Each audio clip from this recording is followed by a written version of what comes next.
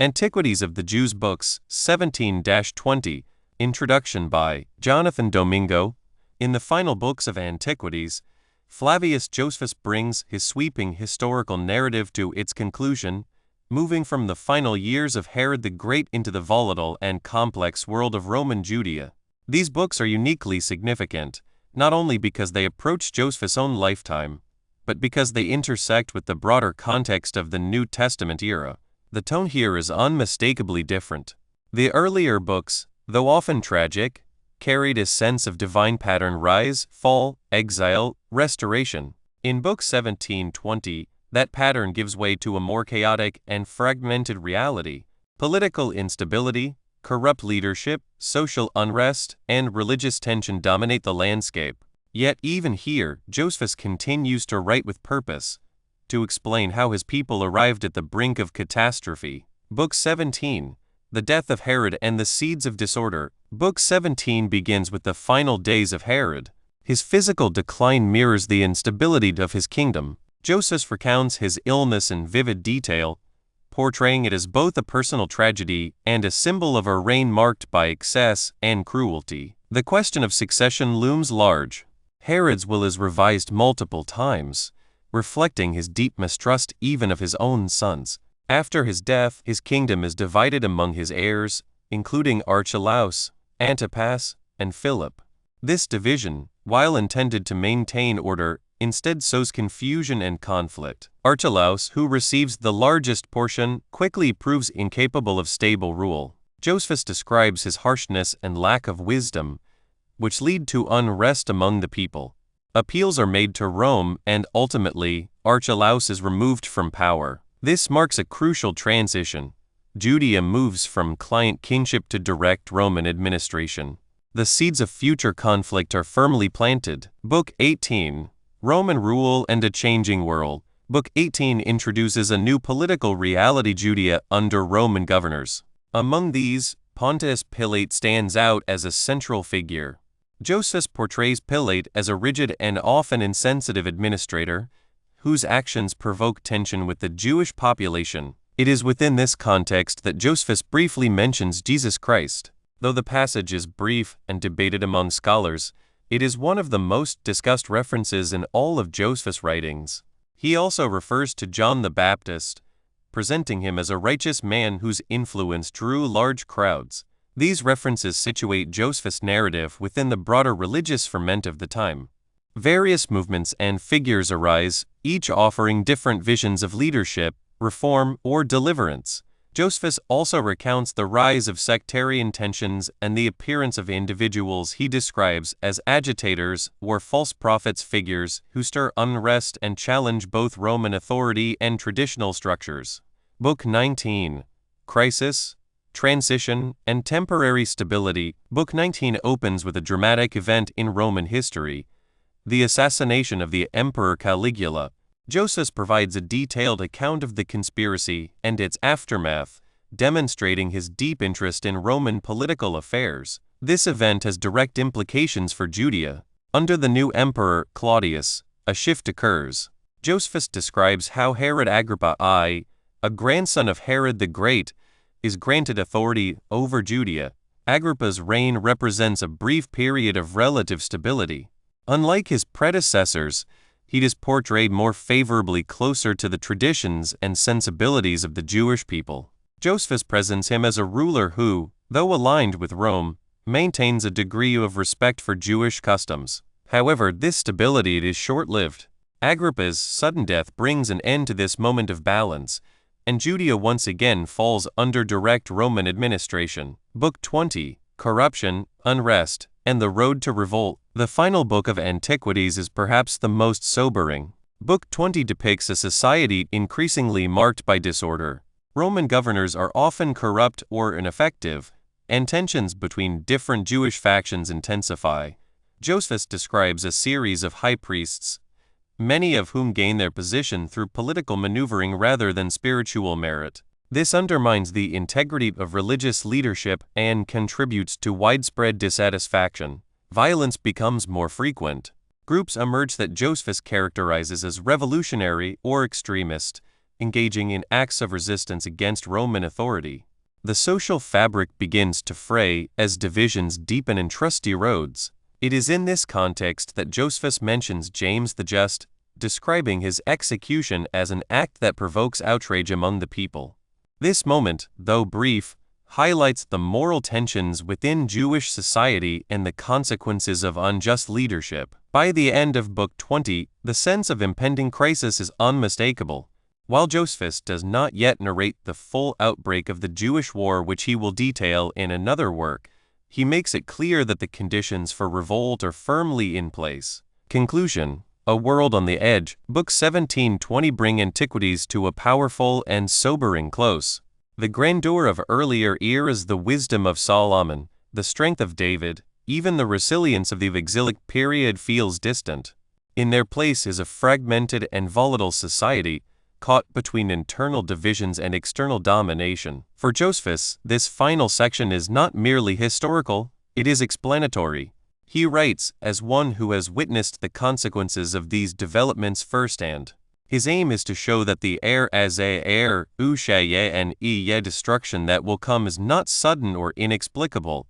but the result of a long chain of moral, political, and social failures. Yet even here, there is an undercurrent of continuity. Despite corruption, unrest, and foreign rule, the identity of the Jewish people endures. Their history, as Josephus has shown from the beginning, is marked not only by suffering, but by persistence. In completing Antiquities, Josephus offers more than a history. He offers a lens through which to understand the past, interpret the present, and perhaps, for his readers, avoid the mistakes that led to such a precarious moment. Antiquities of the Jews book, Romans 17, containing the interval of 14 years, from the death of Alexander and Aristobulus to the banishment of Archelaus. Chapter 1. How Antipater was hated by all the nation of the Jews for the slaughter of his brethren, and how, for that reason, he got into peculiar favor with his friends at Rome by giving them many presents, as he did also with Saturninus,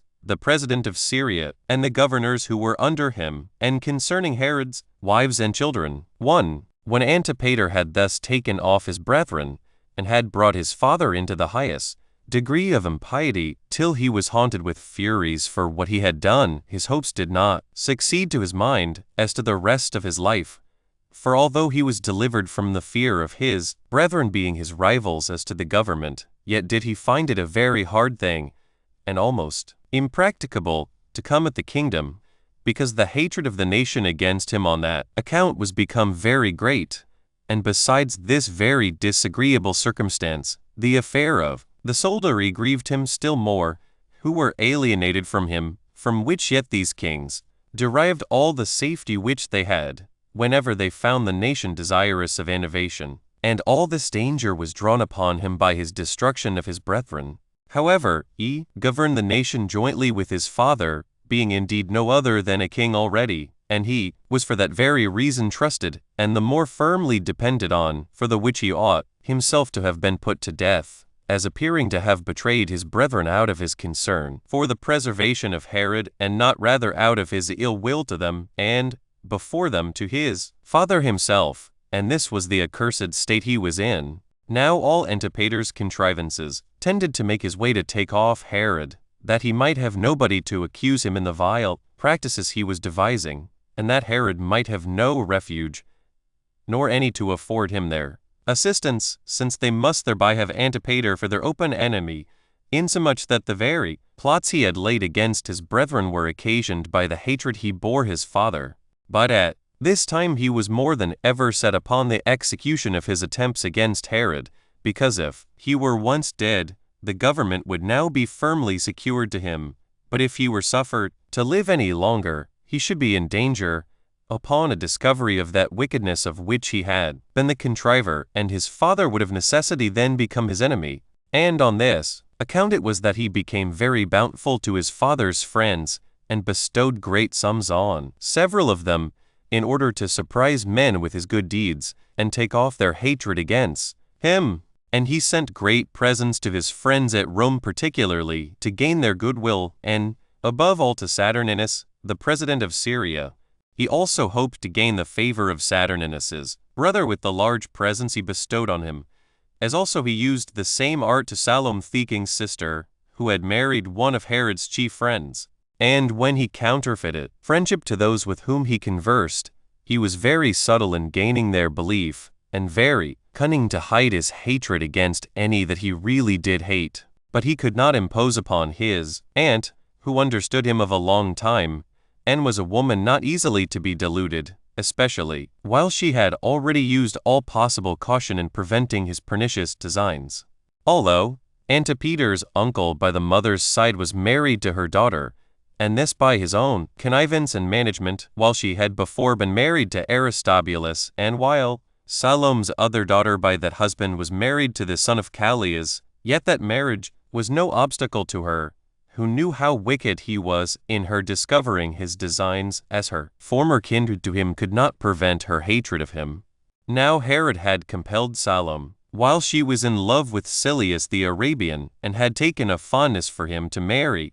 Alexis, which match was by her submitted to at the instance of Julia, who persuaded Salome not to refuse it, lest she should herself be their open enemy, since Herod had sworn that he would never be friends with Salome if she would not accept of Alexis for her husband. So she submitted to Julia as being Caesar's wife, and besides that she advised her to nothing but what was very much for her own advantage. At this time also it was that Herod sent back King Archelaus's daughter, who had been Alexander's wife, to her father, returning the portion he had with her out of his own estate, that there might be no dispute between them about it. 2. Now Herod brought up his son's children with great care, for Alexander had 2 sons by Glaphyra, and Aristobulus had 3 sons by Bernice, Salome's daughter, and 2 daughters, and as his friends were once with him, he presented the children before them, and deploring the hard fortune of his own sons,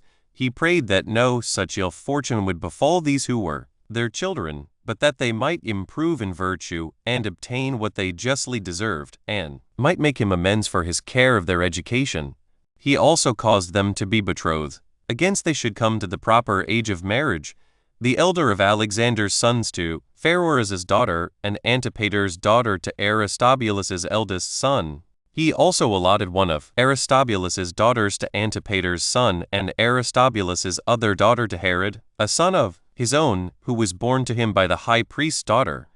For it is the ancient practice among us to have many wives at the same time. Now the king made these espousals for the children, out of commiseration of them now they were fatherless, as endeavoring to render Antipater kind to them by these intermarriages. But Antipater did not fail to bear the same temper of mind to his brother's children which he had borne to his brothers themselves, and his father's concern about them provoked his indignation against them upon this supposal, that they would become greater than ever his brothers had been, while Archelaus, a king, would support his daughters, sons, and Pharoah's, a tetrarch, would accept of one of the daughters as a wife to his son. What provoked him also was this,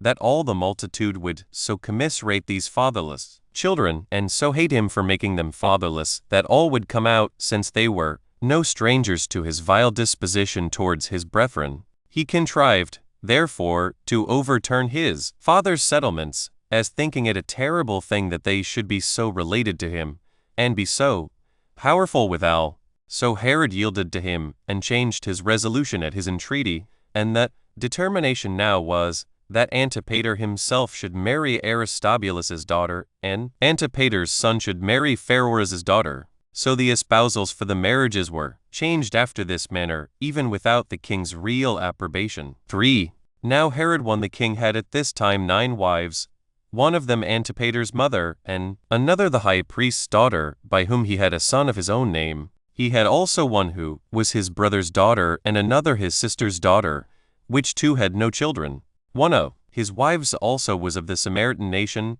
whose sons were Antipas and Archelaus, and whose daughter was Olympias, which daughter was afterward married to Joseph, the king's brother's son. But Archelaus and Antipas were brought up with a certain private man at Rome. Herod had also to wife Cleopatra of Jerusalem, and by her he had his sons Herod and Philip,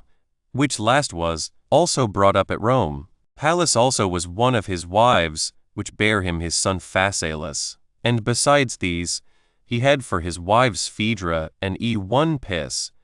by whom he had his daughters, Roxana and Salome. As for his elder daughters by the same mother with Alexander and Aristobulus, and whom Phares neglected to marry, he gave the one in marriage to Antipater, the king's sister's son, and the other to Phasaelus, his brother's son. And this was the posterity of Herod. Chapter 2, concerning Zamaris, the Babylonian Jew,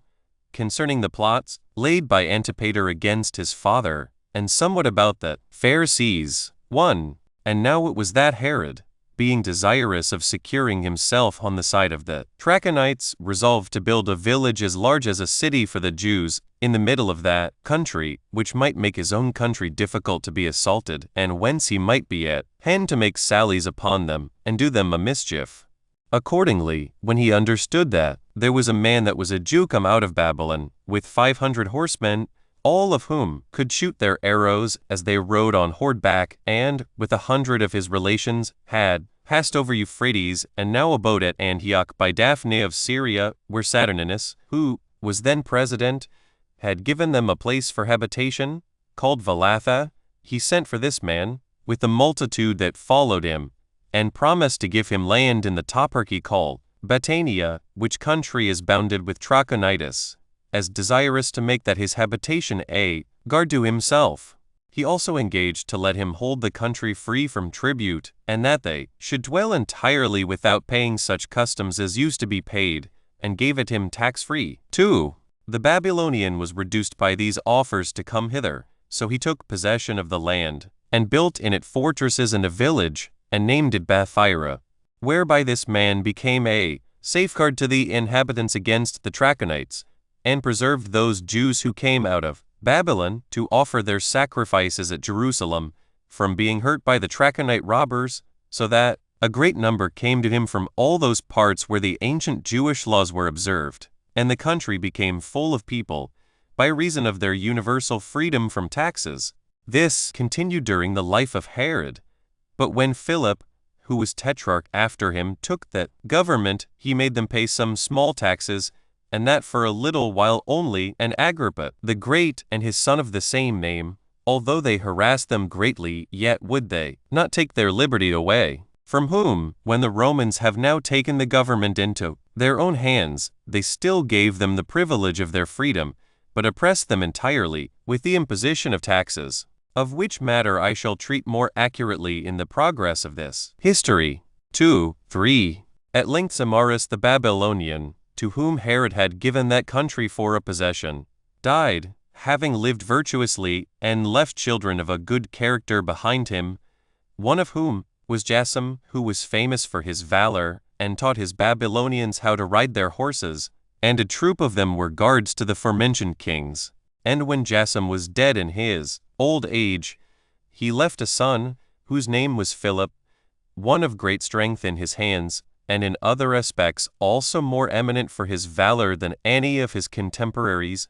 on which account there was a confidence and firm friendship between him and King Agrippa. He had also an army, which he maintained as great as that of a king, which he exercised and led wheresoever lie had occasion to march. 4. When the affairs of Herod were in the condition I have described, all the public affairs depended upon Antipater,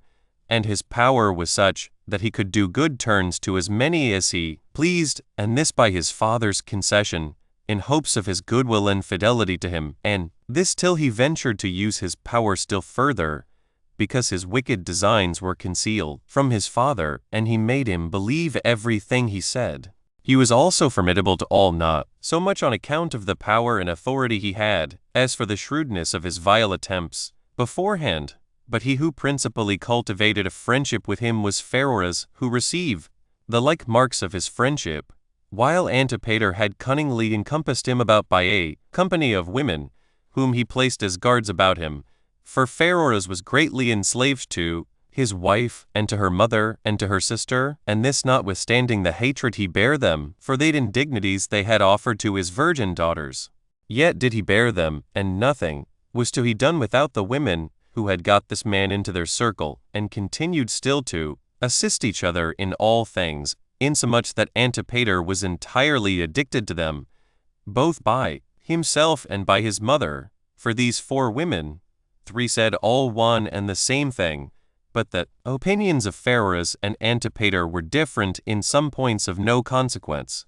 But the king's sister Salome was their antagonist, who for a good while had looked about all their affairs, and was apprised that this their friendship was made in order to do Herod some mischief, and was disposed to inform the king of it. And since these people knew that their friendship was very disagreeable to Herod, as tending to do him a mischief, they contrived that their meeting should not be discovered, so they pretended to hate one another and to abuse one another when time served, and especially when Herod was present, or when anyone was there that would tell him. But still their intimacy was firmer than ever when they were private. And this was the course they took. But they could not conceal from Salome neither their first contrivance, when they set about these their intentions, nor when they had made some progress in them, but she searched out everything, and aggravating the relations to her brother, declared to him as well their secret assemblies and computations, as their counsels taken in a clandestine manner, which if they were not in order to destroy him, they might well enough have been open and public. But to appearance they are at variance, and speak about one another as if they intended one another a mischief,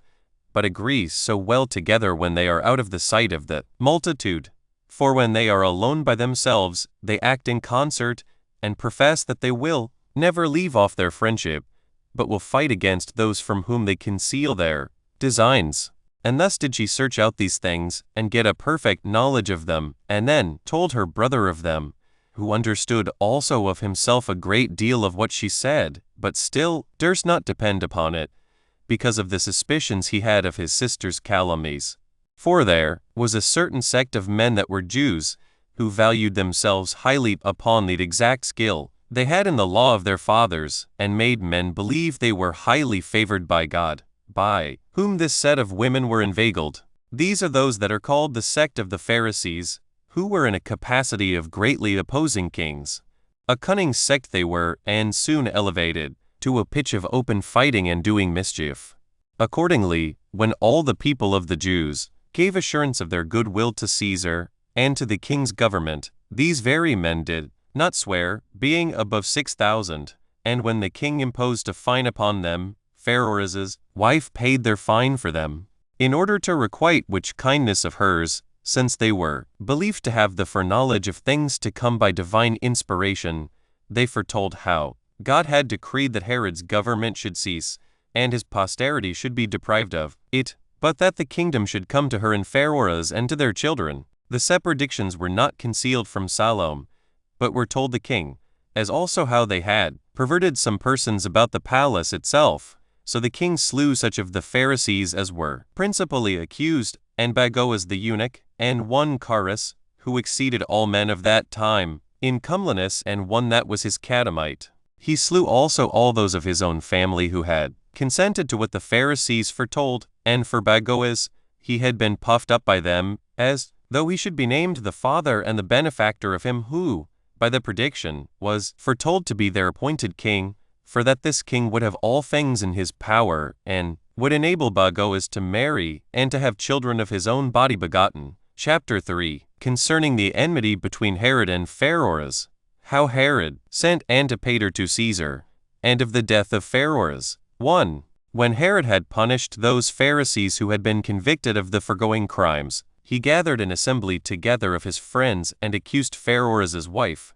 and ascribing the abuses of the virgins to the impudence of that woman, brought an accusation against her for the dishonor she had brought upon them, that she had studiously introduced a quarrel between him and his brother, and, by her ill temper, had brought them into a state of war, both by her words and actions, that the fines which he had laid had not been paid, and the offenders had escaped punishment by her means, and that nothing which had of late been done had been done without her, for which reason Pharoah's would do well if he would of his own accord, and by his own command, and not at my entreaty, or as following my opinion, put this his wife away, as one that will still be the occasion of war between thee and me. And now, Pharoah's, if thou valuest thy relation to me, put this wife of thine away, for by this means thou wilt continue to be a brother to me, and wilt abide in thy love to me. Then said Pheroras, although he was pressed hard by the former words,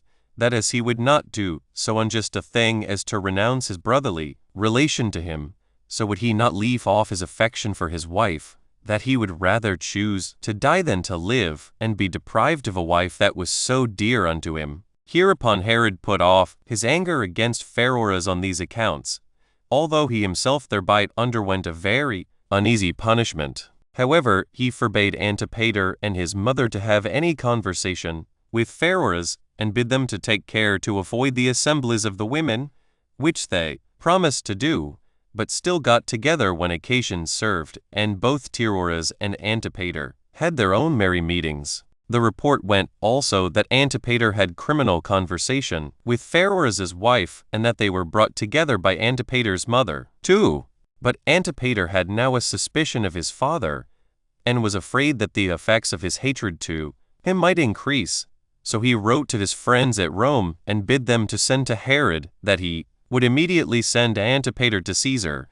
which when it was done, Herod sent Antipater thither, and sent most noble presents along with him, as also his testament, wherein Antipater was appointed to be his successor, and that if Antipater should die first, his son Herod Philip, by the high priest's daughter, should succeed. And together with Antipater there went to Rome Silius the Arabian, although he had done nothing of all that Caesar had enjoined him. Antipater also accused him of the same crimes of which he had been formerly accused by Herod. Silius was also accused by Aretas, that without his consent he had slain many of the chief of the Arabians at Petra, and particularly Somus, a man that deserved to be honored by all men, and that he had slain Fabatus, a servant of Caesar.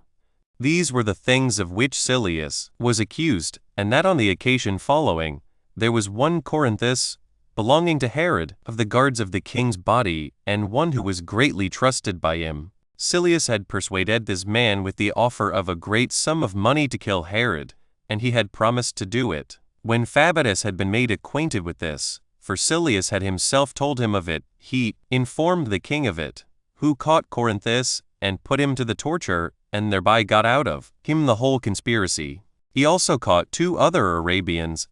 who were discovered by Corinthus,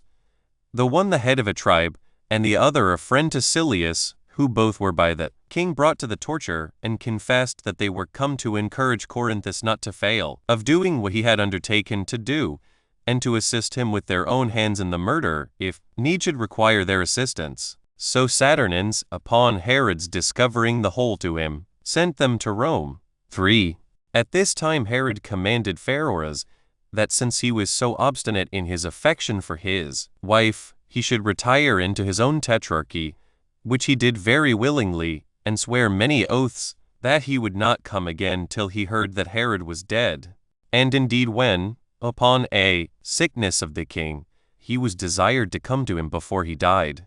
that he might entrust him with some of his injunctions, he had such a regard to his oath, that he would not come to him. Yet did not Herod so retain his hatred to Pheroras, but remitted of his purpose not to see him, which he before had, and that for such great causes as have been already mentioned. But as soon as he began to be ill, he came to him, and this without being sent for, and when he was dead, he took care of his funeral, and had his body brought to Jerusalem, and buried there, and appointed a solemn mourning for him. This death of Pheroras became the origin of Antipater's misfortunes, although he were already sailed for Rome, God now being about to punish him for the murder of his brethren. I will explain the history of this matter very distinctly, that it may be for a warning to mankind, that they take care of conducting their whole lives by the rules of virtue. Chapter 4. Pheroras' wife is accused by his freedmen as guilty of poisoning him, and how Herod, upon examining of the matter by torture, found the poison, but so that it had been prepared for himself by his son Antipater, and upon an inquiry by torture he discovered the dangerous designs of Antipater. 1. As soon as Pheroras was dead, and his funeral was over, 2 of Pheroras' freedmen, who were much esteemed by him, came to Herod, and entreated him not to leave the murder of his brother without avenging it, but to examine into such an unreasonable and unhappy death. When he was moved with these words, for they seemed to him to be true, they said that Pheroras supped with his wife the day before he fell sick, and that a certain potion was brought him in, such a sort of food as he was not used to eat, but that when he had eaten, he died of it. That this potion was brought out of Arabia by a woman, under pretense indeed as a love potion, for that was its name, but in reality to kill Pheroras, for that the Arabian women are skillful in making such poisons, and the woman to whom they ascribe this was confessedly a most intimate friend of one of Silius's mistresses, and that both the mother and the sister of Pheroras's wife had been at the places where she lived, and had persuaded her to sell them this potion, and had come back and brought it with them the day before that his supper. Hereupon the king was provoked, and put the women slaves to the torture, and some that were free with them, and as the fact did not yet appear, because none of them would confess it, at length one of them, under the utmost agonies, said no more, but this, that she prayed that God would send the like agonies upon Antipater's mother, who had been the occasion of these miseries to all of them. This prayer induced Herod to increase the women's tortures till thereby all was discovered, their merry meetings, their secret assemblies, and the disclosing of what he had said to his son alone unto Pheroras's 4 women. Now what Herod had charged Antipater to conceal was the gift of 100 talents to him not to have any conversation with Pheroras, and what hatred he bore to his father, and that he complained to his mother how very long his father lived, and that he was himself almost an old man, insomuch that if the kingdom should come to him, it would not afford him any great pleasure, and that there were a great many of his brothers' children bringing up, that might have hopes of the kingdom as well as himself, all which made his own hopes of it uncertain, for that even now, if he should himself not live, Herod had ordained that the government should be conferred, not on his son, but rather on a brother. He also had accused the king of great barbarity and of the slaughter of his sons, and that it was out of the fear he was under, lest he should do the like to him, that made him contrive this his journey to Rome, and Pheroras contrived to go to his own tetrarchy. 5:2. These confessions agreed with what his sister had told him, and tended greatly to corroborate her testimony and to free her from the suspicion of her unfaithfulness to him. So the king, having satisfied himself of the spite which Doris, Antipater's mother, as well as himself, bore to him, took away from her all her fine ornaments, which were worth many talents, and then sent her away, and entered into friendship with Pheroras's women. But he who most of all irritated the king against his son was one Antipater, the procurator of Antipater the king's son, who, when he was tortured, among other things, said that Antipater had prepared a deadly potion, and given it to Pheroras, with his desire that he would give it to his father during his absence, and when he was too remote to have the least suspicion cast upon him thereto relating, that Antiphilus,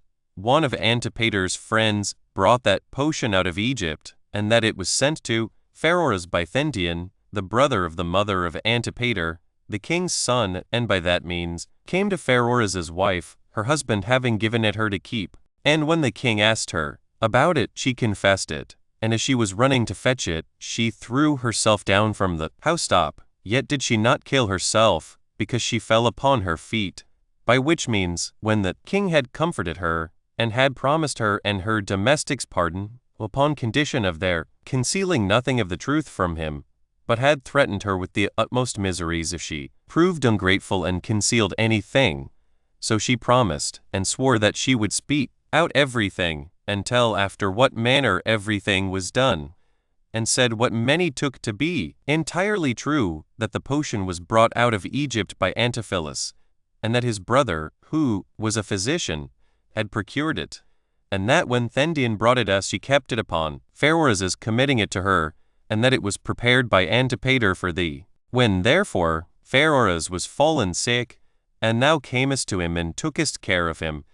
and when he saw the kindness thou hadst for him, his mind was overborne thereby. So he called me to him, and said to me, O woman, Antipater hath circumvented me in this affair of his father and my brother, by persuading me to have a murderous intention to him, and procuring a potion to be subservient thereto. Do thou, therefore, go and fetch my potion, since my brother appears to have still the same virtuous disposition towards me which he had formerly, and I do not expect to live long, myself, and that I may not defile my forefathers by the murder of a brother, and burn it before my face. That accordingly she immediately brought it, and did as her husband bade her, and that she burnt the greatest part of the potion, but that a little of it was left, that if the king after Pharoras's death should treat her ill, she might poison herself, and thereby get clear of her miseries. Upon her saying thus, she brought out the potion, and the box in which it was,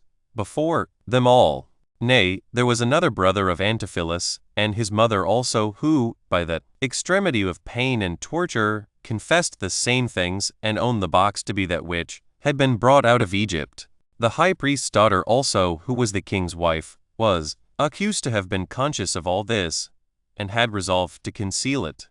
for which reason Herod divorced her, and blotted her son out of his testament, wherein he had been mentioned as one that was to reign after him, and he took the high priesthood away from his father-in-law, Simon the son of Boethus, and appointed Matthias the son of Theophilus, who was born at Jerusalem, to be high priest in his room. 3. While this was doing, Bathyllus also, Antipater's freedman, came from Rome, and, upon the torture, was found to have brought another potion to give it into the hands of Antipater's mother, and of Pharoras, that if the former potion did not operate upon the king, this at least might carry him off. There came also letters from Herod's friends at Rome, by the approbation, and at the suggestion of Antipater, to accuse Archelaus and Philip,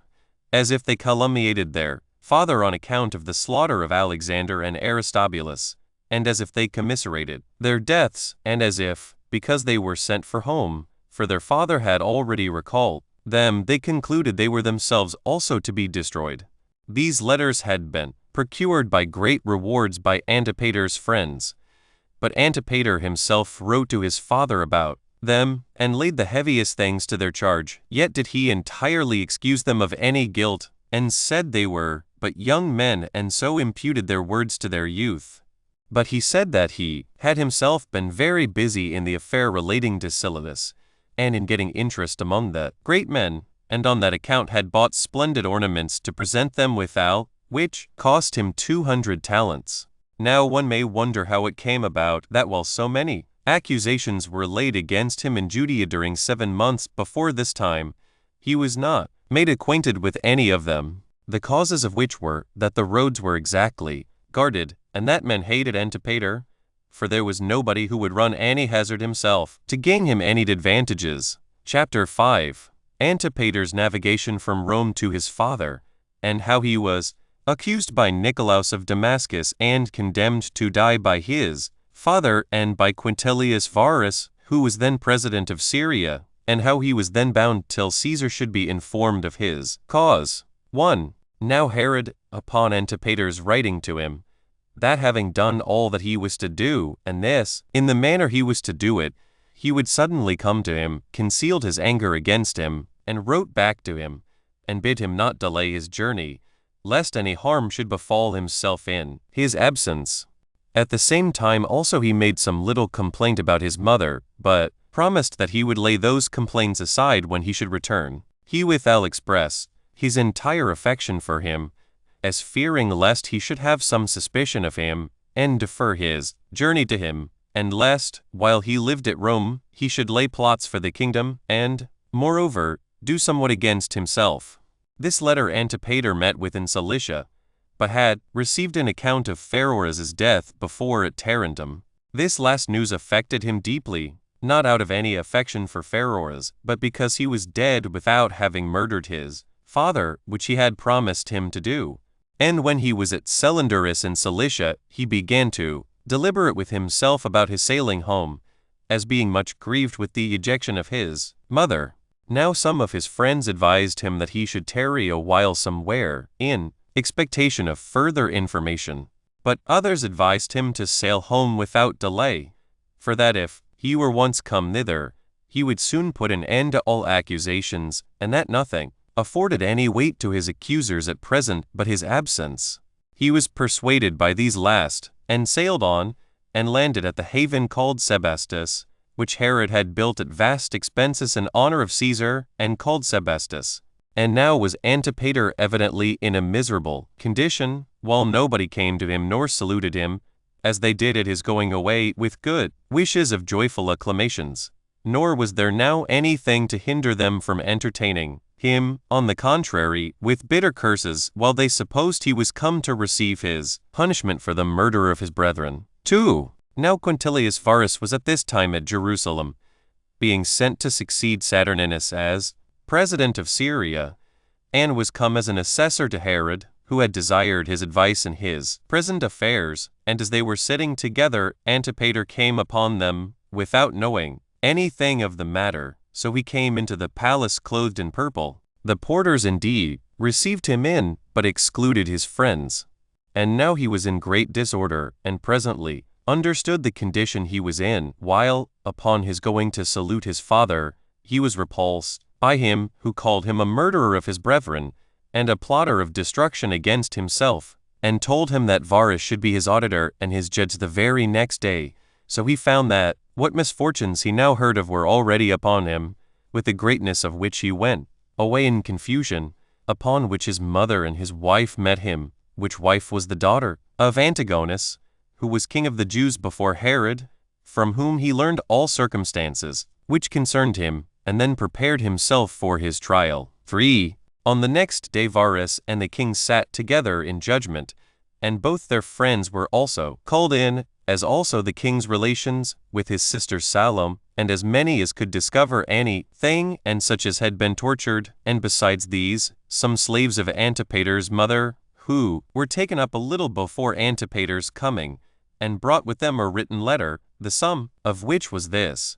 that he should not come back, because all was come to his father's knowledge, and that Caesar was the only refuge he had left to prevent both his and her delivery into his father's hands. Then did Antipater fall down at his father's feet, and besought him not to prejudge his cause, but that he might be first heard by his father, and that his father would keep himself unprejudiced. So Herod ordered him to be brought into the midst, and then lamented himself about his children, from whom he had suffered such great misfortunes, and because Antipater fell upon him in his old age. He also reckoned up what maintenance and what education he had given them, and what seasonable supplies of wealth he had afforded them, according to their own desires, none of which favors had hindered them from contriving against him, and from bringing his very life into danger, in order to gain his kingdom, after an impious manner, by taking away his life before the course of nature. Their father's wishes, or justice, required that that kingdom should come to them, and that he wondered what hopes could elevate Antipater to such a pass as to be hardy enough to attempt such things, that he had by his testament and writing declared him his successor in the government, and while he was alive, he was in no respect inferior to him either in his illustrious dignity or in power and authority, he having no less than 50 talents for his yearly income, and had received for his journey to Rome no fewer than 30 talents. He also objected to him the case of his brethren whom he had accused, and if they were guilty, he had imitated their example, and if not, he had brought him groundless accusations against his near relations, for that he had been acquainted with all those things by him and by nobody else, and had done what was done by his approbation, and whom he now absolved from all that was criminal, by becoming the inheritor of the guilt of such their parricide. 4. When Herod had thus spoken, he fell a-weeping, and was not able to say any more. But at his desire Nicolaus of Damascus, being the king's friend, and always conversant with him, and acquainted with whatsoever he did, and with the circumstances of his affairs, proceeded to what remained, and explained all that concerned the demonstrations and evidences of the facts. Upon which Antipater, in order to make his legal defense, turned himself to his father, and enlarged upon the many indications he had given of his good will to him, and instanced in the honors that had been done him, which yet had not been done, had he not deserved them by his virtuous concern about him, for that he had made provision for everything that was fit to be foreseen beforehand, as to giving him his wisest advice, and whenever there was occasion for the labor of his own hands, he had not grudged any such pains for him, and that it was almost impossible that he, who had delivered his father from so many treacherous contrivances laid against him, should be himself in a plot against him, and so lose all the reputation he had gained for his virtue by his wickedness which succeeded it, and this while he had nothing to prohibit him, who was already appointed his successor, to enjoy the royal honor with his father also at present, and that there was no likelihood that a person who had the one half of that authority, without any danger and with a good character, should hunt after the whole with infamy and danger, and this when it was doubtful whether he could obtain it or not, and when he saw the sad example of his brethren before him, and was both the informer and the accuser against them, at a time when they might not otherwise have been discovered, nay, was the author of the punishment inflicted upon them, when it appeared evidently that they were guilty of a wicked attempt against their father, and that even the contentions there were in the king's family were indications that he had ever managed affairs out of the sincerest affection to his father. And as to what he had done at Rome, Caesar was a witness thereto,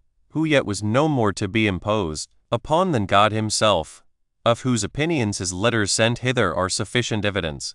and that it was not reasonable to prefer the calumnies of such as proposed to raise disturbances before those letters, the greatest part of which calumnies had been raised during his absence, which gave scope to his enemies to forge them, which they had not been able to do if he had been there. Moreover, he showed the weakness of the evidence obtained by torture, which was commonly false, because the distress men are in under such tortures naturally obliges them to say many things in order to please those that govern them. He also offered himself to the torture. 5. Hereupon there was a change observed in the assembly, while they greatly pitied Antipater, who by weeping and putting on a countenance suitable to his sad case made them commiserate the same, insomuch that his very enemies were moved to compassion, and it appeared plainly that Herod himself was affected in his own mind, although he was not willing it should be taken notice of. Then did Nicolaus begin to prosecute what the king had begun, and that with great bitterness,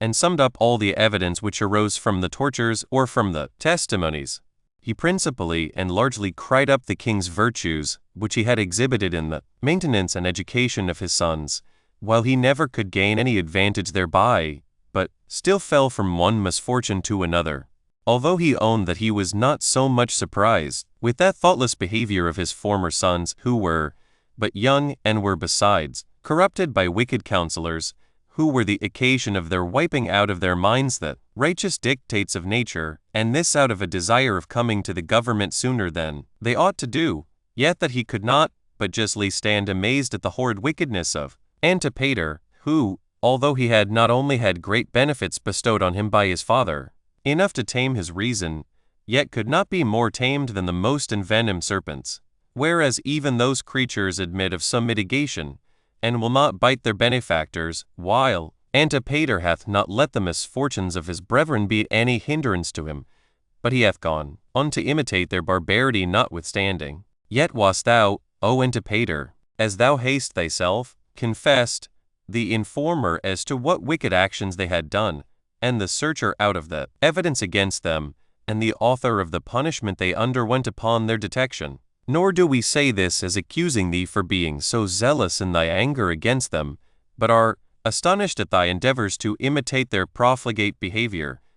and we discover thereby that thou didst not act thus for the safety of thy father, but for the destruction of thy brethren, that by such outside hatred of their impiety thou mightest be believed a lover of thy father, and mightest thereby get thee power enough to do mischief with the greatest impunity, which design thy actions indeed demonstrate. It is true, thou tookest thy brethren off, because thou didst convict theft of their wicked designs, but thou didst not yield up to justice those who were their partners, and thereby didst make it evident to all men that thou madest a covenant with them against thy father, when thou chosest to be the accuser of thy brethren, as desirous to gain to thyself alone this advantage of laying plots to kill thy father, and so to enjoy double pleasure, which is truly worthy of thy evil disposition, which thou hast openly showed against thy brethren, on which account thou didst rejoice, as having done a most famous exploit, nor was that behavior unworthy of thee. But if thy intention were otherwise, thou art worse than they. While thou didst contrive to hide thy treachery against thy father, thou didst hate them, not as plotters against thy father, for in that case thou hadst not thyself fallen upon the like crime, but as successors of his dominions, and more worthy of that succession than thyself. Thou wouldst kill thy father after thy brethren, lest thy lies raised against them might be detected, and lest thou shouldst suffer what punishment thou hadst deserved. Thou hadst a mind to exact that punishment of thy unhappy father, and didst devise such a sort of uncommon parricide as the world never yet saw. For thou who art his son didst not only lay a treacherous design against thy father, and didst it, while he loved thee, and had been thy benefactor, had made thee in reality his partner in the kingdom, and had openly declared thee his successor, while thou wast not forbidden to taste the sweetness of authority already, and hadst the firm hope of what was future by thy father's determination, and the security of a written testament. But, for certain, thou didst not measure these things according to thy father's various disposition, but according to thy own thoughts and inclinations, and was desirous to take the part that remained away from thy too indulgent father, and soughtest to destroy him with thy deeds, whom thou in words pretendedst to preserve. Nor wast thou content to be wicked thyself, but thou filledst thy mother's head with thy devices, and raised disturbances among thy brethren, and hadst the boldness to call thy father a wild beast, while thou hadst thyself a mind more cruel than any serpent, whence thou sentest out that poison among thy nearest kindred and greatest benefactors, and invitedst them to assist thee and guard thee, and didst hedge thyself in on all sides, by the artifices of both men and women, against an old man, as though that mind of thine was not sufficient of itself to support so great a hatred as thou baredst to him. And here thou appearest, after the tortures of free men, of domestics, of men and women, which have been examined on thy account, and after the informations of thy fellow conspirators, as making haste to contradict the truth, and haste thought on ways not only how to take thy father out of the world, but to disannul that written law which is against thee, and the virtue of avarice, and the nature of justice, nay, such is that impudence of thine on which thou confidest, that thou desirest to be put to the torture thyself, while thou allegest that the tortures of those already examined thereby have made them tell lies, that those that have been the deliverers of thy father may not be allowed to have spoken the truth, but that thy tortures may be esteemed the discoverers of truth. Wilt not thou, O Varus, deliver the king from the injuries of his kindred? Wilt not thou destroy this wicked wild beast, which hath pretended kindness to his father, in order to destroy his brethren, while yet he is himself alone ready to carry off the kingdom immediately, and appears to be the most bloody butcher to him of them all? For thou art sensible that parricide is a general injury both to nature and to common life, and that the intention of parricide is not inferior to its perpetration, and he who does not punish it is injurious to nature itself. 6. Nicolaus added further what belonged to Antipater's mother, and whatsoever she had prattled, like a woman, as also about the predictions and the sacrifices relating to the king, and whatsoever Antipater had done lasciviously in his cups and his amours among fair ass women, the examination upon torture, and whatsoever concerned the testimonies of the witnesses, which were many, and of various kinds, some prepared beforehand, and others were sudden answers, which further declared and confirmed the foregoing evidence. For those men who were not acquainted with Antipater's practices, but had concealed them out of fear, when they saw that he was exposed to the accusations of the former witnesses,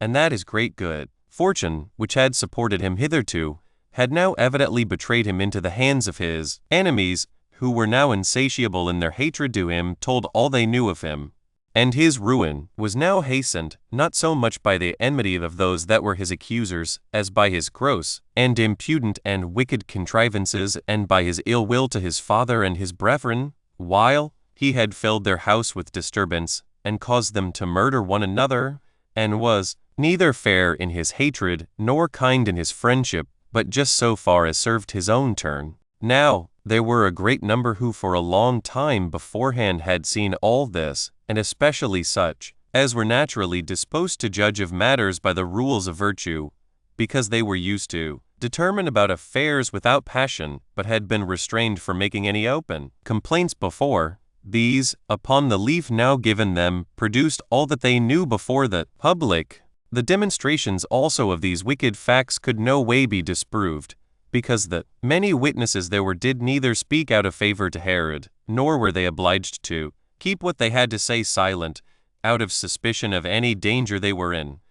But they spake what they knew, because they thought such actions very wicked, and that Antipater deserved the greatest punishment, and indeed not so much for Herod's safety as on account of the man's own wickedness. Many things were also said, and those by a great number of persons, who were no way obliged to say them, insomuch that Antipater, who used generally to be very shrewd in his lies and impudence, was not able to say one word to the contrary. When Nicolaus had left off speaking and had produced the evidence, Varus bid Antipater to betake himself to the making his defense, if he had prepared anything whereby it might appear that he was not guilty of the crimes he was accused of, for that, as he was himself desirous, so did he know that his father was in like manner desirous also to have him found entirely innocent. But Antipater fell down on his face and appealed to God and to all men for testimonials of his innocency, desiring that God would declare, by some evident signals, that he had not laid any plot against his father. This being the usual method of all men destitute of virtue, that when they set about any wicked undertakings they fall to work according to their own inclinations, as if they believed that God was unconcerned in human affairs, but when once they are found out and are in danger of undergoing the punishment due to their crimes, they endeavor to overthrow all the evidence against them by appealing to God, which was the very thing which Antipater now did. For, whereas he had done everything as if there were no God in the world, when he was on all sides distressed by justice, and when he had no other advantage to expect from any legal proofs, by which he might disprove the accusations laid against him, he impudently abused the majesty of God, and ascribed it to his power that he had been preserved hitherto, and produced before them all what difficulties he had ever undergone in his bold acting for his father's preservation. 7. So when Varus, upon asking Antipater what he had to say for himself, found that he had nothing to say besides his appeal to God, and saw that there was no end of that, he bid them bring the potion before the court, that he might see what virtue still remained in it. And when it was brought, and one that was condemned to die had drank it by Varus's command, he died presently. Then Varus got up, and departed out of the court, and went away the day following to Antioch, where his usual residence was, because that was the palace of the Syrians, upon which Herod laid his son in bonds. But what were Varus's discourses to Herod was not known to the generality, and upon what words it was that he went away, though it was also generally supposed that whatsoever Herod did afterward about his son was done with his approbation. But, when Herod had bound his son, he sent letters to Rome to Caesar about him, and such messengers withal as should, by word of mouth, inform Caesar of Antipater's wickedness. Now, at this very time there was seized a letter of Antiphilus, written to Antipater out of Egypt, for he lived there, and when it was opened by the king, it was found to contain what follows: I have sent thee Acme's letter, and hazarded my own life, for thou knowest that I am in danger from 2 families, if I be discovered. I wish thee good success in thy affair. These were the contents of this letter, but the king made inquiry about the other letter also, for it did not appear, and Antiphilus's slave, who brought that letter which had been read, denied that he had received the other. But while the king was in doubt about it,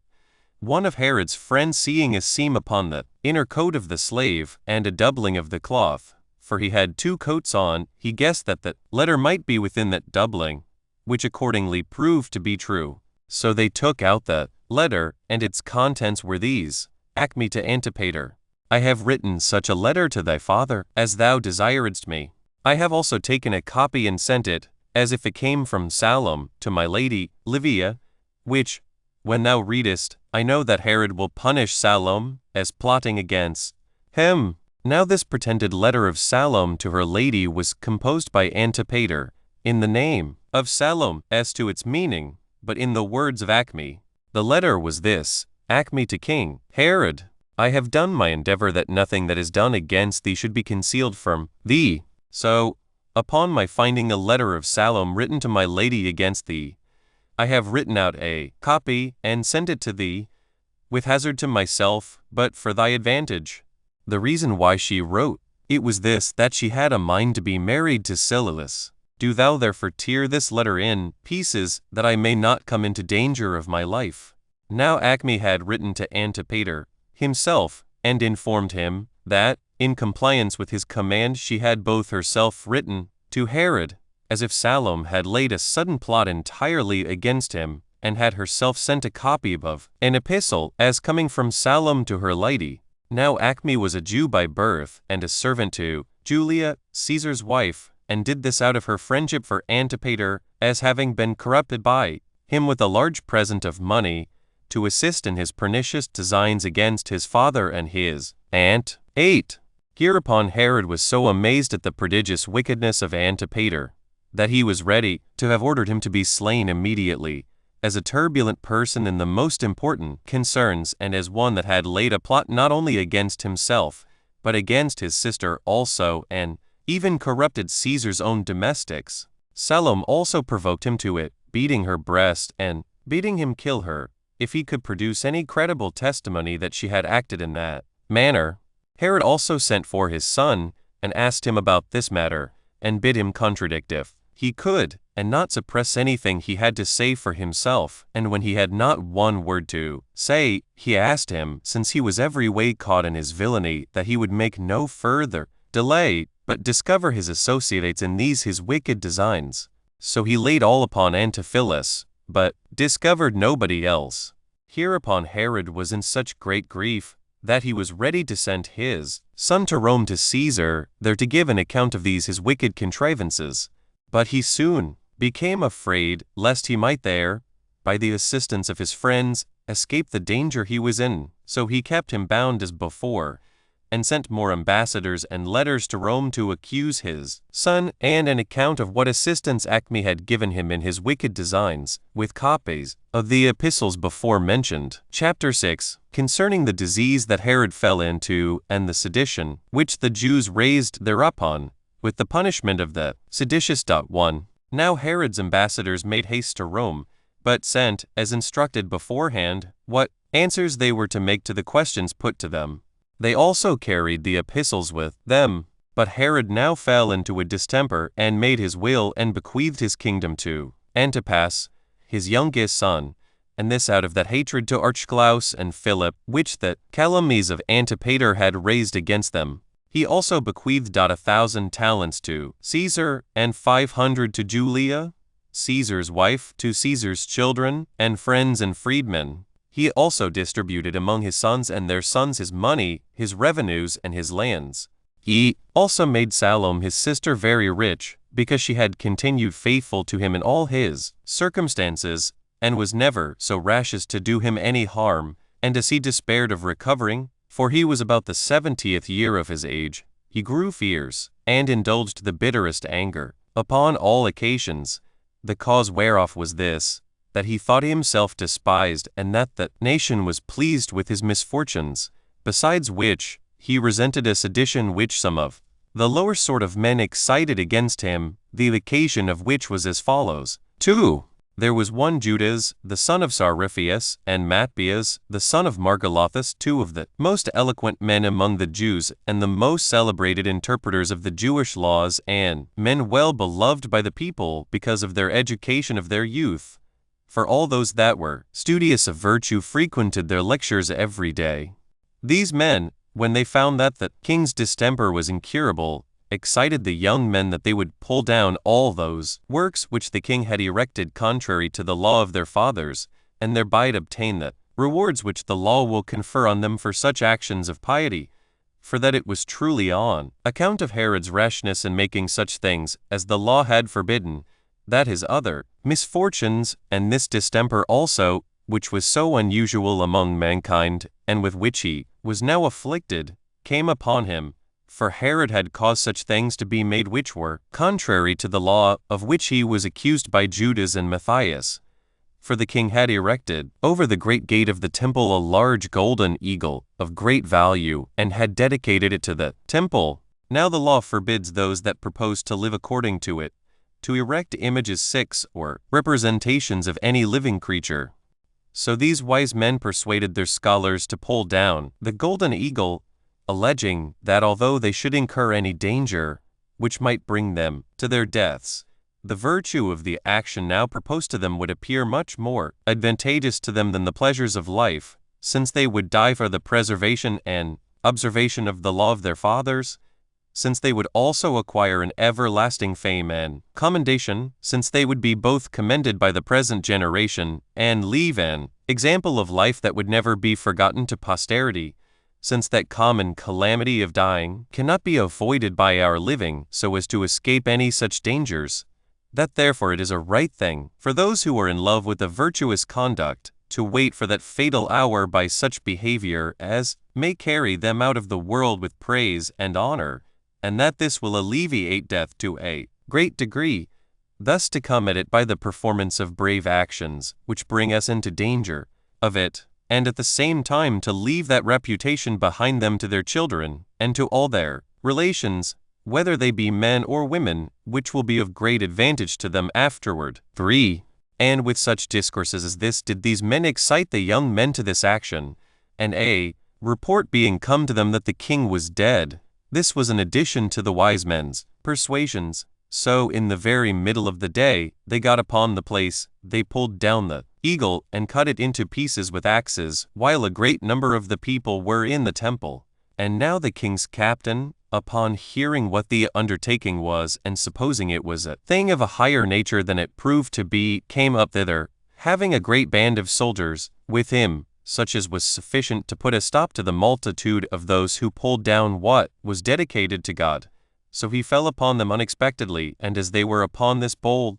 attempt, in a foolish presumption rather than a cautious circumspection, as is usual with the multitude, and while they were in disorder, and incautious of what was for their advantage, so he caught no fewer than 40 of the young men who had the courage to stay behind when the rest ran away, together with the authors of this bold attempt, Judas and Matthias, who thought it an ignominious thing to retire upon his approach, and led them to the king. And when they were come to the king, and he asked them if they had been so bold as to pull down what he had dedicated to God, yes, said they, what was contrived we contrived, and what hath been performed we performed it, and that with such a virtuous courage as becomes men. For we have given our assistance to those things which were dedicated to the majesty of God, and we have provided for what we have learned by hearing the law, and it ought not to be wondered at if we esteem those laws which Moses had suggested to him, and were taught him by God, and which he wrote and left behind him, more worthy of observation than thy commands.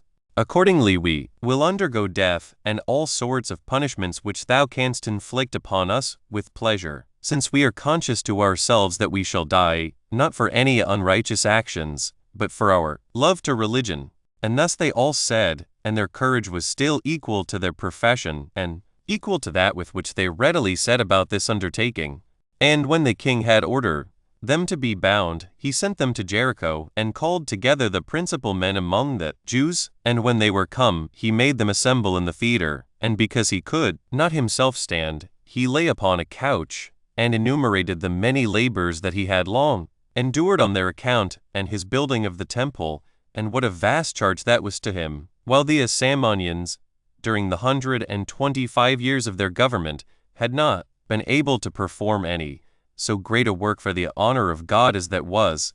that he had also adorned it with very valuable donations, on which account he hoped that he had left himself a memorial, and procured himself a reputation after his death. He then cried out that these men had not abstained from affronting him even in his lifetime, but that in the very daytime, and in the sight of the multitude, they had abused him to that degree as to fall upon what he had dedicated, and in that way of abuse had pulled it down to the ground. They pretended, indeed, that they did it to affront him, but if any one consider the thing truly, they will find that they were guilty of sacrilege against God therein. 4. But the people, on account of Herod's barbarous temper, and for fear he should be so cruel, and to inflict punishment on them, said what was done without their approbation, and that it seemed to them that the actors might well be punished for what they had done. But as for Herod, he dealt more mildly with others of the assembly, but he deprived Matthias of the high priesthood, as in part an occasion of this action, and made Josar, who was Matthias's wife's brother, high priest in his stead. Now it happened that during the time of the high priesthood of this Matthias, there was another person made high priest for a single day, that very day which the Jews observed as a fast. The occasion was this Matthias the high priest, on the night before that day when the fast was to be celebrated, seemed, in a dream, to have conversation with his wife, and because he could not officiate himself on that account, Joseph, the son of Elymas, his kinsman, assisted him in that sacred office. But Herod deprived this Matthias of the high priesthood, and burnt the other Matthias, who had raised the sedition, with his companions, alive. And that very night there was an eclipse of the moon. 5. But now Herod's distemper greatly increased upon him after a severe manner, and this by God's judgment upon him for his sins. For a fire glowed in him slowly,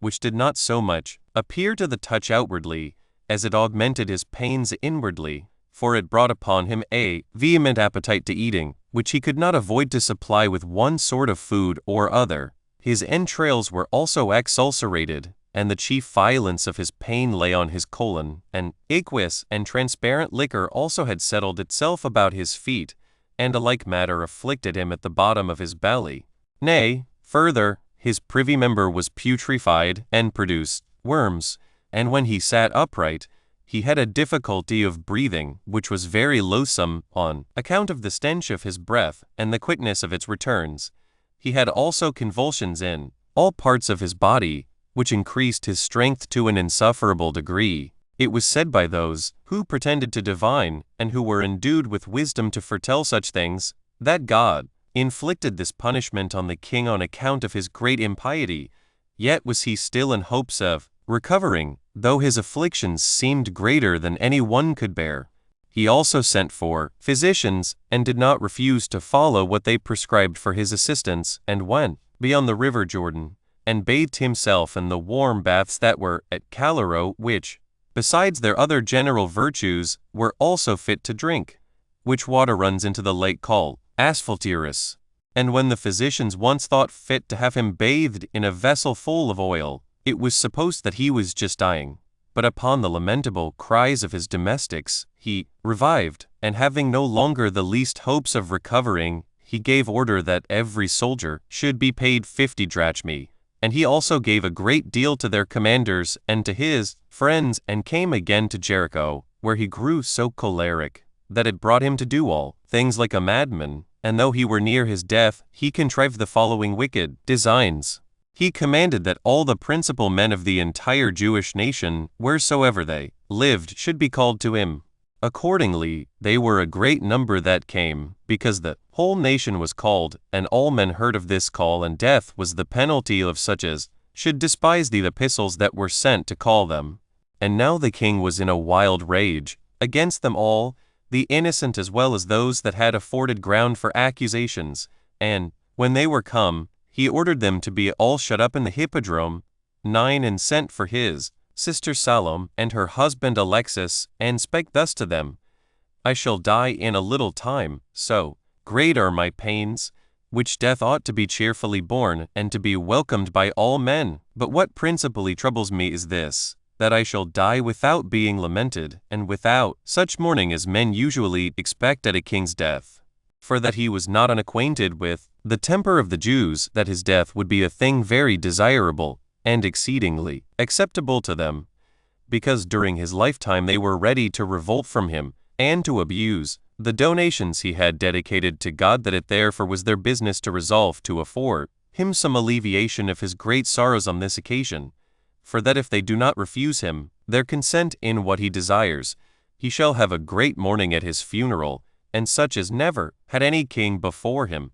For then the whole nation would mourn from their very soul, which otherwise would be done in sport and mockery only. He desired therefore that as soon as they see he hath given up the ghost, they shall place soldiers round the hippodrome, while they do not know that he is dead,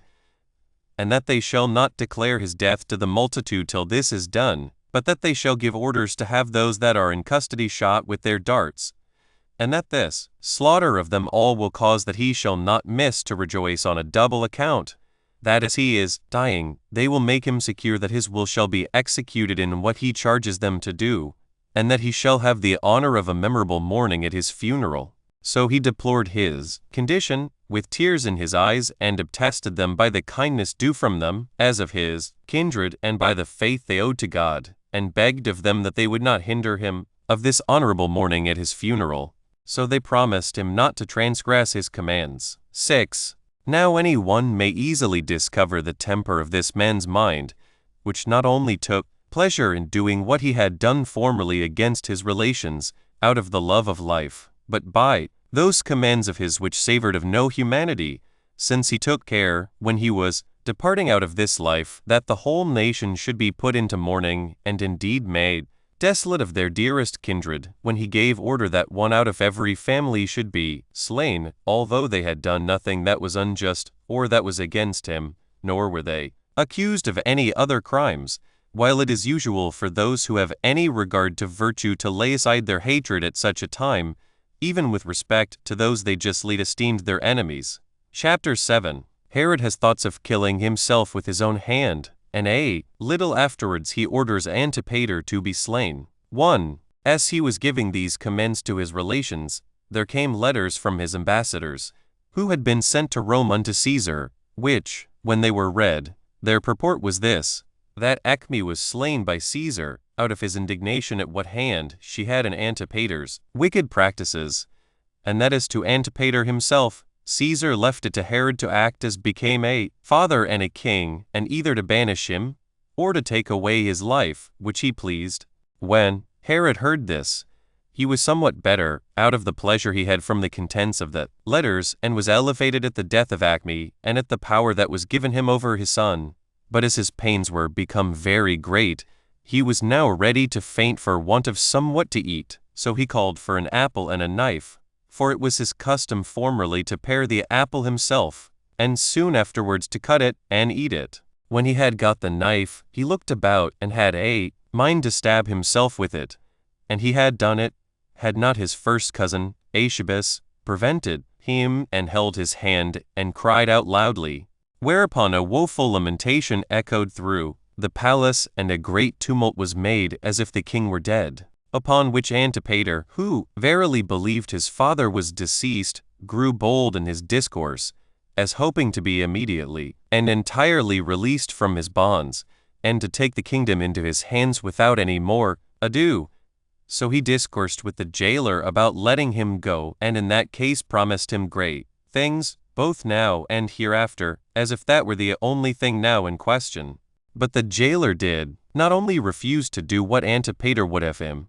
but informed the king of his intentions, and how many solicitations he had had from him of that nature. Hereupon Herod, who had formerly no affection nor goodwill towards his son to restrain him, when he heard what the jailer said, he cried out and beat his head, although he was at death's door, and raised himself upon his elbow, and sent for some of his guards, and commanded them to kill Antipater without any further delay, and to do it presently, and to bury him in an ignoble manner at Hyrcania. Chapter 8. Concerning Herod's death, and testament, and burial. 1. And now Herod altered his testament upon the alteration of his mind, for he appointed Antipas, to whom he had before left the kingdom, to be tetrarch of Galilee and Perea, and granted the kingdom to Archelaus. He also gave Gaulonitis, and Trachonitis, and Paneas to Philip, who was his son, but own brother to Archelaus 10 by the name of a tetrarchy, and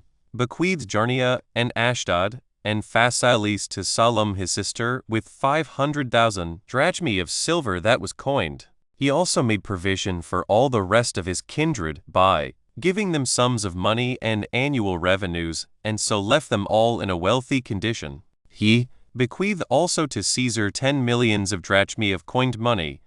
besides both vessels of gold and silver, and garments exceeding costly, to Julia, Caesar's wife, and to certain others 5 millions. When he had done these things, he died, the 5th day after he had caused Antipater to be slain,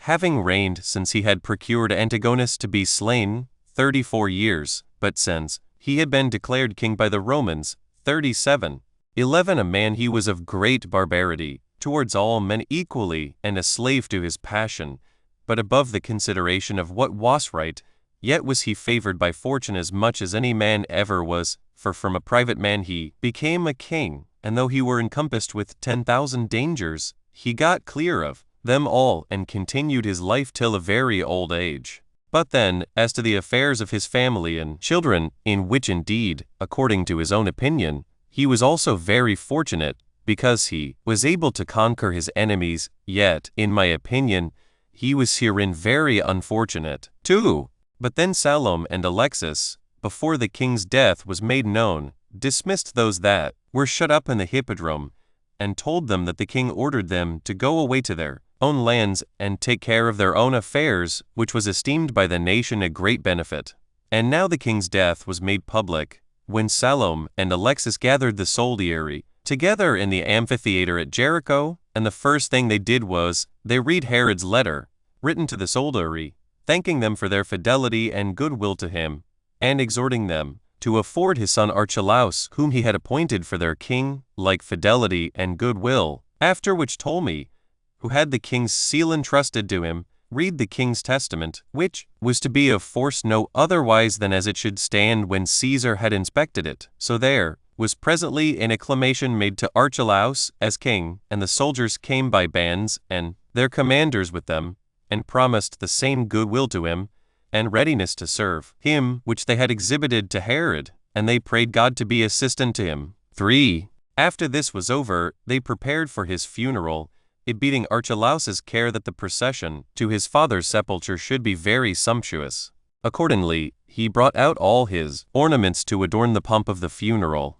The body was carried upon a golden bier, embroidered with very precious stones of great variety, and it was covered over with purple, as well as the body itself. He had a diadem upon his head, and above it a crown of gold. He also had a scepter in his right hand. About the bier were his sons and his numerous relations. Next to these was the soldiery, distinguished according to their several countries and denominations, and they were put into the following order. First of all went his guards, then the band of Thracians, and after them the Germans, and next the band of Galatians, every one in their habiliments of war, and behind these marched the whole army in the same manner as they used to go out to war, and as they used to be put in array by their muster-masters and centurions. These were followed by 500 of his domestics carrying spices. So they went 8 furlongs 12 to Herodium, for there by his own command he was to be buried, and thus did Herod end his life. 4. Now Archelaus paid him so much respect, as to continue his mourning till the 7th day, for so many days are appointed for it by the law of our fathers. And when he had given a treat to the multitude, and left off his motoring, he went up into the temple. He had also acclamations and praises given him, which way soever he went, every one striving with the rest who should appear to use the loudest acclamations. So he ascended a high elevation made for him, and took his seat in a throne made of gold, and spake kindly to the multitude, and declared with what joy he received their acclamations, and the marks of the goodwill they showed to him, and return them thanks that they did not remember the injuries his father had done them to his disadvantage, and promised them he would endeavor not to be behindhand with them in rewarding their alacrity in his service, after a suitable manner, but that he should abstain at present from the name of king, and that he should have the honor of that dignity, if Caesar should confirm and settle that testament which his father had made, and that it was on this account, that when the army would have put the diadem on him at Jericho, he would not accept of that honor which is usually so much desired, because it was not yet evident that he who was to be principally concerned in bestowing it would give it him, although, by his acceptance of the government, he should not want the ability of rewarding their kindness to him, and that it should be his endeavor, as to all things wherein they were concerned, to prove in every respect better than his father. Whereupon the multitude, as it is usual with them, supposed that the first days of Those that enter upon such governments declare the intentions of those that accept them, and so, by how much Archelaus spake the more gently and civilly to them, by so much did they more highly commend him, and made application to him for the grant of what they desired. Some made a clamor that he would ease them of some of their annual payments, but others desired him to release those that were put into prison by Herod, who were many and had been put there at several times. Others of them required that he would take away those taxes which had been severely laid upon what was publicly sold and bought. So Archelaus contradicted them in nothing, since he pretended to do all things so as to get the goodwill of the multitude to him, as, looking upon that goodwill to be a great step towards his preservation of the government. Hereupon he went and offered sacrifice to God,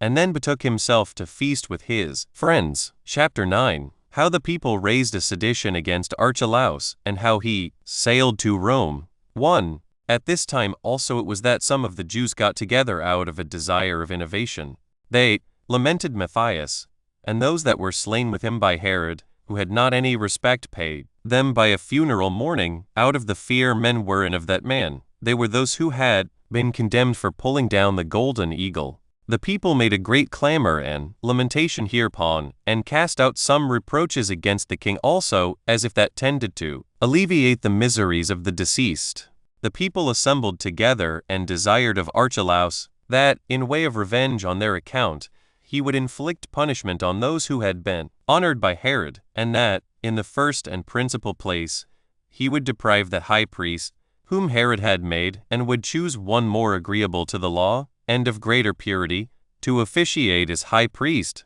This was granted by Archelaus, although he was mightily offended at their importunity, because he proposed to himself to go to Rome immediately to look after Caesar's determination about him. However, he sent the general of his forces to use persuasions, and to tell them that the death which was inflicted on their friends was according to the law, and to represent to them that their petitions about these things were carried to a great height of injury to him, that the time was not now proper for such petitions, but required their unanimity until such time as he should be established in the government by the consent of Caesar, and should then be come back to them, for that he would then consult with them in common concerning the purport of their petitions, but that they ought at present to be quiet, lest they should seem seditious persons. 2. So when the king had suggested these things, and instructed his general in what he was to say, he sent him away to the people, but they made a clamor, and would not give him leave to speak, and put him in danger of his life, and as many more as were desirous to venture upon saying openly anything which might reduce them to a sober mind, and prevent their going on in their present courses, because they had more concern to have all their own wills performed than to yield obedience to their governors, thinking it to be a thing insufferable that, while Herod was alive, they should lose those that were most dear to them, and that when he was dead, they could not get the actors to be punished. So they went on with their designs after a violent manner, and thought all to be lawful and right which tended to please them, and being unskilful in foreseeing what dangers they incurred, and when they had suspicion of such a thing, yet did the present pleasure they took in the punishment of those they deemed their enemies overweigh all such considerations. And although Archelaus sent many to speak to them, yet they treated them not as messengers sent by him, but as persons that came of their own accord to mitigate their anger, and would not let one of them speak. The sedition also was made by such as were in a great passion, and it was evident that they were proceeding further in seditious practices, by that multitude running so fast upon them. 3. Now, upon the approach of that feast of unleavened bread, which the law of their fathers had appointed for the Jews at this time, which feast is called the Passover 13, and is a memorial of their deliverance out of Egypt, when they offer sacrifices with great alacrity, and when they are required to slay more sacrifices in number than at any other festival. And when an innumerable multitude came thither out of the country, nay, from beyond its limits also, in order to worship God, the seditious lamented Judas and Matthias, those teachers of the laws, and kept together in the temple, and had plenty of food, because these seditious persons were not ashamed to beg it. And as Archelaus was afraid lest some terrible thing should spring up by means of these men's madness, he sent a regiment of armed men, and with them a captain of 1,000, to suppress the violent efforts of the seditious before the whole multitude should be infected with the like madness, and gave them this charge, that if they found any much more openly seditious than others and more busy in tumultuous practices, they should bring them to him. But those that were seditious on account of those teachers of the law irritated the people by the noise and clamors they used to encourage the people in their designs. So they made an assault upon the soldiers and came up to them, and stoned the greatest part of them, although some of them ran away wounded, and their captain among them. And when they had thus done, they returned to the sacrifices which were already in their hands. Now Archelaus thought there was no way to preserve the entire government, but by cutting off those who made this attempt upon it. So he sent out the whole army upon them, and sent the horsemen to prevent those that had their tents without the temple from assisting those that were within the temple, and to kill such as ran away from the footmen when they thought themselves out of danger, which horsemen slew 3,000 men, while the rest went to the neighboring mountains. Then did Archelaus order proclamation to be made to them all, that they should retire to their own homes. So they went away and left the festival, out of fear of somewhat worse which would follow, although they had been so bold by reason of their want of instruction. So Archelaus went down to the sea with his mother, and took with him Nicolaus and Ptolemy, and many others of his friends, and left Philip his brother as governor of all things belonging both to his own family and to the public. There went out also with him Salome, Herod's sister, who took with her children, and many of her kindred were with her, which kindred of hers went, as they pretended, to assist Archelaus in gaining the kingdom, but in reality to oppose him, and chiefly to make loud complaints of what he had done in the temple. But Sabinus, Caesar's steward for Syrian affairs as he was, making haste into Judea to preserve Herod's effects, met with Archelaus at Caesarea. But Varus, president of Syria, came at that time, and restrained him from meddling with them, for he was there is sent for by Archelaus by the means of Ptolemy. And Sabinus, out of regard to Varus, did neither seize upon any of the castles that were among the Jews, nor did he seal up the treasures in them, but permitted Archelaus to have them, until Caesar should declare his resolution about them, so that, upon this his promise, he tarried still at Caesarea. But after Archelaus was sailed for Rome, and Varus was removed to Antioch, Sabinus went to Jerusalem, and seized on the king's palace. He also sent for the keepers of the garrisons, and for all those that had the charge of Herod's effects, and declared publicly that he should require them to give an account of what they had, and he disposed of the castles in the manner he pleased. But those who kept them did not neglect what Archelaus had given them in command, but continued to keep all things in the manner that had been enjoined them, and their pretense was that they kept them all for Caesar. For at the same time also did Antipas, another of Herod's sons, sail to Rome, in order to gain that government, being buoyed up by Salome with promises that he should take that government, and that he was a much honester and fitter man than Archelaus for that authority, since Herod had, in his former testament, deemed him the worthiest to be made king, which ought to be esteemed more valid than his latter testament. Antipas also brought with him his mother, and Ptolemy the brother of Nicolaus, one that had been Herod's most honored friend, and was now zealous for Antipas.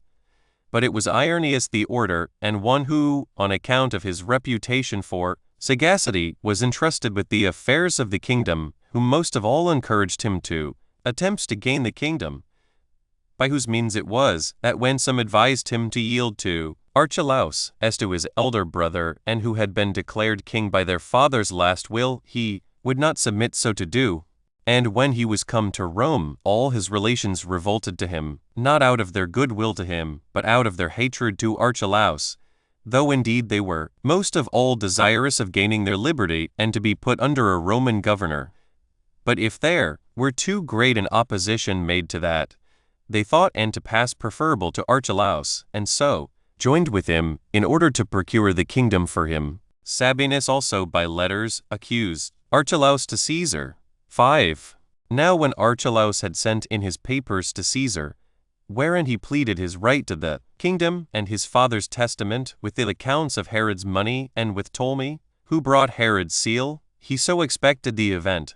But when Caesar had read these papers, and Varus's and Sabinus's letters with the accounts of the money and what were the annual incomes of the kingdom, and understood that Antipas had also sent letters to lay claim to the kingdom, he summoned his friends together to know their opinions, and with them Caius, the son of Agrippa and of Julia his daughter, whom he had adopted, and took him, and made him sit first of all, and desired such as pleased to speak their minds about the affairs now before them. Now, Antipater, Salom's son, a very subtle order and a bitter enemy to Archelaus, spake first to this purpose, that it was ridiculous in Archelaus to plead now to have the kingdom given him, since he had, in reality, taken already the power over it to himself, before Caesar had granted it to him, and appealed to those bold actions of his in destroying so many at the Jewish festival, and, if the men had acted unjustly, it was but fit the punishing of them should have been reserved to those that were out of the country, but had the power to punish them, and not been executed by a man that, if he pretended to be a king, he did an injury to Caesar, by usurping that authority, before it was determined for him by Caesar. But if he owned himself to be a private person, his case was much worse, since he who was putting in for the kingdom could by no means expect to have that power granted him, of which he had already deprived Caesar by taking it to himself. He also touched sharply upon him, and appealed to his changing the commanders in the army, and his sitting in the royal throne beforehand, and his determination of lawsuits, all done as if he were no other than a king. He appealed also to his concessions to those that petitioned him on a public account, and indeed doing such things, than which he could devise no greater if he had been already settled in the kingdom by Caesar. He also ascribed to him the releasing of the prisoners that were in the hippodrome, and many other things, that either had been certainly done by him or were believed to be done, and easily might be believed to have been done, because they were of such a nature as to be usually done by young men, and by such as, out of a desire of ruling, seize upon the government too soon. He also charged him with his neglect of the funeral mourning for his father, and with having merry meetings the very night in which he died, and that it was thence the multitude took the handle of raising a tumult. And if Archelaus could thus requite his dead father, who had bestowed such benefits upon him, and bequeathed such great things to him, by pretending to shed tears for him in the daytime, like an actor on this stage, but every night making mirth for having gotten the government, he would appear to be that same Archelaus with regard to Caesar, if he granted him the kingdom, which he hath been to his father, since he had then dancing and singing, as though an enemy of his were fallen, and not as though a man were carried to his funeral, that was so nearly related, and had been so great a benefactor to him. But he said that the greatest crime of all was this, that he came now before Caesar to obtain the government by his grant, while he had before acted in all things as he could have acted if Caesar himself, who ruled all, had fixed him firmly in the government. And what he most aggravated in his pleading was the slaughter of those about the temple, and the impiety of it, as done at the festival, and how they were slain like sacrifices themselves, some of whom were foreigners and others of their own country, till the temple was full of dead bodies, and all this was done, not by an alien, but by one who pretended to the lawful title of a king, that he might complete the wicked tyranny which his nature prompted him to, and which is hated by all men, on which account his father never so much as dreamed of making him his successor in the kingdom,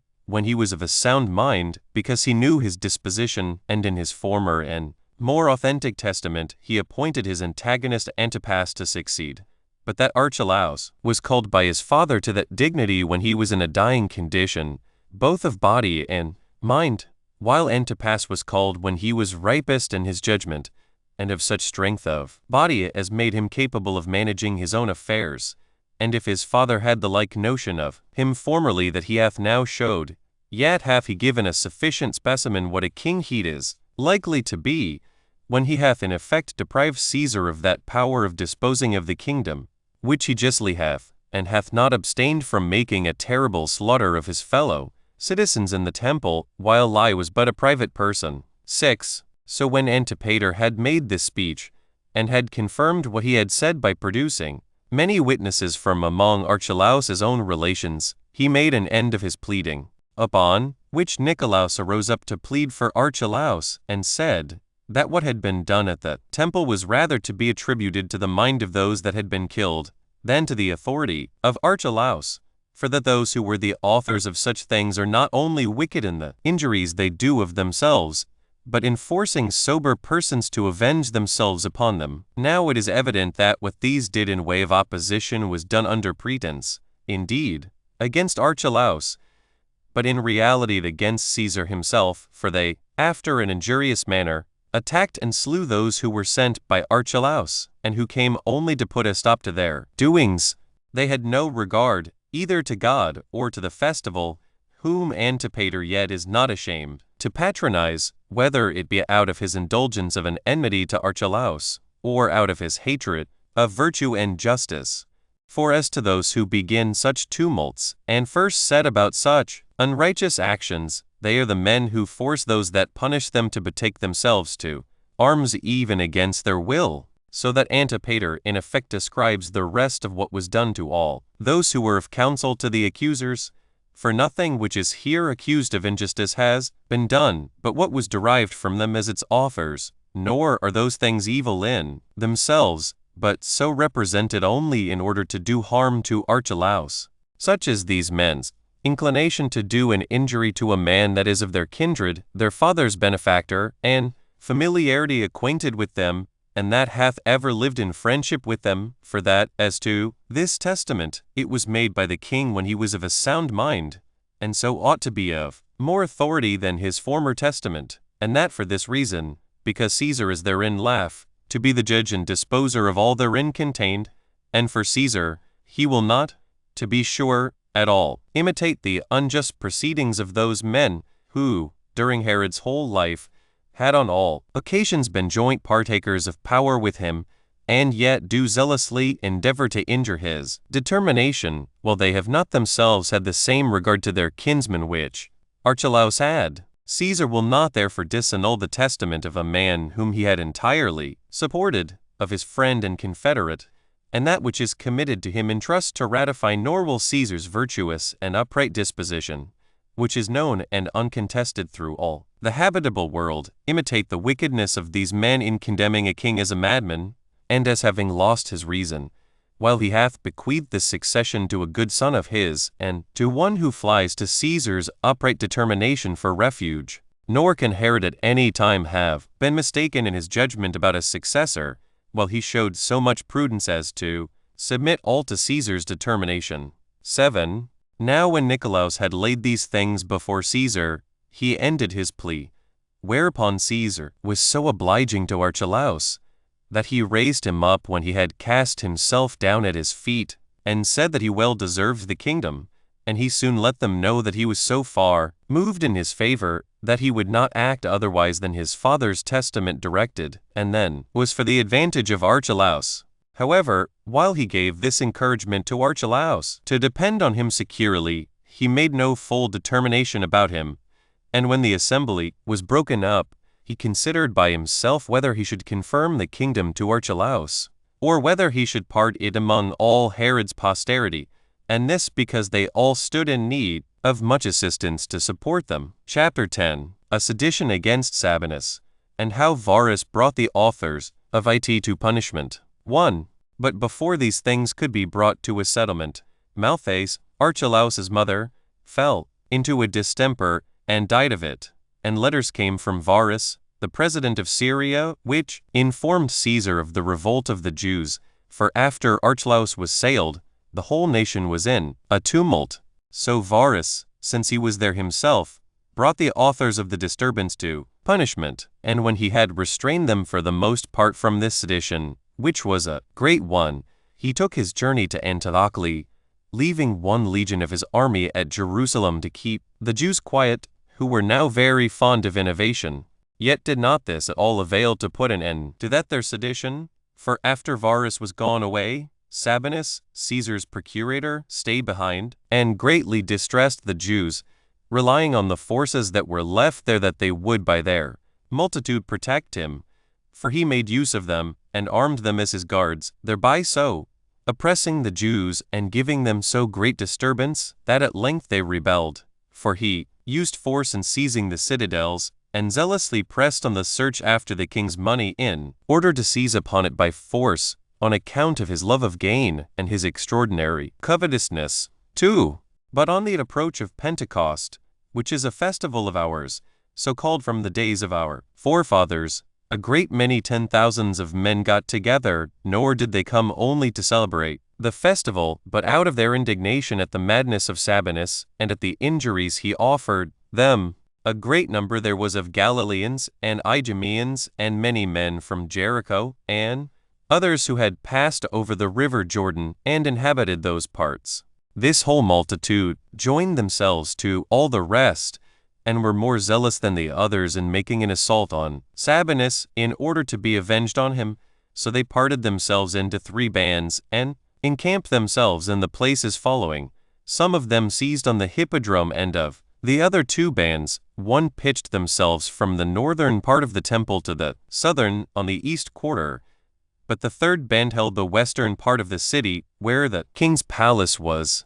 Their work tended entirely to besiege the Romans, and to enclose them on all sides. Now Sabinus was afraid of these men's number and of their resolution, who had little regard to their lives, but were very desirous not to be overcome, while they thought it a point of puissance to overcome their enemies. So he sent immediately a letter to Varus, and, as he used to do, was very pressing with him, and entreated him to come quickly to his assistance, because the forces he had left were in imminent danger, and would probably in no long time be seized upon and cut to pieces, while he did himself get up to the highest tower of the fortress, Phasaelus, which had been built in honor of Phasaelus, King Herod's brother, and called so when the Parthians had brought him to his death. 14. So Sabinus gave thence a signal to the Romans to fall upon the Jews, although he did not himself venture so much as to come down to his friends, and thought he might expect that the others should expose themselves first to die on account of his avarice. However, the Romans ventured to make a sally out of the place, and a terrible battle ensued, wherein, though it is true the Romans beat their adversaries, yet were not the Jews daunted in their resolutions, even when they had the sight of that terrible slaughter that was made of them. But they went round about, and got upon those cloisters which encompass the outer court of the temple, where a great fight was still continued, and they cast stones at the Romans, partly with their hands, and partly with slings, as being much used to those exercises. All the archers also in array did the Romans a great deal of mischief, because they used their hands dexterously from a place superior to the others, and because the others were at an utter loss what to do. For when they tried to shoot their arrows against the Jews upwards, these arrows could not reach them, insomuch that the Jews were easily too hard for their enemies. And this sort of fight lasted a great while, till at last the Romans, who were greatly distressed by what was done, set fire to the cloisters so privately that those that were gotten upon them did not perceive it. This fire 15 being fed by a great deal of combustible matter, caught hold immediately on the roof of the cloisters, so the wood, which was full of pitch and wax, and whose gold was laid on it with wax, yielded to the flame presently, and those vast works, which were of the highest value and esteem, were destroyed utterly, while those that were on the roof unexpectedly perished at the same time. For as the roof tumbled down, some of these men tumbled down with it, and others of them were killed by their enemies who encompassed them. There was a great number more, who, out of despair of saving their lives, and out of astonishment at the misery that surrounded them, did either cast themselves into the fire, or threw themselves upon their swords, and so got out of their misery. But as to those that retired behind the same way by which they ascended, and thereby escaped, they were all killed by the Romans, as being unarmed men, and their courage failing them, their wild fury being now not able to help them, because they were destitute of armor, insomuch that of those that went up to the top of the roof, not one escaped. The Romans also rushed through the fire, where it gave them room so to do, and seized on that treasure where the sacred money was reposited, a great part of which was stolen by the soldiers, and Sabinus got openly 400 talents. 3. But this calamity of the Jews' friends who fell in this battle grieved them, as did also this plundering of the money dedicated to God in the temple. Accordingly that body of them which continued best together and was the most warlike encompassed the palace and threatened to set fire to it and kill all that were in it. Yet still they commanded them to go out presently, and promised that if they would do so they would not hurt them, nor Sabinus neither. At which time the greatest part of the king's troops deserted to them, while Rufus and Gratus, who had 3,000 of the most warlike of Herod's army with them, who were men of active bodies, went over to the Romans. There was also a band of horsemen under the command of Rufus, which itself went over to the Romans also. However, the Jews went on with the siege and dug mines under the palace walls, and besought those that were gone over to the other side not to be their hindrance, now they had such a proper opportunity for the recovery of their country's ancient liberty. And for Sabinus, truly he was desirous of going away with his soldiers, but was not able to trust himself with the enemy on account of what mischief he had already done them. And he took this great pretended lenity of theirs for an argument why he should not comply with them. And so, because he expected that Varus was coming, he still bore the siege. For now at this time there were 10,000 other disorders in Judea, which were like tumults, because a great number put themselves into a warlike posture, either out of hopes of gain to themselves or out of enmity to the Jews. In particular, 2,000 of Herod's old soldiers, who had been already disbanded, got together in Judea itself, and fought against the king's troops, although Agabus, Herod's first cousin, opposed them. But as he was driven out of the plains into the mountainous parts by the military skill of those men, he kept himself in the fastnesses that were there, and saved what he could. 5. There was also Judas, 16, the son of that Ezekias, who had been head of the robbers, which Ezekias was a very strong man, and had with great difficulty been caught by Herod. This Judas, having gotten together a multitude of men of a profligate character about Sepphoris in Galilee, made an assault upon the palace there, and seized upon all the weapons that were laid up in it, and with them armed every one of those that were with him, and carried away what money was left there, and he became terrible to all men by tearing and rending those that came near him, and all this in order to raise himself, and out of an ambitious desire of the royal dignity, and he hoped to obtain that as the reward not of his virtuous skill in war, but of his extravagance in doing injuries. 6. There was also Simon, who had been a slave of Herod the king, but in other respects a comely person, of a tall and robust body. He was one that was much superior to others of his order, and had had great things committed to his care. This man was elevated at the disorderly state of things, and was so bold as to put a diadem on his head, while a certain number of the people stood by him, and by them he was declared to be a king, and thought himself more worthy of that dignity than any one else. He burnt down the royal palace at Jericho, and plundered what was left in it. He also set fire to many other of the king's houses in several places of the country, and utterly destroyed them, and permitted those that were with him to take what was left in them for a prey, and he would have done greater things, unless care had been taken to repress him immediately. For Gratus, when he had joined himself to some Roman soldiers, took the forces he had with him, and met Simon, and after a great and a long fight, no small part of those that came from Perea, who were a disordered body of men, and fought rather in a bold than in a skillful manner, were destroyed. And although Simon had saved himself by flying away through a certain valley, yet Gratus overtook him, and cut off his head. The royal palace also at Amathus, by the river Jordan, was burnt down by a party of men that were got together, as were those belonging to Simon. And thus did a great and wild fury spread itself over the nation, because they had no king to keep the multitude in good order, and because those foreigners who came to reduce the seditious to sobriety did, on the contrary, set them more in a flame, because of the injuries they offered them, and the avaricious management of their affairs. 7. But because Aphronges, a person neither eminent by the dignity of his progenitors, nor for any great wealth he was possessed of, but one that had in all respects been a shepherd only, and was not known by any body, yet because he was a tall man, and excelled others in the strength of his hands, he was so bold as to set up for king. This man thought it so sweet a thing to do more than ordinary injuries to others, that although he should be killed, he did not much care if he lost his life in so great a design. He had also 4 brethren, who were tall men themselves, and were believed to be superior to others in the strength of their hands, and thereby were encouraged to emit great things, and thought that strength of theirs would support them in retaining the kingdom. Each of these ruled over a band of men of their own, for those that got together to them were very numerous. They were every one of them also commanders, but when they came to fight, they were subordinate to him and fought for him, while he put a diadem about his head, and assembled a council to debate about what things should be done, and all things were done according to his pleasure.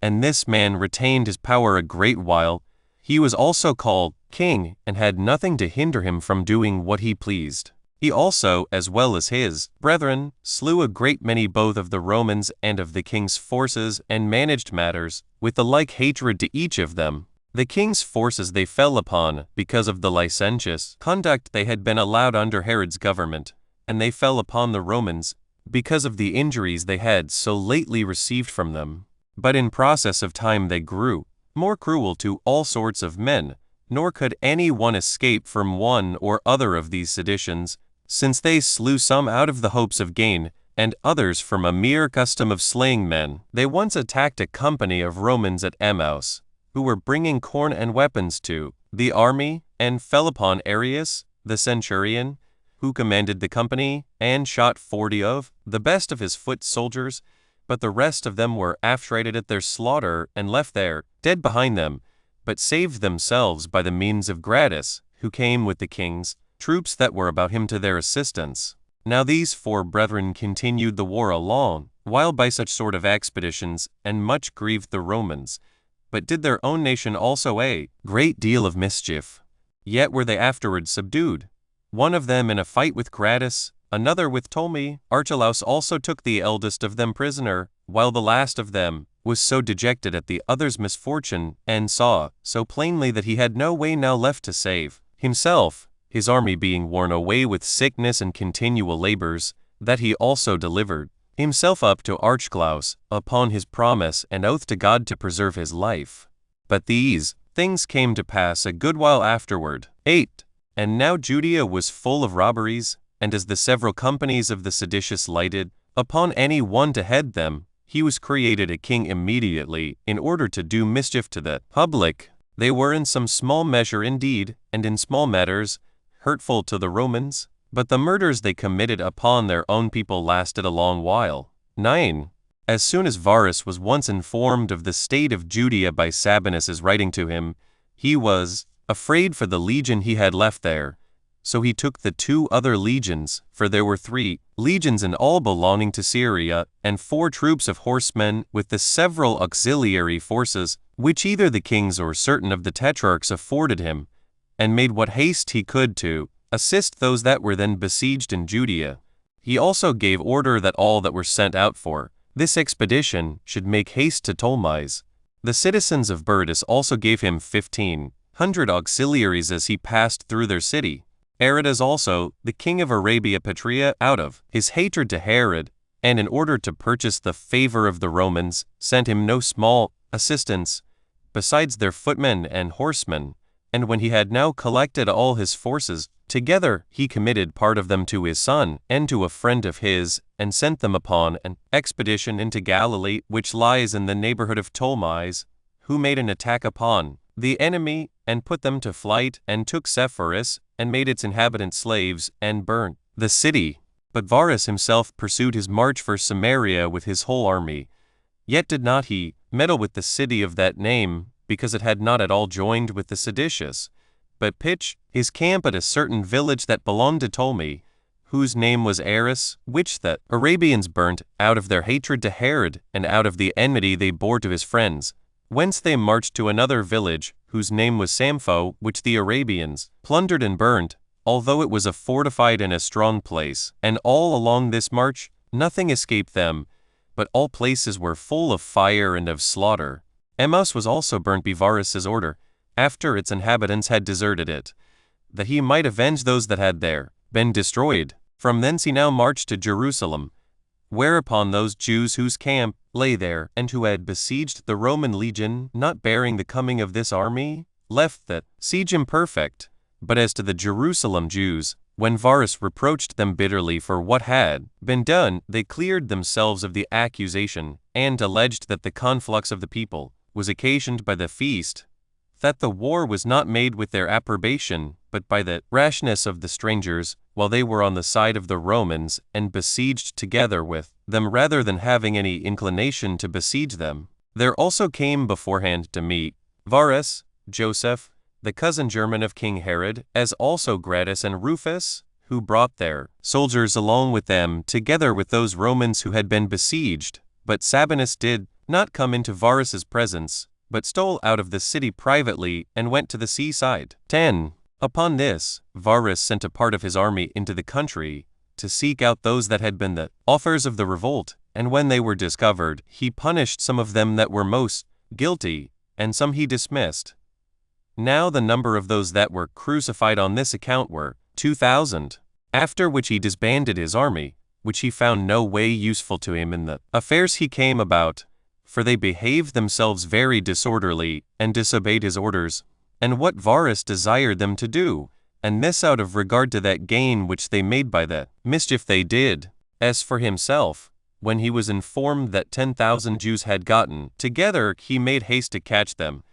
but they did not proceed so far as to fight him, but by the advice of Agabus, they came together, and delivered themselves up to him.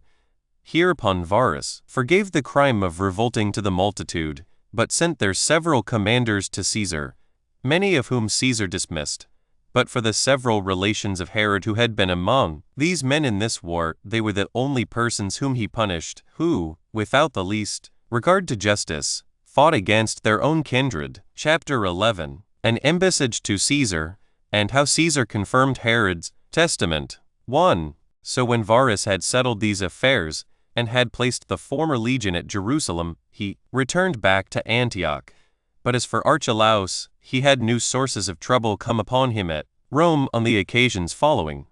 For an embassage of the Jews was come to Rome, Varus having permitted the nation to send it, that they might petition for the liberty of living by their own laws. 17. Now the number of the ambassadors that were sent by the authority of the nation were 50, to which they joined above 8,000 of the Jews that were at Rome already. Hereupon Caesar assembled his friends, and the chief men among the Romans, in the temple of Apollo, 18, which he had built at a vast charge, whither the ambassadors came, and a multitude of the Jews that were there already came with them, as did also Archelaus and his friends. But as for the several kinsmen which Archelaus had, they would not join themselves with him out of their hatred to him, and yet they thought it too gross a thing for them to assist the ambassadors against him, as supposing it would be a disgrace to them in Caesar's opinion to think of thus acting in opposition to a man of their own kindred. Philip 19 also was come hither out of Syria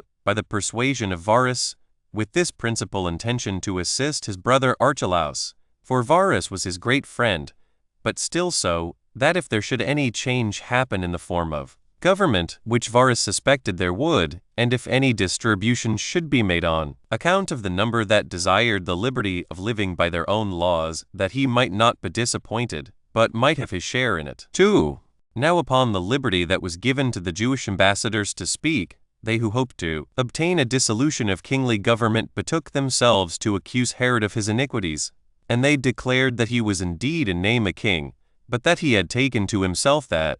uncontrollable authority which tyrants exercise over their subjects, and had made use of that authority for the destruction of the Jews, and did not abstain from making many innovations among them besides, according to his own inclinations, and that whereas there were a great many who perished by that destruction he brought upon them, so many indeed as no other history relates,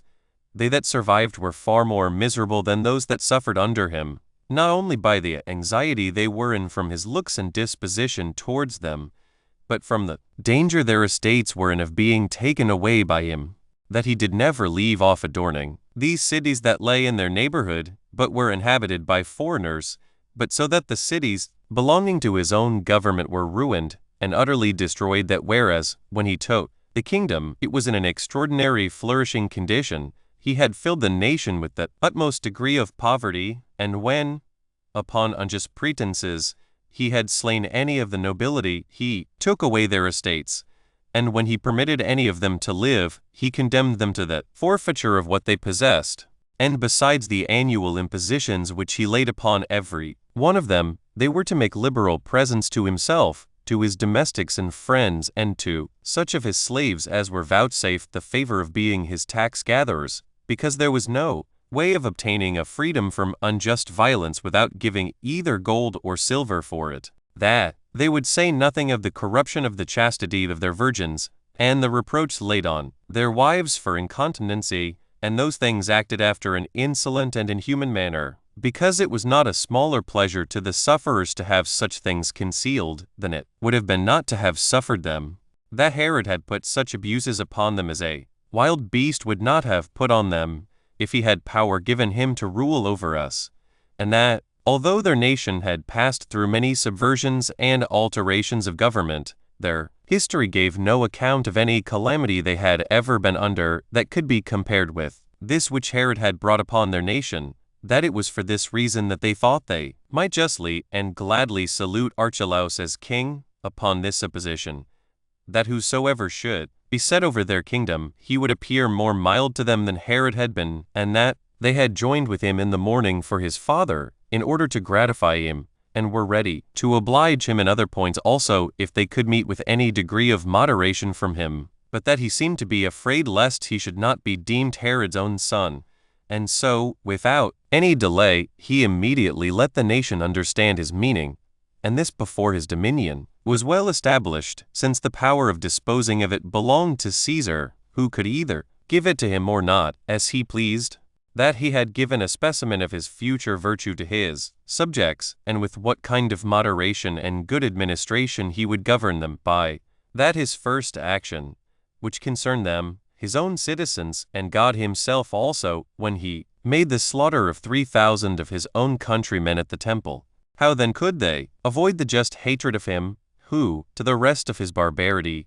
hath added this as one of our crimes, that we have opposed and contradicted him in the exercise of his authority? Now the main thing they desired was this,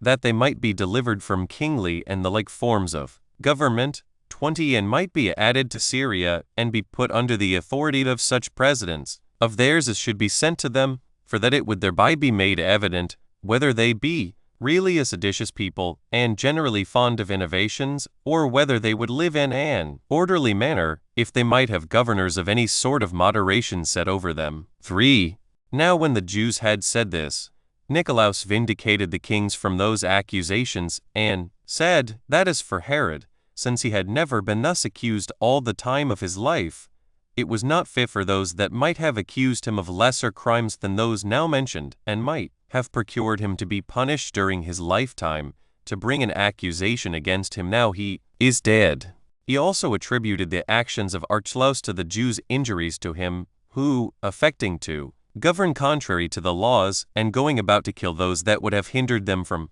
acting unjustly, when they were by him punished for what they had done, made their complaints against him. So he accused them of their attempts for innovation, and of the pleasure they took in sedition, by reason of their not having learned to submit to justice and to the laws, but still desiring to be superior in all things. This was the substance of what Nicolaus said. 4. When Caesar had heard these pleadings, he dissolved the assembly, but a few days afterwards he appointed Archelaus, not indeed to be king of the whole country, but ethnarch of the one half of that which had been subject to Herod, and promised to give him the royal dignity hereafter, if he governed his part virtuously. But as for the other half, he divided it into 2 parts, and gave it to 2 other of Herod's sons, to Philip and to Antipas, that Antipas who disputed with Archelaus for the whole kingdom. Now to him it was that peers in Galilee paid their tribute, which amounted annually to 200 talents, 21, while Batanea, with Trachonitis, as well as Auronitis, with a certain part of what was called the house of Zenodorus, 22, paid the tribute of 100 talents to Philip, but Idumea and Judea and the country of Samaria paid tribute to Archelaus,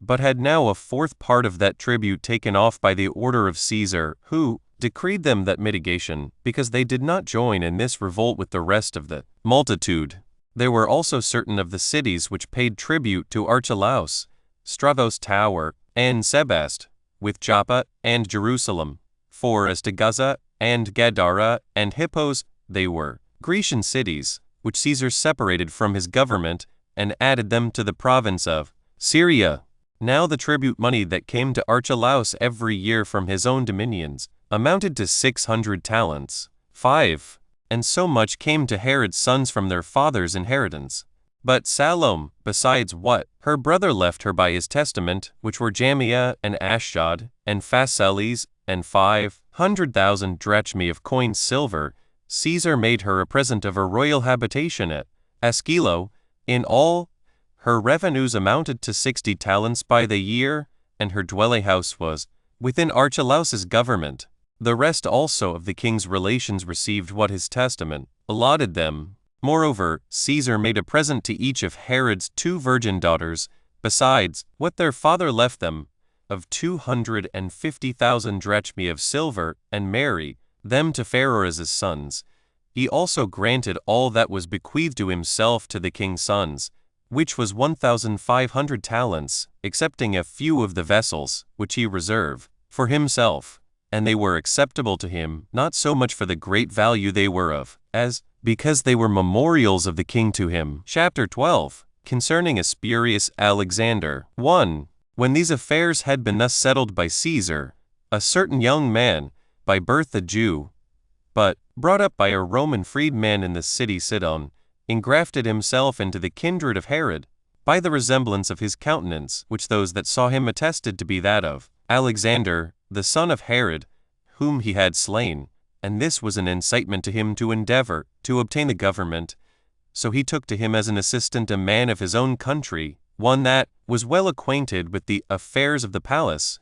but on other accounts an ill man, and one whose nature made him capable of causing great disturbances to the public, and one that became a teacher of such a mischievous contrivance to the other, and declared himself to be Alexander, and the son of Herod, but stolen away by one of those that were sent to slay him, who, in reality, slew other men in order to deceive the spectators, but saved both him and his brother, Aristobulus. Thus was this man elated, and able to impose on those that came to him. And when he was come to Crete, he made all the Jews that came to discourse with him believe him to be Alexander. And when he had gotten much money which had been presented to him there, he passed over to Melos, where he got much more money than he had before, out of the belief they had that he was of the royal family, and their hopes that he would recover his father's principality and reward his benefactors. So he made haste to Rome, and was conducted thither by those strangers who entertained him. He was also so fortunate as, upon his landing at Dicearchia, to bring the Jews that were there into the same delusion, and not only other people, but also all those that had been great with Herod, or had a kindness for him, joined themselves to this man as to their king. The cause of it was this, that men were glad of his pretenses, which were seconded by the likeness of his countenance, which made those that had been acquainted with Alexander strongly to believe that he was no other but the very same person, which they also confirmed to others by oath, insomuch that when the report went about him that he was coming to Rome, the whole multitude of the Jews that were there went out to meet him, ascribing it to divine providence that he has so unexpectedly escaped, and being very joyful on account of his mother's family. And when he was come, he was carried in a royal litter through the streets, and all the ornaments about him were such as kings are adorned withal, and this was at the expense of those that entertained him. The multitude also flocked about him greatly, and made mighty acclamations to him, and nothing was omitted which could be thought suitable to such as had been so unexpectedly preserved. 2. When this thing was told Caesar, he did not believe it, because Herod was not easily to be imposed upon in such affairs as were of great concern to him. Yet,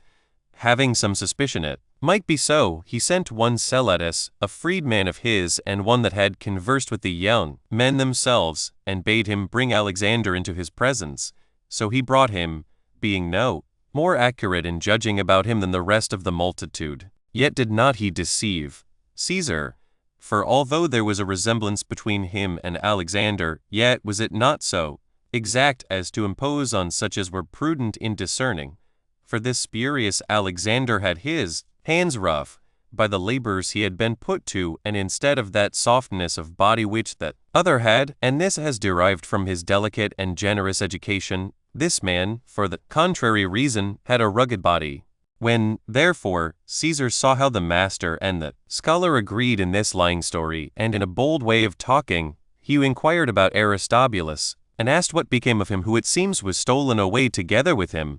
and for what reason it was that he did not come along with him, and endeavor to recover that dominion which was due to his high birth also. And when he said that he had been left in the Isle of Crete, for fear of the dangers of the sea, that, in case any accident should come to himself, the posterity of Mary and me might not utterly perish, but that Aristobulus might survive, and punish those that laid such treacherous designs against them. And when he persevered in his affirmations, and the author of the imposture agreed in supporting it, Caesar took the young man by himself, and said to him, If thou wilt not impose upon me, thou shalt have this for thy reward, that thou shalt escape with thy life. Tell me, then, who thou art, and who it was that had boldness enough to contrive such a cheat as this. For this contrivance is too considerable a piece of villainy to be undertaken by one of thy age. Accordingly, because he had no other way to take, he told Caesar the contrivance, and after what manner and by whom it was laid together.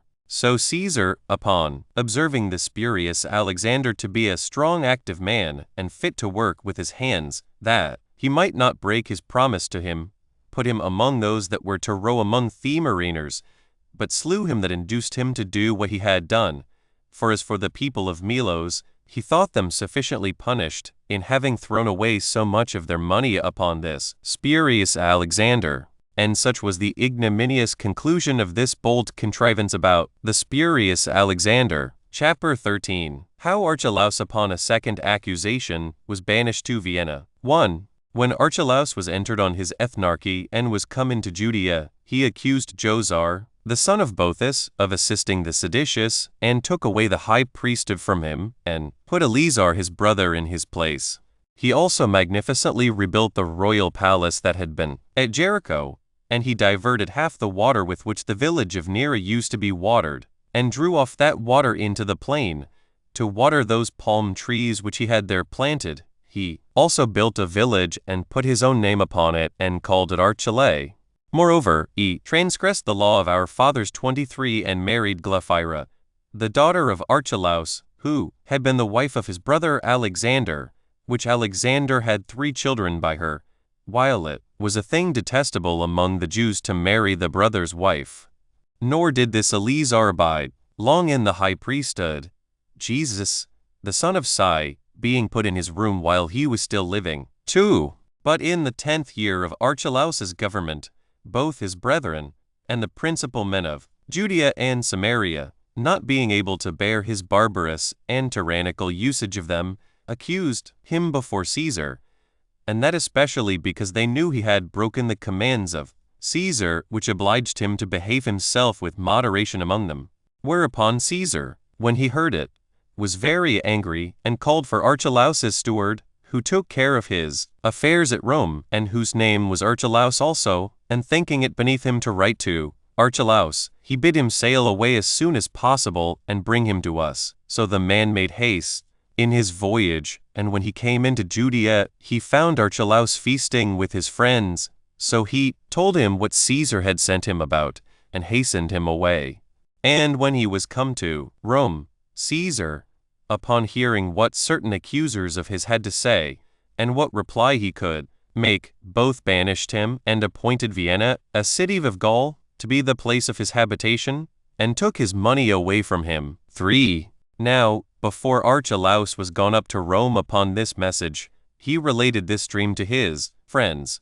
that he saw ears of corn, in number 10, full of wheat, perfectly ripe, which ears, as it seemed to him, were devoured by oxen. and when he was awakened gotten up, because the vision appeared to be of great importance to him, he sent for the diviners, whose study was employed about dreams. And while some were of one opinion, and some of another, for all their interpretations did not agree, Simon, a man of the sect of the Essenes, desired leave to speak his mind freely, and said that the vision denoted a change in the affairs of Archelaus, and that not for the better, that oxen, because that animal takes uneasy pains in his labors, denoted afflictions, and indeed denoted, further, a change of affairs, because that land which is plowed by oxen cannot remain in its former state, and that the ears of corn being 10, determine the like number of years, because an ear of corn grows in 1 year, and that the time of Archelaus's government was over. And thus did this man expound the dream. Now on the 5th day after this, dream came first to Archelaus, the other Archelaus, that was sent to Judea by Caesar to call him away, came hither also. For the like accident befell Glaphyra his wife, who was the daughter of King Archelaus, who, as I said before, was married, while she was a virgin, to Alexander, the son of Herod, and brother of Archelaus. But since it fell out so that Alexander was slain by his father, she was married to Juba, the king of Libya, and when he was dead, and she lived in widowhood in Cappadocia with her father, Archelaus divorced his former wife Mariamne, and married her. So great was his affection for this Glaphyra, who, during her marriage to him, saw the following dream. She thought she saw Alexander standing by her, at which she rejoiced, and embraced him with great affection, but that he complained o her, and said, O Glaphyra, thou provest that saying to be true, which assures us that women are not to be trusted. Didst not thou pledge thy faith to me? And wast not thou married to me when thou wast a virgin? And had we not children between us? Yet hast thou forgotten the affection I bear to thee, out of a desire of a second husband. Nor hast thou been satisfied with that injury thou didst me, but thou hast been so bold as to procure thee a third husband to lie by thee, and in an indecent and imprudent manner hast entered into my house, and hast been married to Archelaus, thy husband and my brother. However, I will not forget thy former kind affection for me,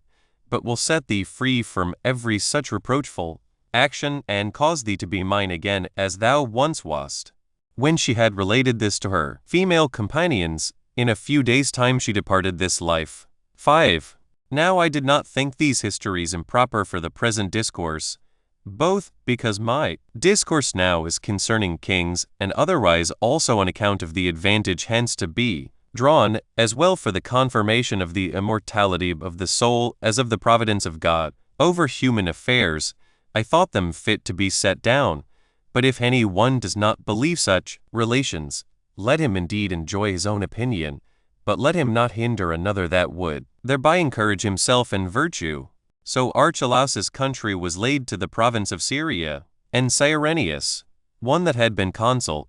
was sent by Caesar to take account of people's effects in Syria, and to sell the house of Archelaus. Antiquities of the Jews book, Roman 18, containing the interval of 32 years, from the banishment of Archelaus to the departure from Babylon. Chapter 1. How Cyrenius was sent by Caesar to make a taxation of Syria and Judea, and how Coponius was sent to be procurator of Judea, concerning Judas of Galilee, and concerning the sects that were among the Jews. 1. Now Cyrenius, a Roman senator, and one who had gone through other magistracies and had passed through them till he had been consul, and one who, on other accounts, was of great dignity, came at this time into Syria, with a few others, being sent by Caesar to be a judge of that nation, and to take an account of their substance. Coponius also, a man of the equestrian order, was sent together with him to have the supreme power over the Jews. Moreover, Cyrenius came himself into Judea, which was now added to the province of Syria, to take an account of their substance, and to dispose of Archelaus's money. But the Jews, although at the beginning they took the report of a taxation heinously, yet did they leave off any further opposition to it, by the persuasion of Josar, who was the son of Bethus and high priest. So they, being overpersuaded by Josar's words, gave an account of their estates, without any dispute about it. Yet was there one Judas, a Gaulonite,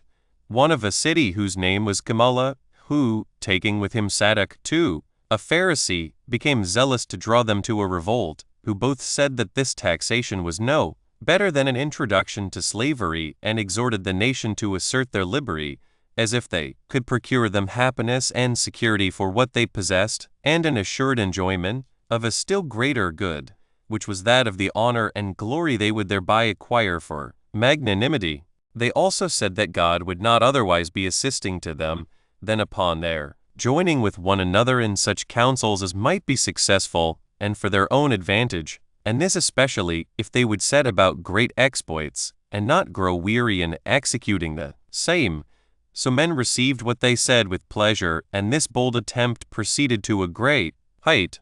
All sorts of misfortunes also sprang from these men, and the nation was infected with this doctrine to an incredible degree. One violent war came upon us after another, and we lost our friends which used to alleviate our pains. There were also very great robberies and murder of our principal men. This was done in pretense indeed for the public welfare, but in reality for the hopes of gain to themselves, whence arose seditions, and from them murders of men, which sometimes fell on those of their own people,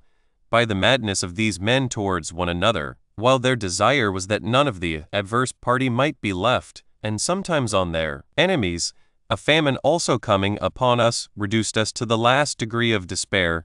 as did also the taking and demolishing of cities. Nay, the sedition at last increased so high that the very temple of God was burnt down by their enemies' fire. Such were the consequences of this, that the customs of our fathers were altered, and such a change was made as added a mighty weight toward bringing all to destruction, which these men occasioned by their thus conspiring together. For Judas and Sadok, who excited a fourth philosophic sect among us, and had a great many followers therein, filled our civil government with tumults at present, and laid the foundations of our future miseries by this system of philosophy, which we were before unacquainted withal, concerning which I will discourse a little, and this the rather because the infection which spread thence among the younger sort, who were zealous for it, brought the public to destruction. 2. The Jews had for a great while had 3 sects of philosophy peculiar to themselves, the sect of the Essenes, and the sect of the Sadducees, and the third sort of opinions was that of those called Pharisees,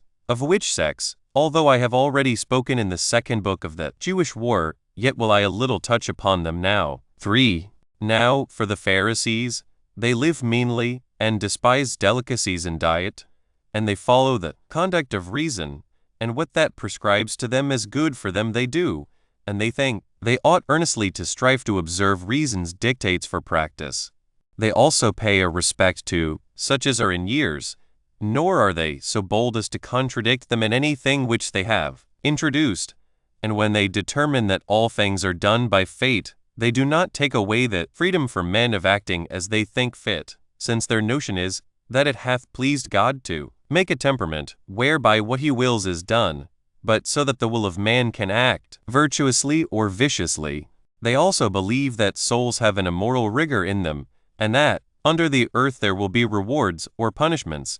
according as they have lived virtuously or viciously in this life, and the latter are to be detained in an everlasting prison, but that the former shall have power to revive and live again, on account of which doctrines they are able greatly to persuade the body of the people, and whatsoever they do about divine worship, prayers, and sacrifices, they perform them according to their direction, insomuch that the cities give great attestations to them on account of their entire virtuous conduct, both in the actions of their lives and their discourses also. 4. But the doctrine of the Sadducees is this, that souls die with the bodies, nor do they regard the observation of anything besides what the law enjoins them, for they think it an instance of virtue to dispute with those teachers of philosophy whom they frequent. But this doctrine is received but by a few, yet by those still of the greatest dignity. But they are able to do almost nothing of themselves, for when they become magistrates, as they are unwillingly and by force sometimes obliged to be, they addict themselves to the notions of the Pharisees, because the multitude would not otherwise bear them. 5. The doctrine of the Essenes is this, that all things are best ascribed to God, They teach the immortality of souls and esteem that the rewards of righteousness are to be earnestly striven for, and when they send what they have dedicated to God into the temple, they do not offer sacrifices 3 because they have more pure illustrations of their own, on which account they are excluded from the common court of the temple, but offer their sacrifices themselves. Yet is their course of life better than that of other men, and they entirely addict themselves to husbandry. It also deserves our admiration, how much they exceed all other men that addict themselves to virtue, and this in righteousness, and indeed to such a degree, that as it hath never appeared among any other men, neither Greeks nor barbarians, no, not for a little time, so hath it endured a long while among them. This is demonstrated by that institution of theirs, which will not suffer anything to hinder them from having all things in common, so that a rich man enjoys no more off his own wealth than he who hath nothing at all. There are about 4,000 men that live in this way, and neither marry wives, nor are desirous to keep servants, as thinking the latter tempts men to be unjust, and the former gives the handle to domestic quarrels. But as they live by themselves, they minister one to another. They also appoint certain stewards to receive the incomes of their revenues and of the fruits of the ground, such as are good men and priests, who are to get their corn and their food ready for them. They none of them differ from others of the Asans in their way of living, but do the most resemble those Daci who are called Polisti, for dwellers in cities. 6. But of the 4th sect of Jewish philosophy, Judas the Galilean was the author. These men agree in all other things with the Pharisaic notions, but they have an inviolable attachment to liberty and say that God is to be their only ruler and Lord. They also do not value dying any kinds of death, nor indeed do they heed the deaths of their relations and friends, nor can any such fear make them call any man Lord. And since this immovable resolution of theirs is well known to a great many, I shall speak no further about that matter, nor am I afraid that anything I have said of them should be disbelieved, but rather fear that what I have said is beneath the resolution they show when they undergo pain. And it was in Gessius Florus's time that the nation began to grow mad with this distemper, who was our procurator, and who occasioned the Jews to go wild with it by the abuse of his authority, and to make them revolt from the Romans. And these are the sects of Jewish philosophy. Chapter 2. Now Herod and Philip built several cities in honor of Caesar, concerning the succession of priests and procurators, as also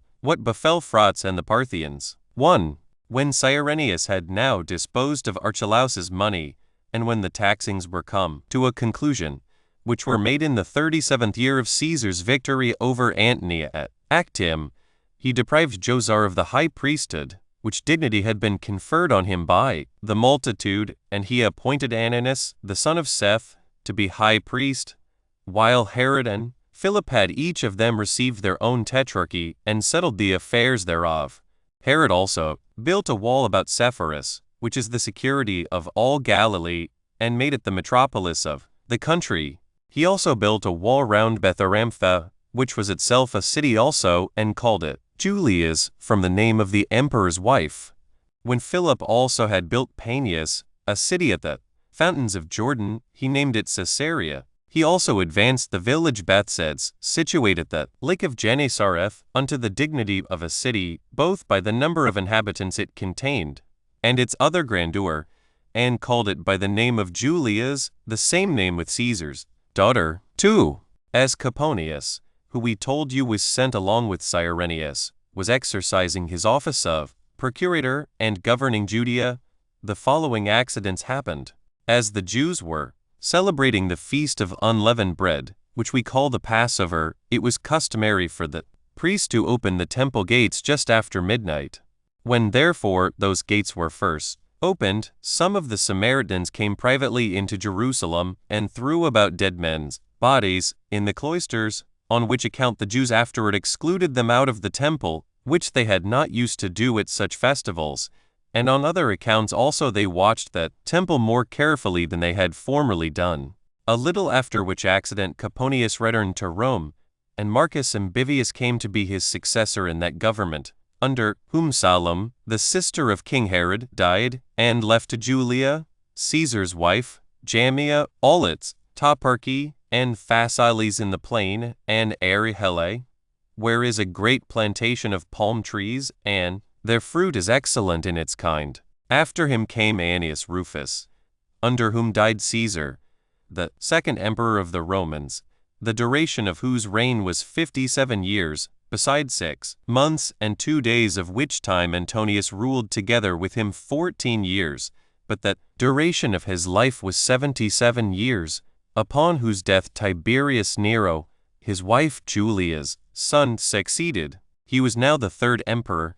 and he sent Valerius Gratus to be procurator of Judea, and to succeed Annius Rufus. This man deprived Ananus of the high priesthood, and appointed Ismail, the son of Fabi, to be high priest. He also deprived him in a little time, and ordained Eleazar, the son of Ananus, who had been high priest before, to be high priest, which office, when he had held for a year, Gratus deprived him of it, and gave the high priesthood to Simon, the son of Camithus.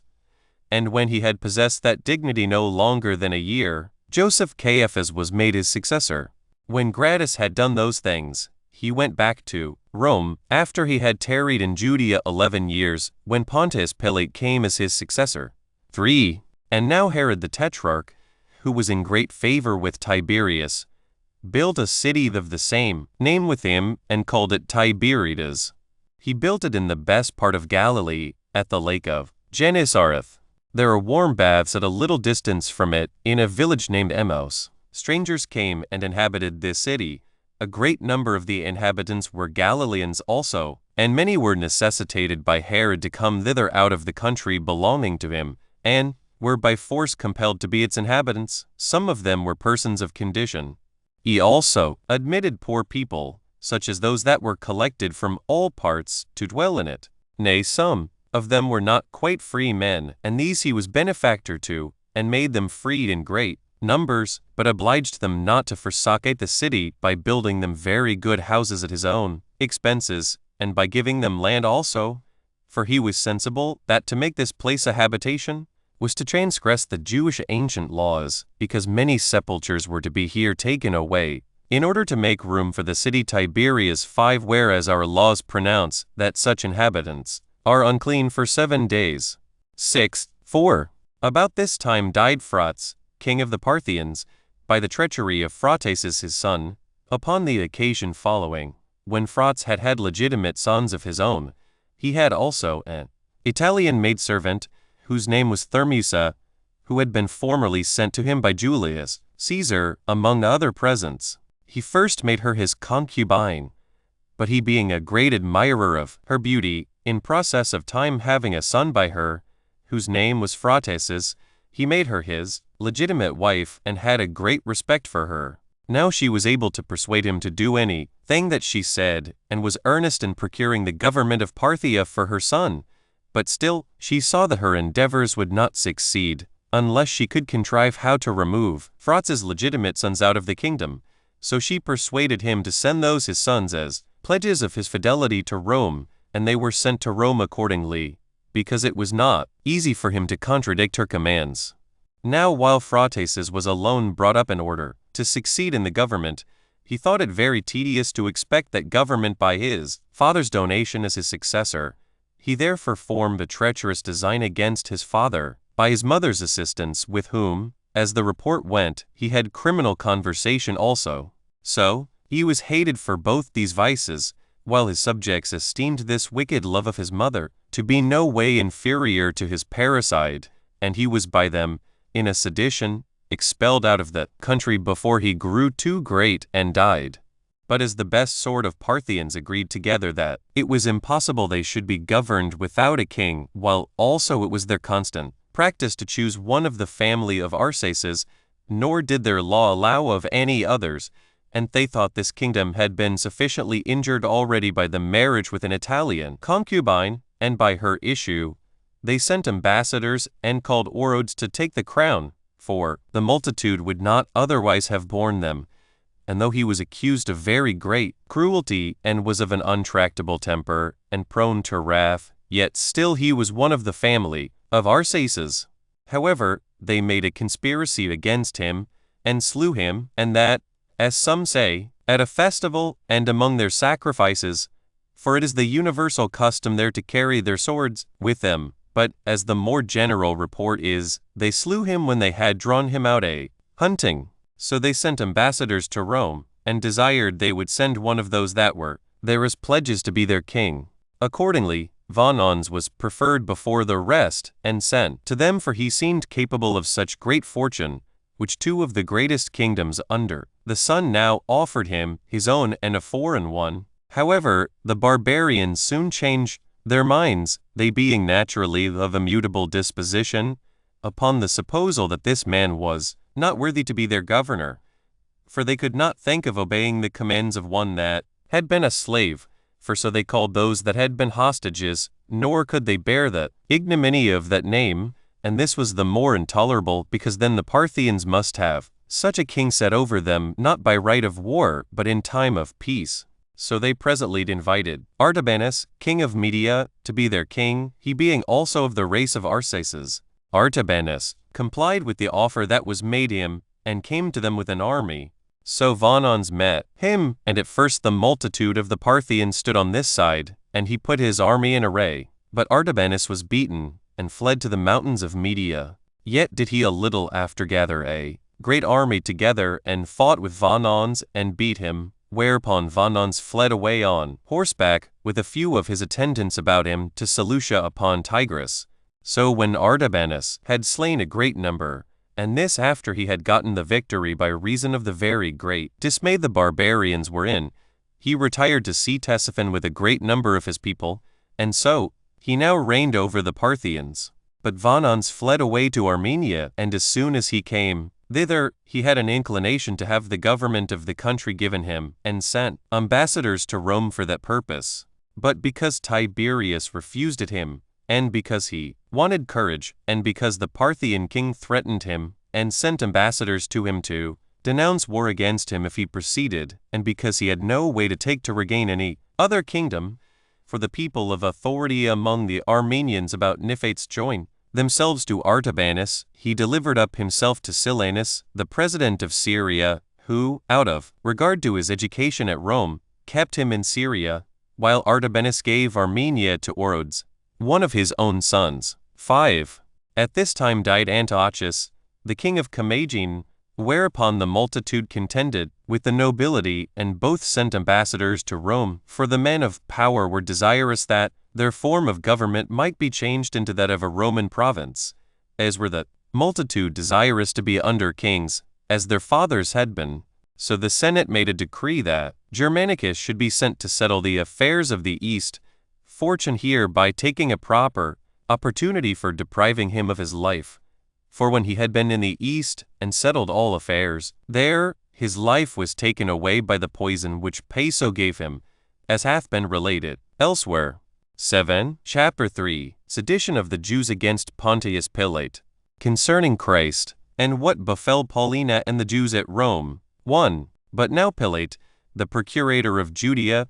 removed the army from Caesarea to Jerusalem to take their winter quarters there, in order to abolish the Jewish laws. So he introduced Caesar's effigies, which were upon the ensigns, and brought them into the city,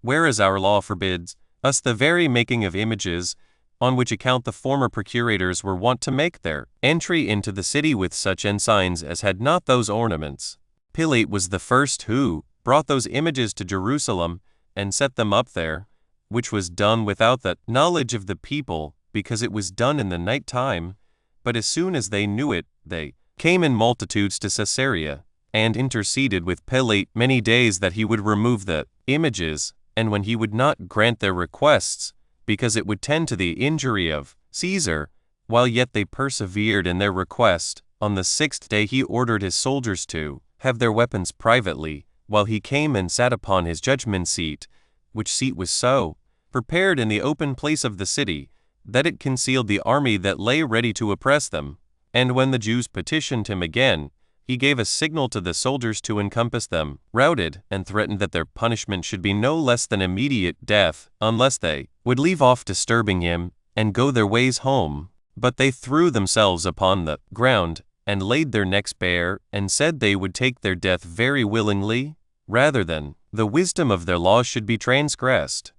Upon which Pilate was deeply affected with their firm resolution to keep their laws inviolable, and presently commanded the images to be carried back from Jerusalem to Caesarea. 2. But Pilate undertook to bring a current of water to Jerusalem, and did it with the sacred money, and derived the origin of the stream from the distance of 200 furlongs. However, the Jews were not pleased with what had been done about this water, and many 10,000s of the people got together and made a clamor against him,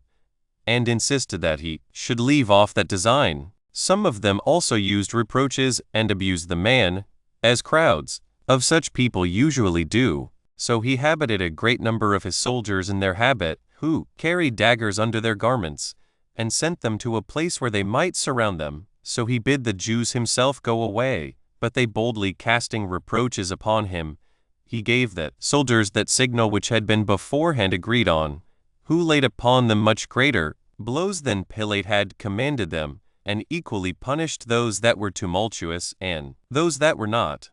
Nor did they spare them in the least. And since the people were unarmed, and were caught by men prepared for what they were about, there were a great number of them slain by this means, and others of them ran away wounded, and thus an end was put to this sedition. 3. Now there was about this time Jesus, a wise man, if it be lawful to call him a man, for he was a doer of wonderful works, a teacher of such men as received the truth with pleasure. He drew over to him both many of the Jews and many of the Gentiles. He was the Christ. And when Pilate, at the suggestion of the principal men amongst us, had condemned him to the cross, 9, those that loved him at the first did not forsake him, for he appeared to them alive again the third day. 10 As the divine prophets had foretold these and 10,000 other wonderful things concerning him, and the tribe of Christians, so named from him, are not extinct at this day. 4. About the same time also another sad calamity put the Jews into disorder, and certain shameful practices happened about the temple of Isis that was at Rome. I will now first take notice of the wicked attempt about the temple of Isis, and will then give an account of the Jewish affairs. There was at Rome a woman whose name was Paulina, one who, on account of the dignity of her ancestors, and by the regular conduct of a virtuous life, had a great reputation. She was also very rich, and although she was of a beautiful countenance, and in that flower of her age wherein women are the most gay, yet did she lead a life of great modesty. She was married to Saturninus, one that was every way answerable to her in an excellent character. Decius Mundus fell in love with this woman, who was a man very high in the equestrian order, and as she was of too great dignity to be caught by presents, and had already rejected them, though they had been sent in great abundance, he was still more inflamed with love to her, insomuch that he promised to give her 200,000 Attic drachmae for one night's lodging. And when this would not prevail upon her, and he was not able to bear this misfortune, in his amours, he thought it the best way to famish himself to death for want of food on account of Paulina's sad refusal, and he determined with himself to die after such a manner, and he went on with his purpose accordingly. Now Mundus had a freedwoman who had been made free by his father, whose name was Ide, one skillful in all sorts of mischief. This woman was very much grieved at the young man's resolution to kill himself, for he did not conceal his intentions to destroy himself from others, and came to him and encouraged him by her discourse, and made him to hope, by some promises she gave him, that he might obtain a night's lodging with Paulina. And when he joyfully hearkened to her entreaty, she said she wanted no more than 50,000 drachmae for the entrapping of the woman. So when she had encouraged the young man, and gotten as much money as she required, she did not take the same methods as had been taken before, because she perceived that the woman was by no means to be tempted by money, but as she knew that she was very much given to the worship of the goddess Isis, she devised the following stratagem. She went to some of Isis's priests, and upon the strongest assurances of concealment, she persuaded them by words, but chiefly by the offer of money of 25,000 drachmae in hand, and as much more when the thing had taken effect, and told them the passion of the young man, and persuaded them to use all means possible to beguile the woman. So they were drawn into promise so to do, by that large sum of gold they were to have. Accordingly, the oldest of them went immediately to Paulina, and upon his admittance, he desired to speak with her by herself. When that was granted him, he told her that he was sent by the god Anubis, who was fallen in love with her, and enjoined her to come to him. Upon this she took the message very kindly, and valued herself greatly upon this condescension of Anubis, and told her husband that she had a message sent her, and was to sup and lie with Anubis. So he agreed to her acceptance of the offer, as fully satisfied with the chastity of his wife. Accordingly she went to the temple, and after she had supped there, and it was the hour to go to sleep, the priest shut the doors of the temple, when, in the holy part of it, the lights were also put out. Then did Mundus leap out, for he was hidden therein, and did not fail of enjoying her, who was at his service all the night long, as supposing he was the god. And when he was gone away, which was before those priests who knew nothing of this stratagem were stirring, Paulina came early to her husband, and told him how the god Anubis had appeared to her. Among her friends also she declared how great a value she put upon this favor, who partly disbelieved the thing, when they reflected on its nature, and partly were amazed at it, as having no pretense for not believing it, when they considered the modesty and the dignity of the person. But now on the third day after what had been done,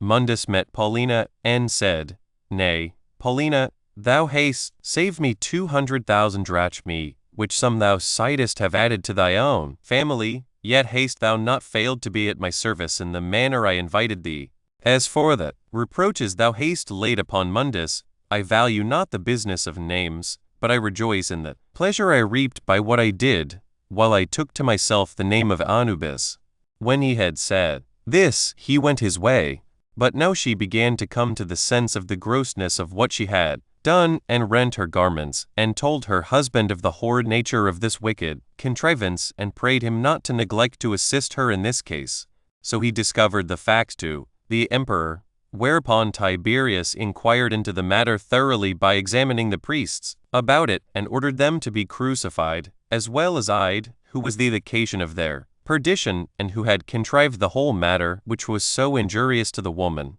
He also demolished the temple of Isis, and gave order that her statue should be thrown into the river Tiber, while he only banished Mundus, but did no more to him, because he supposed that what crime he had committed was done out of the passion of love. And these were the circumstances which concerned the temple of Isis, and the injuries occasioned by her priests. I now return to the relation of what happened about this time to the Jews at Rome, as I formerly told you I would. 5. There was a man who was a Jew, but had been driven away from his own country by an accusation laid against him for transgressing their laws, and by the fear he was under of punishment for the same, but in all respects a wicked man. He, then living at Rome, professed to instruct men in the wisdom of the laws of Moses. He procured also 3 other men entirely of the same character with himself to be his partners. These men persuaded Fulvia, a woman of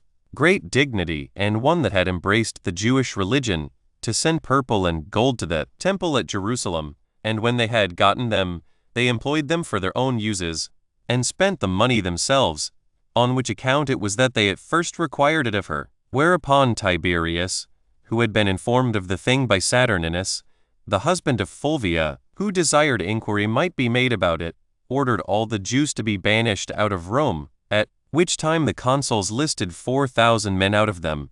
and sent them to the island Sardinia, but punished a greater number of them, who were unwilling to become soldiers, on account of keeping the laws of their forefathers. 11. Thus were these Jews banished out of the city by the wickedness of 4 men. Chapter 4. How the Samaritans made a tumult, and Pilate destroyed many of them. How Pilate was accused, and what things were done by Vitalis relating to the Jews and the Parthians. 1. But the nation of the Samaritans did not escape without tumults. The man who excited them to it was one who thought lying a thing of little consequence, and who contrived everything so that the multitude might be pleased. So he bid them to get together upon Mount Gerizim, which is by them looked upon as the most holy of all mountains, and assured them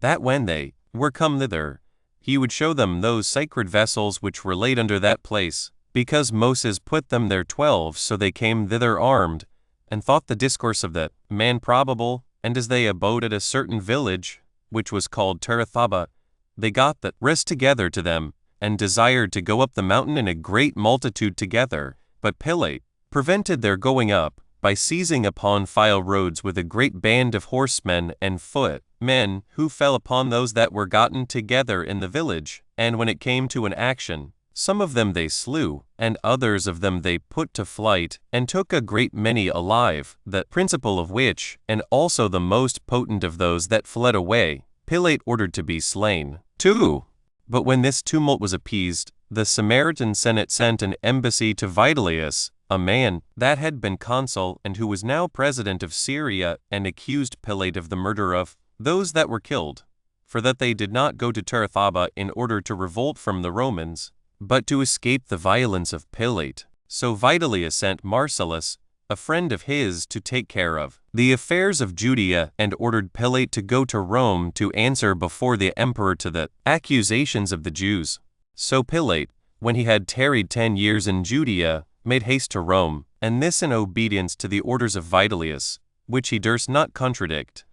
But before he could get to Rome, Tiberius was dead. 3. But Vitellius came into Judea, and went up to Jerusalem. It was at the time of that festival, which is called the Passover. Vitellius was there magnificently received, and released the inhabitants of Jerusalem from all the taxes upon the fruits that were bought and sold, and gave them leave to have the care of the high priest's vestments with all their ornaments, and to have them under the custody of the priests in the temple, which power they used to have formerly, although at this time they were laid up in the tower of Antonia, the citadel so called, and that on the occasion following, there was one of the high priests, named Hyrcanus, and as there were many of that name, he was the first of them. This man built a tower near the temple, and when he had so done, he generally dwelt in it, and had these vestments with him, because it was lawful for him alone to put them on, and he had them there reposited when he went down into the city, and took his ordinary garments. The same things were continued to be done by his sons, and by their sons after them. But when Herod came to be king, he rebuilt this tower, which was very conveniently situated in a magnificent manner, and because he was a friend to Antonius, he called it by the name of Antonia. And as he found these vestments lying there, he retained them in the same place, as believing that while he had them in his custody, the people would make no innovations against him. The like to what Herod did was done by his son Archelaus, who was made king after him, after whom the Romans, when they entered on the government, took possession of these vestments of the high priest, and had them reposited in a stone chamber, under the seal of the priests, and of the keepers of the temple, the captain of the guard lighting a lamp there every day. And 7 days before a festival 13 they were delivered to them by the captain of the guard, when the high priest, having purified them, and made use of them, laid them up again in the same chamber where they had been laid up before, and this the very next day after the feast was over. This was the practice at the 3 yearly festivals and on the fast day. But Vitellius put those garments into our own power, as in the days of our forefathers, and ordered the captain of the guard not to trouble himself to inquire where they were laid, or when they were to be used, and this he did as an act of kindness, to oblige the nation to him. Besides which, he also deprived Joseph, who was also called Caiaphas, of the high priesthood, and appointed Jonathan the son of Ananus, the former high priest, to succeed him. After which, he took his journey back to Antioch. 4. Moreover, Tiberius sent a letter to Vitellius, and commanded him to make a league of friendship with Artabanus, the king of Parthia, for while he was his enemy, he terrified him, because he had taken Armenia away from him, lest he should proceed further, and told him he should no otherwise trust him than upon his giving him hostages, and especially his son, Artabanus. Upon Tiberius's writing thus to Vitellius, by the offer of great presents of money, he persuaded both the king of Iberia and the king of Albania to make no delay, but to fight against Artabanus.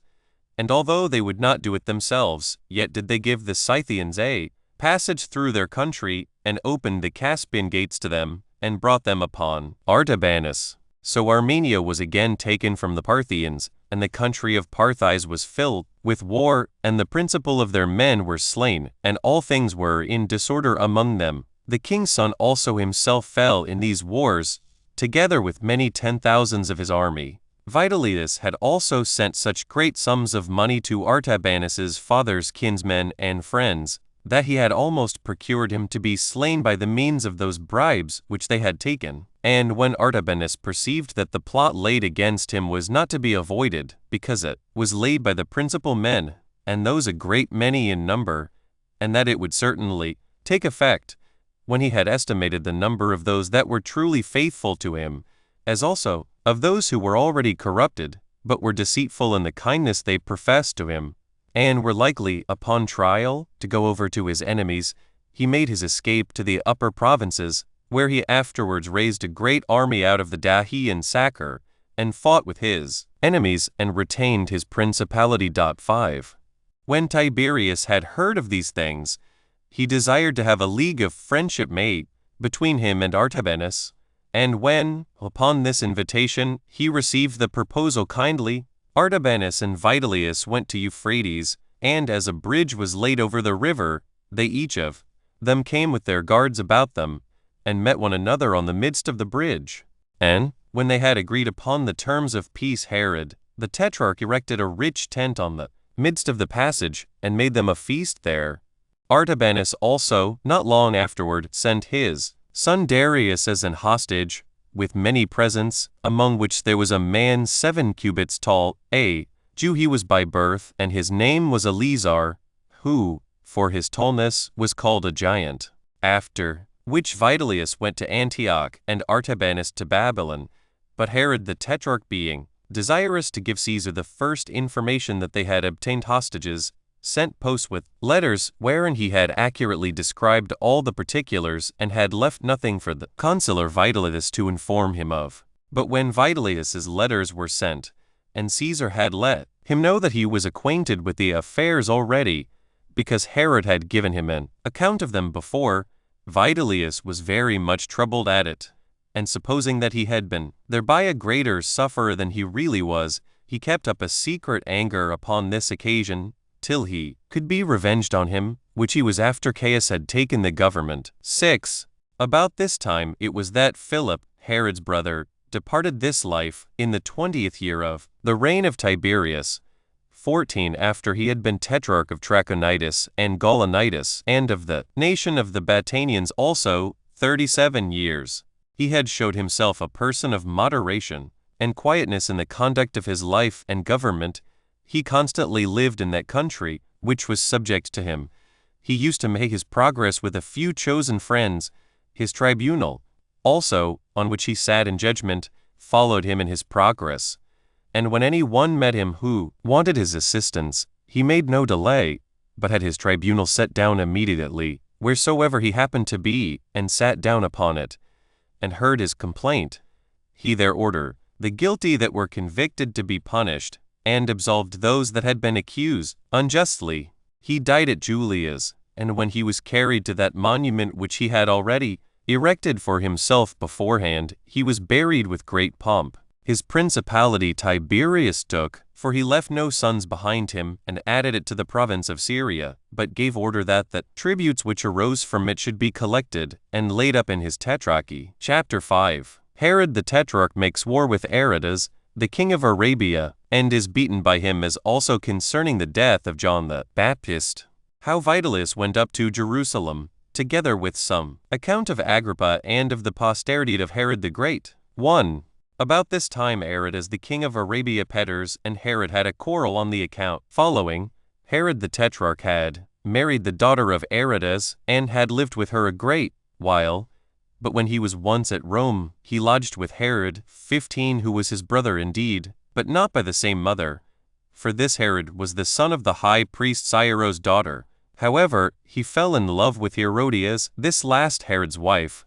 who was the daughter of Aristobulus their brother, and the sister of Agrippa the Great. This man ventured to talk to her about a marriage between them, which address, when she admitted, an agreement was made for her to change her habitation and come to him as soon as he should return from Rome. One article of this marriage also was this, that he should divorce Aridas's daughter. So Antipas, when had made this agreement, sailed to Rome, but when he had done there the business he went about, and was returned again, his wife having discovered the agreement he had made with Herodias, and having learned it before he had notice of her knowledge of the whole design, she desired him to send her to Machaerus, which is a place in the borders of the dominions of Aretas, and Herod, without informing him of any of her intentions. Accordingly Herod sent her thither, as thinking his wife had not perceived anything. Now she had sent a good while before to Machaerus, which was subject to her father, and so all things necessary for her journey were made ready for her by the general of Aridas's army,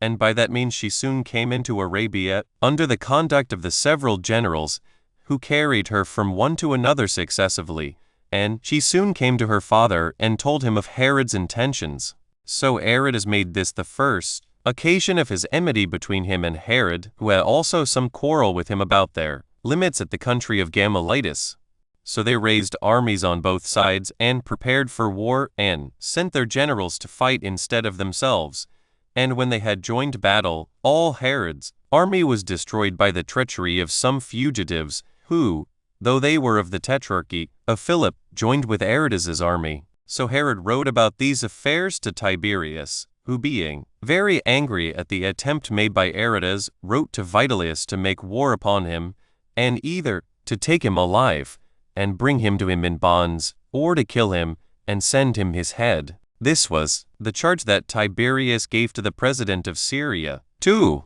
Now some of the Jews thought that the destruction of Herod's army came from God, and that, very justly, as a punishment of what he did against John, that was called the Baptist, for Herod slew him, who was a good man, and commanded the Jews to exercise virtue, both as to righteousness towards one another and piety towards God, and so to come to baptism, for that the washing with water would be acceptable to him, if they made use of it, not in order to the putting away or the remission of some sins only, but for the purification of the body, supposing still that the soul was thoroughly purified beforehand by righteousness. Now when many others came in crowds about him, for they were very greatly moved or pleased by hearing his words, Herod, who feared lest the great influence John had over the people might put it into his power and inclination to raise a rebellion, for they seemed ready to do anything he should advise, thought it best, by putting him to death, to prevent any mischief he might cause, and not bring himself into difficulties, by sparing a man who might make him repent of it, when it would be too late. Accordingly he was sent a prisoner, out of Herod's suspicious temper, to Machaerus, the castle I before mentioned, and was there put to death. Now the Jews had an opinion that the destruction of this army was sent as a punishment upon Herod, and a mark of God's displeasure to him. 3. So Vitellius prepared to make war with Aridas, having with him 2 legions of armed men. He also took with him all those of light armature, and of the horsemen which belonged to them, and were drawn out of those kingdoms which were under the Romans, and made haste for Petra, and came to Ptolemais. But as he was marching very busily, and leading his army through Judea, the principal men met him, and desired that he would not thus march through their land, for that the laws of their country would not permit them to overlook those images which were brought into it, of which there were a great many in their ensigns. So he was persuaded by what they said, and changed that resolution of his which he had before taken in this matter. Whereupon he ordered the army to march along the great plain, while he himself, with Herod the Tetrarch and his friends, went up to Jerusalem, to offer sacrifice to God, an ancient festival of the Jews being then just approaching. And when he had been there, and been honorably entertained by the multitude of the Jews, he made a stay there for 3 days, within which time he deprived Jonathan of the high priesthood, and gave it to his brother Theophilus. But when on the 4th day letters came to him, which informed him of the death of Tiberius, he obliged the multitude to take an oath of fidelity to Caius. He also recalled his army, and made them every one go home and take their winter quarters there, since, upon the devolution of the empire upon Caius, he had not the like authority of making this war, which he had before, It was also reported that when Aratus heard of the coming of Vitellius to fight him, he said, upon his consulting the diviners, that it was impossible that this army of Vitellius's could enter Petra, for that one of the rulers would die, either he that gave orders for the war, or he that was marching at the other's desire, in order to be subservient to his will, or else he against whom this army is prepared. So Vitellius truly retired to Antioch. But Agrippa, the son of Aristobulus, went up to Rome a year before the death of Tiberius, in order to treat of some affairs with the emperor, if he might be permitted so to do. I have now a mind to describe Herod and his family, how it fared with them, partly because it is suitable to this history to speak of that matter, and partly because this thing is a demonstration of the interposition of Providence, how a multitude of children is of no advantage, no more than any other strength that mankind set their hearts upon, besides those acts of piety which are done towards God. For it happened that, within the revolution of 100 years, the posterity of Herod, which were a great many in number, were, excepting a few, utterly destroyed. 16:1 may well apply this for the instruction of mankind, and learn thence how unhappy they were. It will also show us the history of Agrippa, who, as he was a person most worthy of admiration, so was he from a private man, beyond all the expectation of those that knew him, advanced to great power and authority. I have said something of them formerly, but I shall now also speak accurately about them. For Herod the Great had 2 daughters by Mariamne, the granddaughter of Hyrcanus. The one was Salamso, who was married to Phasaelus, her first cousin, who was himself the son of Phasaelus, Herod's brother, her father making the match. The other was Cypros, who was herself married also to her first cousin Antipater, the son of Salome, Herod's sister. Phasaelus had 5 children by Salamso, Antipater, Herod, and Alexander, and 2 daughters, Alexandra and Cypros, which last Agrippa, the son of Aristobulus, married, and Timaeus of Cyprus married. Alexandra, he was a man of note, but had by her no children. Agrippa had by Cypros 2 sons, and 3 daughters, which daughters were named Bernice, Maraeun, and Drusus. But the names of the sons were Agrippa and Drusus, of which Drusus died before he came to the years of puberty. But their father Agrippa was brought up with his other brethren, Herod and Aristobulus, for these were also the sons of the son of Herod the Great by Bernice.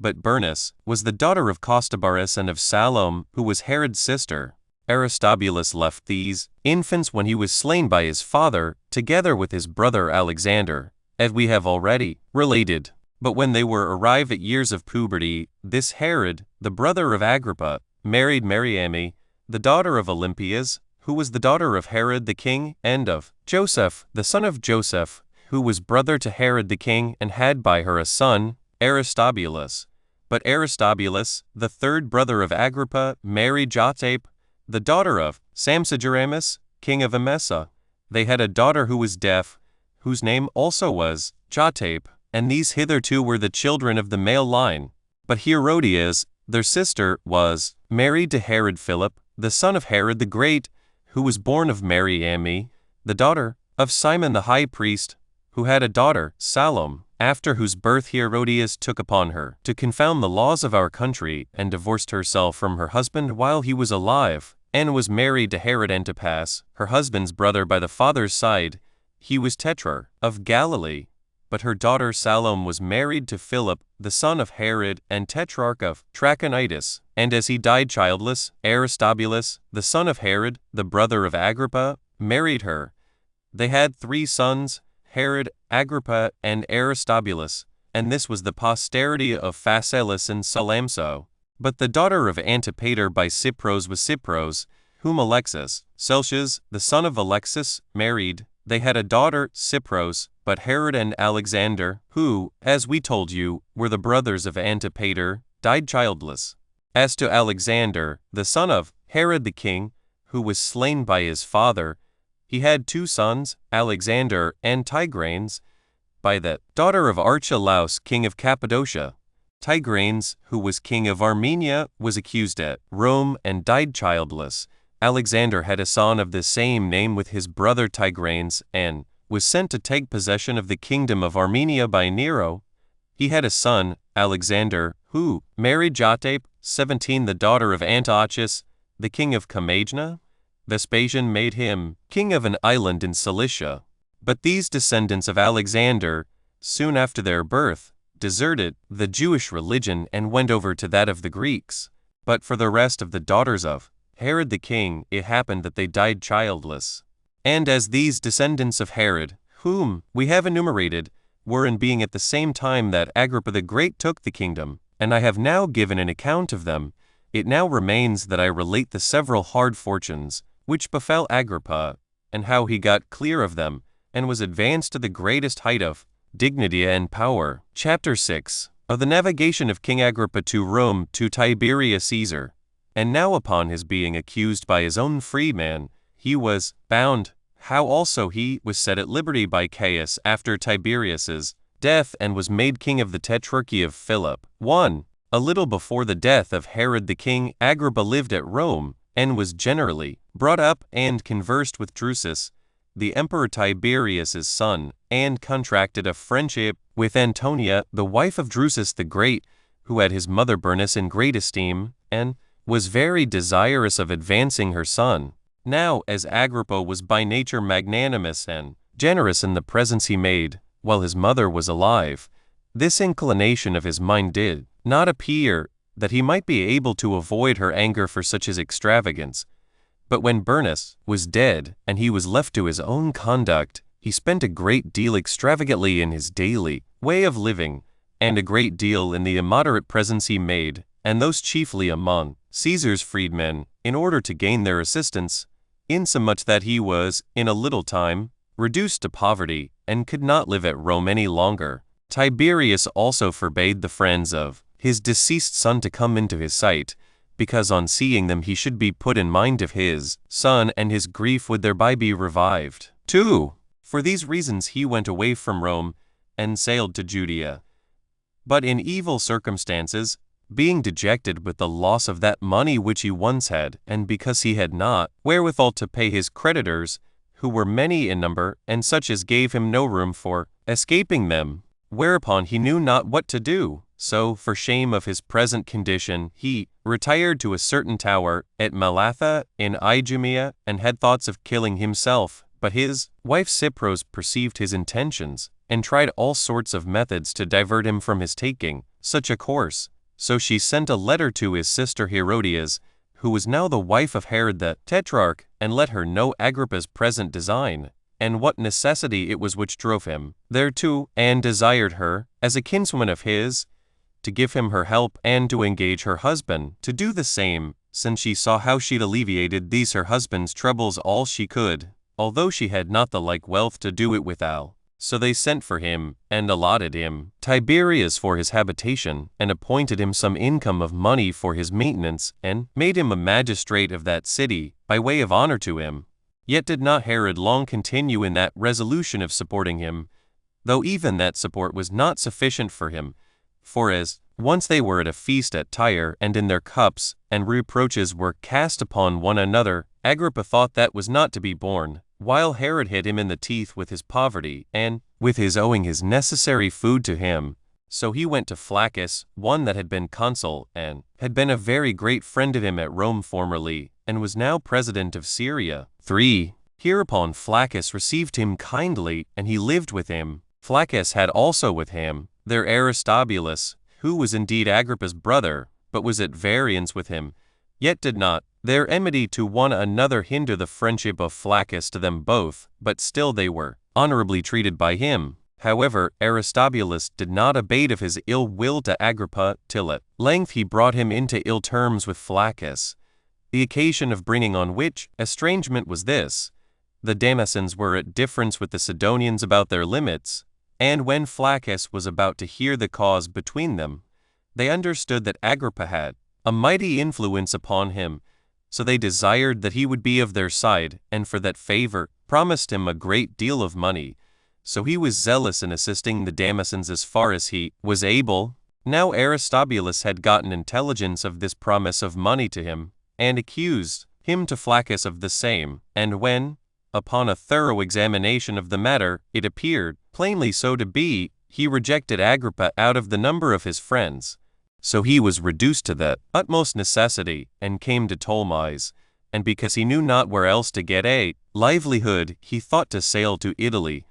But as he was restrained from so doing by want of money, he desired Marcimus, who was his freedman, to find some method for procuring him so much as he wanted for that purpose, by borrowing such a sum of some person or other. So Marcius desired of Peter, who was the freedman of Bernice, Agrippa's mother, and by the right of her testament was bequeathed to Antonia, to lend so much upon Agrippa's own bond and security. But he accused Agrippa of having defrauded him of certain sums of money, and so obliged Marcius, when he made the bond of 20,000 Attic drachmae, to accept of 2,500 drachmae as 18 less than what he desired, which the other allowed of, because he could not help it. Upon the receipt of this money, Agrippa came to Anthedon, and took shipping, and was going to set sail, but Hirnius Capito, who was the procurator of Jamhis, sent a band of soldiers to demand of him 300,000 drachmae of silver, which were by him, owing to Caesar's treasury while he was at Rome, and so forced him to stay. He then pretended that he would do as he bid him. But when night came on, he cut his cables, and went off, and sailed to Alexandria, where he desired Alexander the Alabac 19 to lend him 200,000 drachmae. But he said he would not lend it to him, but would not refuse it to Cypros, as, greatly astonished at her affection to her husband, and at the other instances of her virtue, so she undertook to repay it. Accordingly, Alexander paid them 5 talents at Alexandria, and promised to pay them the rest of that sum at Dicarchia Puteoli, and this he did out of the fear he was in that Agrippa would soon spend it. So this Cypros set her husband free, and dismissed him to go on with his navigation to Italy, while she and her children departed for Judea. 4. And now Agrippa was come to Puteoli, whence he wrote a letter to Tiberius Caesar, who then lived at Capri, and told him that he was come so far in order to wait on him, and to pay him a visit, and desired that he would give him leave to come over to Caprine. So Tiberius made no difficulty, but wrote to him in an obliging way in other respects, and withal told him he was glad of his safe return, and desired him to come to Capri. And when he was come, he did not fail to treat him as kindly as he had promised him in his letter to do. But the next day came a letter to Caesar from Hirnius Capito, to inform him that Agrippa had borrowed 300,000 drachmae, and not paid it at the time appointed, but when it was demanded of him, he ran away like a fugitive out of the places under his government, and put it out of his power to get the money out of him. When Caesar had read this letter, he was much troubled at it, and gave order that Agrippa should be excluded from his presence until he had paid that debt, upon which he was no way daunted at Caesar's anger, but entreated Antonia, the mother of Germanicus, and of Claudius, who was afterward Caesar himself, to lend him those 300,000 drachmae, that he might not be deprived of Tiberius's friendship. So, out of regard to the memory of Bernice his mother, for those two women were very familiar with one another, and out of regard to his and Claudius's education together, she lent him the money, and, upon the payment of this debt, there was nothing to hinder Tiberius's friendship to him. After this, Tiberius Caesar recommended to him his grandson, 20, and ordered that he should always accompany him when he went abroad. But upon Agrippa's kind reception by Antonia, he betook him to pay his respects to Caius, who was her grandson, and in very high reputation by reason of the goodwill they bare his father. Now there was one Thallus, a freedman of Caesar, of whom he borrowed 1,000,000 of drachmae, and thence repaid Antonia the debt he owed her, and by sending the overplus and paying his court to Caius, became a person of great authority with him. 5. Now, as the friendship which Agrippa had for Caius was come to a great height, there happened some words to pass between them, as they once were in a chariot together, concerning Tiberius. Agrippa praying to God, for they two sat by themselves, that Tiberius might soon go off the stage, and leave the government to Caius, who was in every respect more worthy of it. Now Eutychus, who was Agrippa's freedman, and drove his chariot, heard these words, and at that time said nothing of them. But when Agrippa accused him of stealing some garments of his, which was certainly true, he ran away from him. But when he was caught and brought before Piso, who was governor of the city, and the man was asked why he ran away, he replied that he had somewhat to say to Caesar that tended to his security and preservation. So Piso bound him and sent him to Capri. But Tiberius, according to his usual custom, kept him still in bonds, being a delayer of affairs, if ever there was any other king or tyrant that was so. For he did not admit ambassadors quickly, and no successors were dispatched away to governors or procurators of the provinces that had been formerly sent, unless they were dead. Whence it was that he was so negligent in hearing the causes of prisoners, insomuch that when he was asked by his friends what was the reason of his delay in such cases, he said that he delayed to hear ambassadors, lest, upon their quick dismission, other ambassadors should be appointed and return upon him, and so he should bring trouble upon himself in their public reception and dismission, that he permitted those governors who had been sent once to their government to stay there a long while, out of regard to the subjects that were under them, for that all governors are naturally disposed to get as much as they can,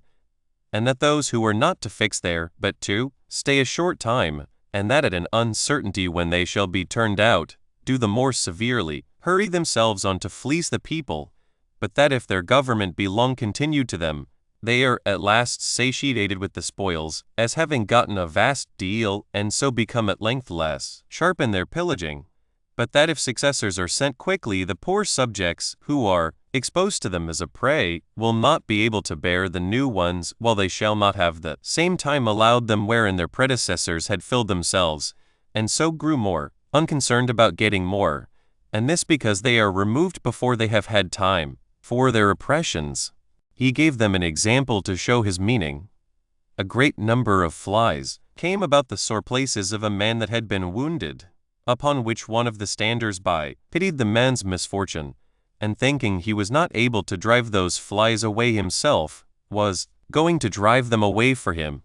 but he prayed him to let them alone. The other, by way of reply, asked him the reason of such a preposterous proceeding in preventing relief from his present misery, to which he answered, If thou drivest these flies away, thou wilt hurt me worse, for as these are already full of my blood, they do not crowd about me, nor pain me so much as before, but are somewhat more remiss, while the fresh ones that come almost famished, and find me quite tired down already, will be my destruction. For this cause, therefore, it is that I am myself careful not to send such new governors perpetually to those my subjects, who are already sufficiently harassed by many oppressions, as may, like these flies, further distress them, and so, besides their natural desire of gain, may have this additional incitement to it, that they expect to be suddenly deprived of that pleasure which they take in it. And, as a further attestation to what I say of the dilatory nature of Tiberius,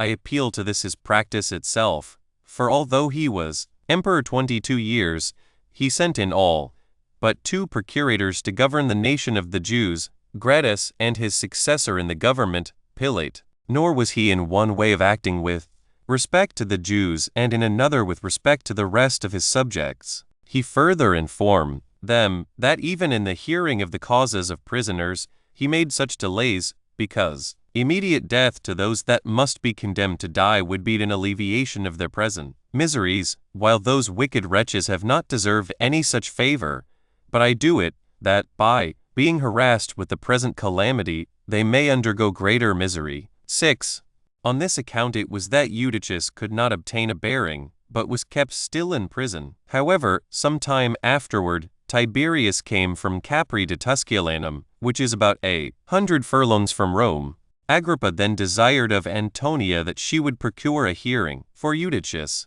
let the matter whereof he accused him prove what it would. Now Antonia was greatly esteemed by Tiberius on all accounts, from the dignity of her relation to him, who had been his brother Drusus's wife, and from her eminent chastity. 21 For though she was still a young woman, she continued in her widowhood, and refused all other matches, although Augustus had enjoined her to be married to somebody else. Yet did she all along preserve her reputation free from reproach. She had also been the greatest benefactress to Tiberius, when there was a very dangerous plot laid against him by Sejanus, a man who had been her husband's friend, and Wire had the greatest authority, because he was general of the army, and when many members of the Senate and many of the freedmen joined with him, and the soldiery was corrupted, and the plot was come to a great height. Now Sejanus had certainly gained his point, had not Antonia's boldness been more wisely conducted than Sejanus's malice. For when she had discovered his designs against Tiberius, she wrote him an exact account of the whole, and gave the letter to Pallas, the most faithful of her servants, and sent him to Capper to Tiberius, who, when he understood it, slew Sejanus and his confederates, so that Tiberius, who had her in great esteem before, now looked upon her with still greater respect, and depended upon her in all things. So when Tiberius was desired by this Antonia to examine Eutychus, he answered, If indeed Eutychus hath falsely accused Agrippa in what he hath said of him, he hath had sufficient punishment by what I have done to him already. But if, upon examination, the accusation appears to be true, let Agrippa have a care, lest, out of desire of punishing his freedman, he do not rather bring a punishment upon himself. Now when Antonia told Agrippa of this, he was still much more pressing that the matter might be examined into. So Antonia, upon Agrippa's lying hard at her continually to beg this favor, took the following opportunity. As Tiberius lay once at his ease upon his sedan, and was carried about, and Caius, her grandson, and Agrippa were before him after dinner, she walked by the sedan, and desired him to call Eutychus, and have him examined. To which he replied, O Antonia, the gods are my witnesses that I am induced to do what I am going to do, not by my own inclination, but because I am forced to it by thy prayers. When he had said this, he ordered Macro, who succeeded Sejanus, to bring Eutychus to him. Accordingly, without any delay, he was brought. Then Tiberius asked him what he had to say against a man who had given him his liberty. Upon which he said, O my lord, this Caius, and Agrippa with him, were once riding in a chariot, when I sat at their feet, and, among other discourses that passed, Agrippa said to Caius, O that the day would once come when this old fellow will dies and name thee for the governor of the habitable earth. For then this Tiberius, his grandson, would be no hindrance, but would be taken off by thee, and that earth would be happy, and I happy also. Now Tiberius took these to be truly Agrippa's words, and bearing a grudge withal at Agrippa, because, when he had commanded him to pay his respects to Tiberius, his grandson, and the son of Drusus, Agrippa had not paid him that respect, but had disobeyed his commands, and transferred all his regard to Caius. He said to Macro, Bind this man. But Macro, not distinctly knowing which of them it was whom he bid him bind, and not expecting that he would have any such thing done to Agrippa, he forbore, and came to ask more distinctly what it was that he said. But when Caesar had gone round the hippodrome, he found Agrippa standing. For certain, said he, Macro, this is the man I meant to have bound. And when he still asked, which of these is to be bound, he said Agrippa. Upon which Agrippa betook himself to make supplication for himself, putting him in mind of his son, with whom he was brought up, and of Tiberius's grandson whom he had educated, but all to no purpose, for they led him about bound even in his purple garments. It was also very hot weather, and they had but little wine to their meal, so that he was very thirsty. He was also in a sort of agony, and took this treatment of him heinously. As he therefore saw one of Caius's slaves, whose name was Thaumastus, carrying some water in a vessel, he desired that he would let him drink. So the servant gave him some water to drink, and he drank heartily, and said, O thou boy, this service of thine to me will be for thy advantage, for if I once get clear of these my bonds, I will soon procure thee thy freedom of Caius, who has not been wanting to minister to me now I am in bonds in the same manner as when I was in my former state and dignity. Nor did he deceive him in what he promised him, but made him amends for what he had now done. For when, afterward Agrippa was come to the kingdom, he took particular care of Thaumastus, and got him his liberty from Caius, and made him the steward over his own estate. And when he died, he left him to Agrippa his son, and to Bernice his daughter, to minister to them in the same capacity. The man also grew old in that honorable post, and therein died.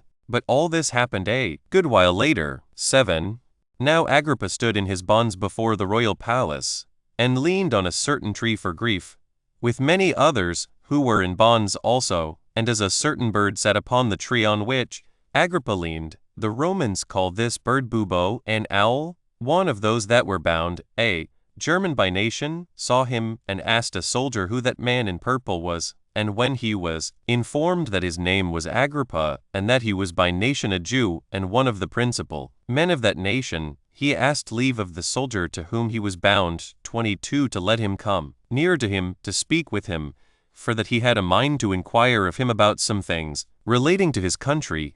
which liberty, when he had obtained, and as he stood near him, he said thus to him by an interpreter, This sudden change of thy condition, O young man, is grievous to thee, as bringing on thee a manifold and very great adversity. Nor wilt thou believe me, when I foretell how thou wilt get clear of this misery which thou art now under, and how divine providence will provide for thee. Know therefore, and I appeal to my own country gods, as well as to the gods of this place, who have awarded these bonds to us, that all I am going to say about thy concerns shall neither be said for favor nor bribery, nor out of an endeavor to make thee cheerful without cause, for such predictions, when they come to fail, make the grief at last, and, in earnest, more bitter than if the party had never heard of any such thing. However, though I run the hazard of my own self, I think it fit to declare to thee the prediction of the gods. It cannot be that thou shouldst long continue in these bonds, but thou wilt soon be delivered from them, and wilt be promoted to the highest dignity and power, and thou wilt be envied by all those who now pity thy hard fortune, and thou wilt be happy till thy death, and wilt leave thine happiness to the children whom thou shalt have. But do thou remember, when thou seest this bird again, that thou wilt then live but 5 days longer. This event will be brought to pass by that God who hath sent this bird hither to be a sign unto thee. And I cannot but think it unjust to conceal from thee what I foreknow concerning thee, that, by thy knowing beforehand what happiness is coming upon thee, thou mayst not regard thy present misfortunes. But when this happiness shall actually befall thee, do not forget what misery I am in myself, but endeavor to deliver me. So, when the German had said this, he made Agrippa laugh at him as much as he afterwards appeared worthy of admiration. But now Antonia took Agrippa's misfortune to heart. However, to speak to Tiberius on his behalf, she took to be a very difficult thing, and indeed quite impracticable as to any hope of success. Yet did she procure of Macro that the soldiers that kept him should be of a gentle nature, and that the centurion who was over them and was to diet with him should be of the same disposition, and that he might have leave to bathe himself every day, and that his freedmen and friends might come to him, and that other things that tended to ease him might be indulged him. So his friend Silas came into him, and 2 of his freedmen, Marsoes and Stechus, brought him such sorts of food as he was fond of, and indeed took great care of him. They also brought him garments, under pretense of selling them, and when night came on, they laid them under him, and the soldiers assisted them, as Macro had given them order to do beforehand. And this was Agrippa's condition for 6 months' time, and in this case were his affairs. 8. But for Tiberius, upon his return to Caprine, he fell sick. At first his distemper was but gentle, but as that distemper increased upon him, he had small or no hopes of recovery. Hereupon he bid Euodus, who was that freed man whom he most of all respected, to bring the children 23 to him, for that he wanted to talk to them before he died. Now he had at present no sons of his own alive, for Drusus, who was his only son, was dead. But Drusus's son Tiberius was still living, whose additional name was Gemellus. There was also living Caius, the son of Germanicus, who was the son 24 of his brother Drusus. He was now grown up, and had a liberal education, and was well improved by it, and was in esteem and favor with the people on account of the excellent character of his father Germanicus, who had attained the highest honor among the multitude, by the firmness of his virtuous behavior, by the easiness and agreeableness of his conversing with the multitude, and because the dignity he was in did not hinder his familiarity with them all, as if they were his equals, by which behavior he was not only greatly esteemed by the people and the Senate, but by every one of those nations that were subject to the Romans, some of which were affected when they came to him with the gracefulness of their reception by him, and others were affected in the same manner by the report of the others that had been with him. And, upon his death, there was a lamentation made by all men, not such a one as was to be made in way of flattery to their rulers, while they did but counterfeit sorrow, but such as was real, while everybody grieved at his death, as if they had lost one that was near to them. And truly such had been his easy conversation with men, that it turned greatly to the advantage of his son among all, and, among others, the soldiery were so peculiarly affected to him that they reckoned it an eligible thing, if need were, to die themselves, if he might but attain to the government. 9. But when Tiberius had given order to Euodus to bring the children to him the next day in the morning, he prayed to his country gods to show him a manifest signal which of those children should come to the government, being very desirous to leave it to his son's son, but still depending upon what God should foreshow concerning them more than upon his own opinion and inclination. So he made this to be the omen that the government should be left to him who should come to him first the next day. When he had thus resolved within himself, he sent to his grandson's tutor and ordered him to bring the child to him early in the morning, as supposing that God would permit him to be made emperor. But God proved opposite to his designation, for, while Tiberius was thus contriving matters, and as soon as it was at all day, he bid Euodus to call in that child which should be there ready. So he went out, and found Caius before the door, for Tiberius was not yet come,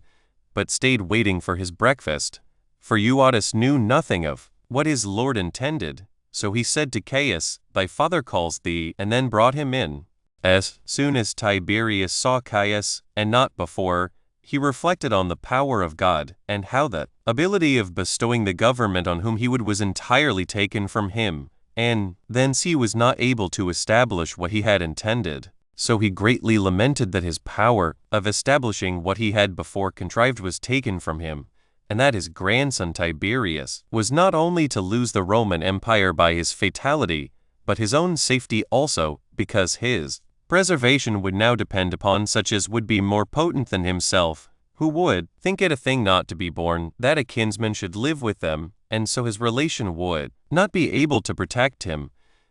but he would be feared and baited by him who had the supreme authority, partly on account of his being next to the empire, and partly on account of his perpetually contriving to get the government, both in order to preserve himself and to be at the head of affairs also. Now Tiberius had been very much given to astrology, 25, and the calculation of nativities, and had spent his life in the esteem of what predictions had proved true, more than those whose profession it was. Accordingly, when he once saw Galba coming into him, he said to his most intimate friends that there came in a man that would one day have the dignity of the Roman Empire, so that this Tiberius was more addicted to all such sorts of diviners than any other of the Roman emperors, because he had found them to have told him truth in his own affairs. And indeed he was now in great distress upon this accident that had befallen him, and was very much grieved at the destruction of his son's son, which he foresaw,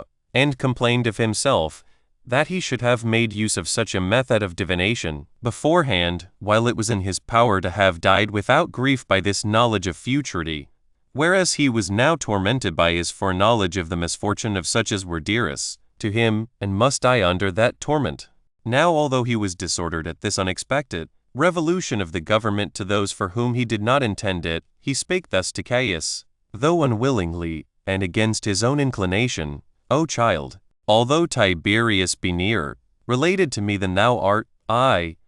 by my own determination, and the conspiring suffrage of the gods, do give and put into thy hand the Roman Empire,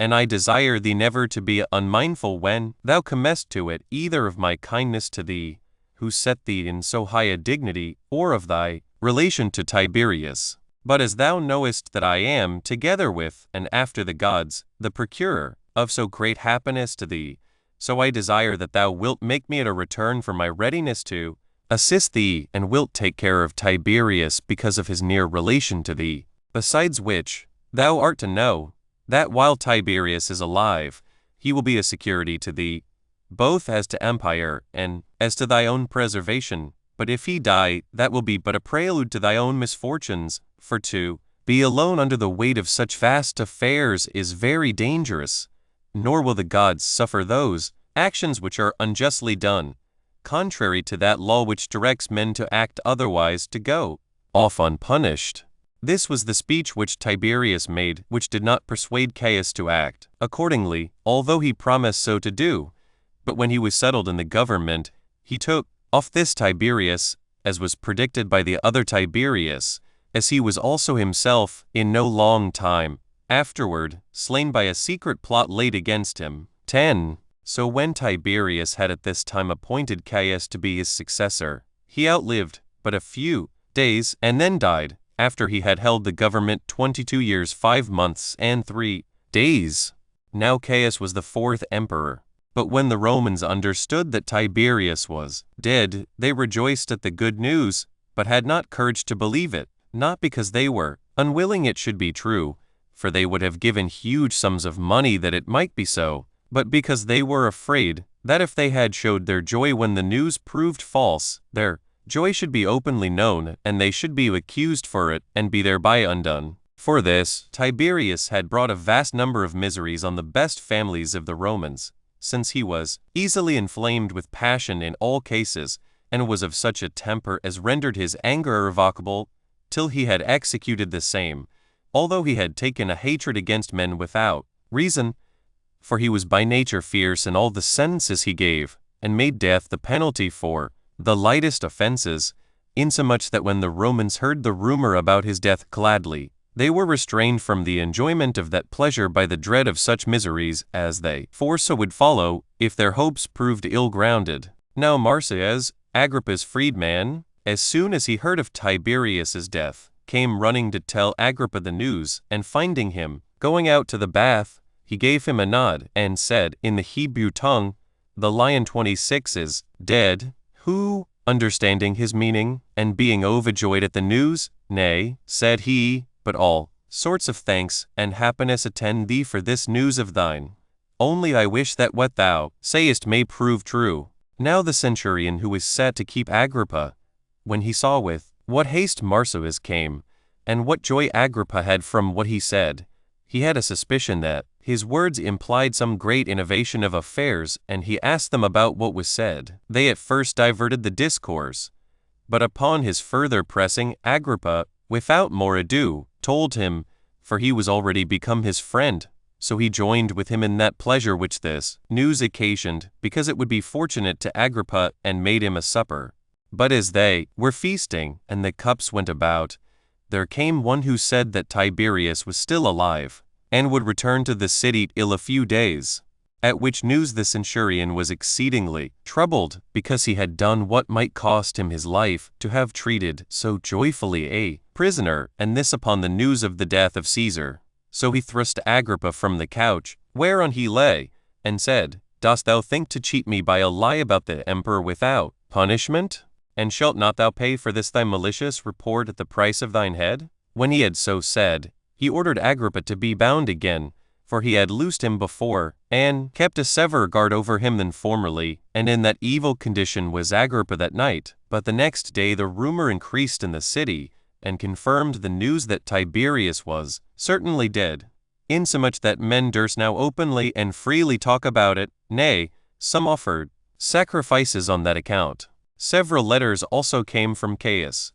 one of them to the Senate, which informed them of the death of Tiberius, and of his own entrance on the government, another to Piso, the governor of the city, which told him the same thing. He also gave order that Agrippa should be removed out of the camp, and go to that house where he lived before he was put in prison, so that he was now out of fear as to his own affairs. For although he was still in custody, yet it was now with ease to his own affairs. Now, as soon as Caius was come to Rome, and had brought Tiberius's dead body with him, and had made a sumptuous funeral for him, according to the laws of his country, he was much disposed to set Agrippa at liberty that very day, but Antonia hindered him, not out of any ill will to the prisoner, but out of regard to decency in Caius, lest that should make men believe that he received the death of Tiberius with pleasure when he loosed one whom he had bound immediately. However, there did not many days pass ere he sent for him to his house, and had him shaved, and made him change his raiment, after which he put a diadem upon his head, and appointed him to be king of the tetrarchy of Philip. He also gave him the tetrarchy of Lysanias,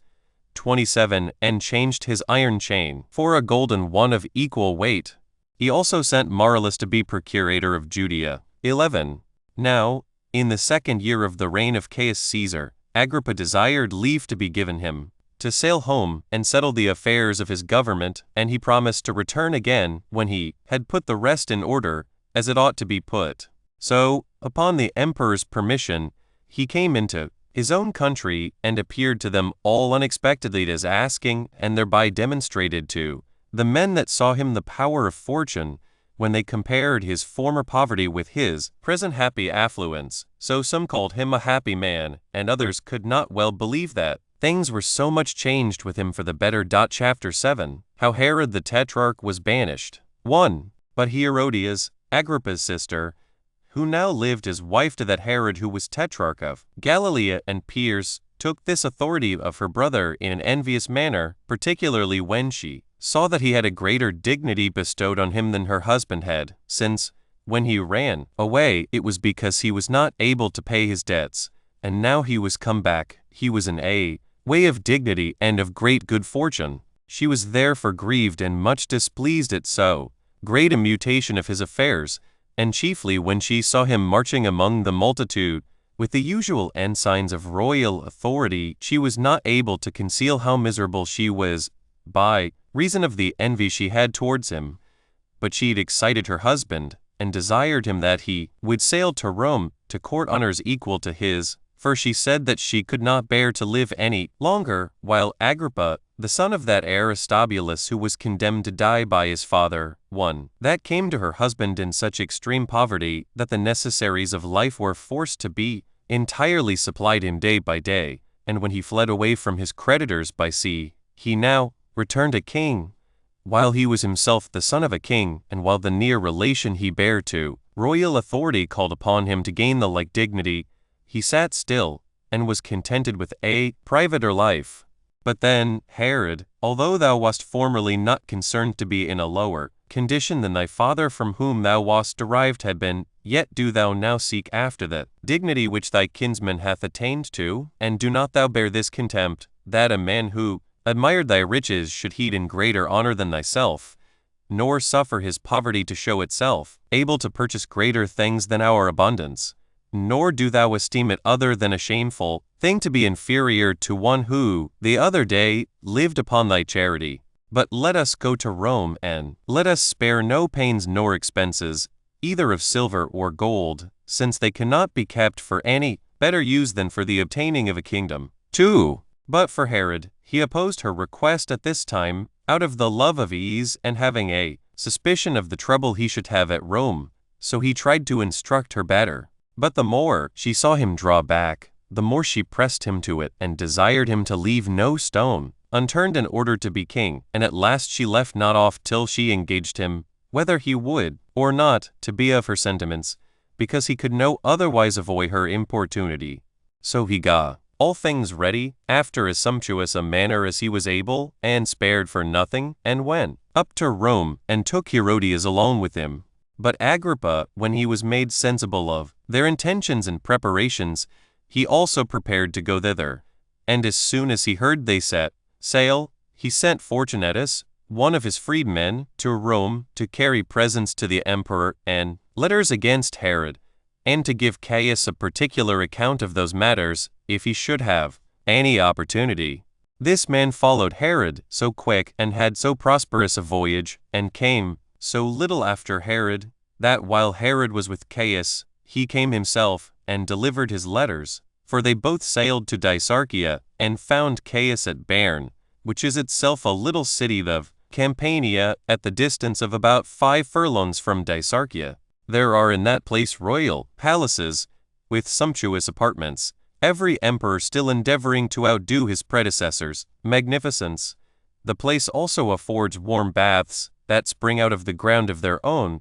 accord, which are of advantage for the recovery of the health of those that make use of them, and, besides, they minister to men's luxury also. Now Caius saluted Herod, for he first met with him, and then looked upon the letters which Agrippa had sent him, and which were written in order to accuse Herod, wherein he accused him, that he had been in confederacy with Sejanus against Tiberius's, and that he was now confederate with Artabanus, the king of Parthia, in opposition to the government of Caius, as a demonstration of which he alleged that he had armor sufficient for 70,000 men ready in his armory. Caius was moved at this information, and asked Herod whether what was said about the armor was true, and when he confessed there was such armor there, for he could not deny the same, the truth of it being too notorious, Caius took that to be a sufficient proof of the accusation, that he intended to revolt. So he took away from him his tetrarchy, and gave it by way of addition to Agrippa's kingdom.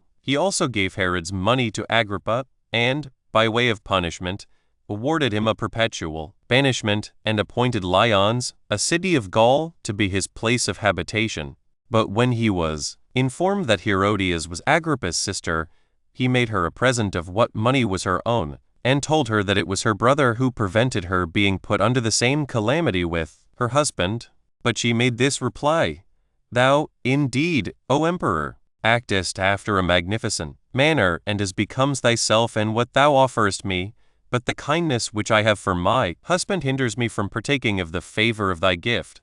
For it is not just that I, who have been made a partner in his prosperity, should forsake him in his misfortunes. Hereupon Caius was angry at her, and sent her with Herod into banishment, and gave her estate to Agrippa. And thus did God punish Herodias for her envy at her brother, and Herod also for giving ear to the vain discourses of a woman. Now Caius managed public affairs with great magnanimity during the 1st and 2nd year of his reign, and behaved himself with such moderation, that he gained the goodwill of the Romans themselves and of his other subjects. But in process of time he went beyond the bounds of human nature in his conceit of himself, and by reason of the vastness of his dominions made himself a god, and took upon himself to act in all things to the reproach of the deity itself. Chapter 8. Concerning the embassage of the Jews to Caius. 28. And how Caius sent Petronius into Syria to make war against the Jews, unless they would receive his statue. 1. There was now a tumult arisen at Alexandria between the Jewish inhabitants and the Greeks, and 3 ambassadors were chosen out of each party that were at variance, who came to Caius. Now one of these ambassadors from the people of Alexandria was a Paean, 29, who uttered many blasphemies against the Jews, and, among other things that he said, he charged them with neglecting the honors that belonged to Caesar, for that while all who were subject to the Roman Empire built altars and temples to Caius, and in other regards universally receive him as they receive the gods, these Jews alone thought it a dishonorable thing for them to erect statues in honor of him, as well as to swear by his name. Many of these severe things were said by a Paean, by which he hoped to provoke Caius to anger at the Jews, as he was likely to be.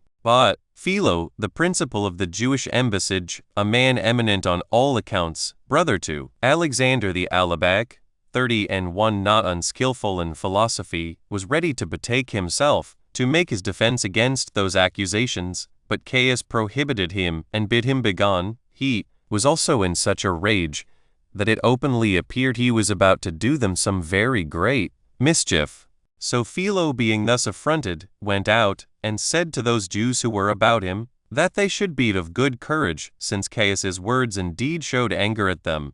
but in reality had already set God against himself. 2. Hereupon Caius, taking it very heinously that he should be thus despised by the Jews alone, sent Petronius to be president of Syria and successor in the government to Vitellius, and gave him order to make an invasion into Judea with a great body of troops, and if they would admit off his statue willingly, to erect it in the temple of God,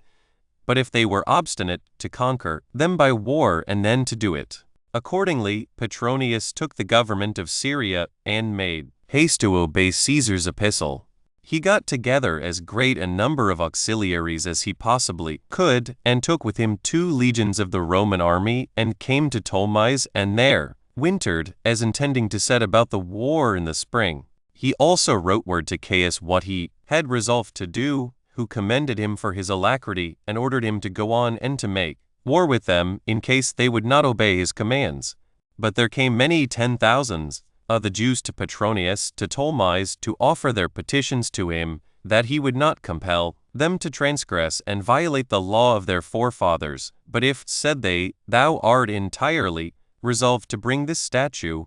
and erect it, do thou first kill us, and then do what thou hast resolved on. For while we are alive we cannot permit such things as are forbidden us to be done by the authority of our legislator, and by our forefathers' determination that such prohibitions are instances of virtue. But Petronius was angry at them, and said, if indeed I were myself emperor, and were at liberty to follow my own inclination, and then had designed to act thus, these your words would be justly spoken to me. But now Caesar hath sent to me, I am under the necessity of being subservient to his decrees, because a disobedience to them will bring upon me inevitable destruction. Then the Jews replied, since, therefore, thou art so disposed, O Petronius, that thou wilt not disobey Caius's epistles, neither will we transgress the commands of our law, and as we depend upon the excellency of our laws and by the labors of our ancestors have continued hitherto without suffering them to be transgressed, we dare not by any means suffer ourselves to be so timorous as to transgress those laws out of the fear of death, which God hath determined are for our advantage, and if we fall into misfortunes, we will bear them in order to preserve our laws, as knowing that those who expose themselves to dangers have good hope of escaping them, because God will stand on our side, when, out of regard to him, we undergo afflictions, and sustain the uncertain turns of fortune. But if we should submit to thee, we should be greatly reproached for our cowardice, as thereby showing ourselves ready to transgress our law, and we should incur the great anger of God also, who, even thyself being judge, is superior to Caius. 3. When Petronius saw by their words that their determination was hard to be removed, and that, without a war, he should not be able to be subservient to Caius in the dedication of his statue, and that there must be a great deal of bloodshed, he took his friends, and the servants that were about him, and hasted to Tiberias, as wanting to know in what posture the affairs of the Jews were. And many 10,000s of the Jews met Petronius again, when he was come to Tiberias. These thought they must run a mighty hazard if they should have a war with the Romans, but judged that the transgression of the law was of much greater consequence, and made supplication to him, that he would by no means reduce them to such distresses, nor defile their city with the dedication of the statue.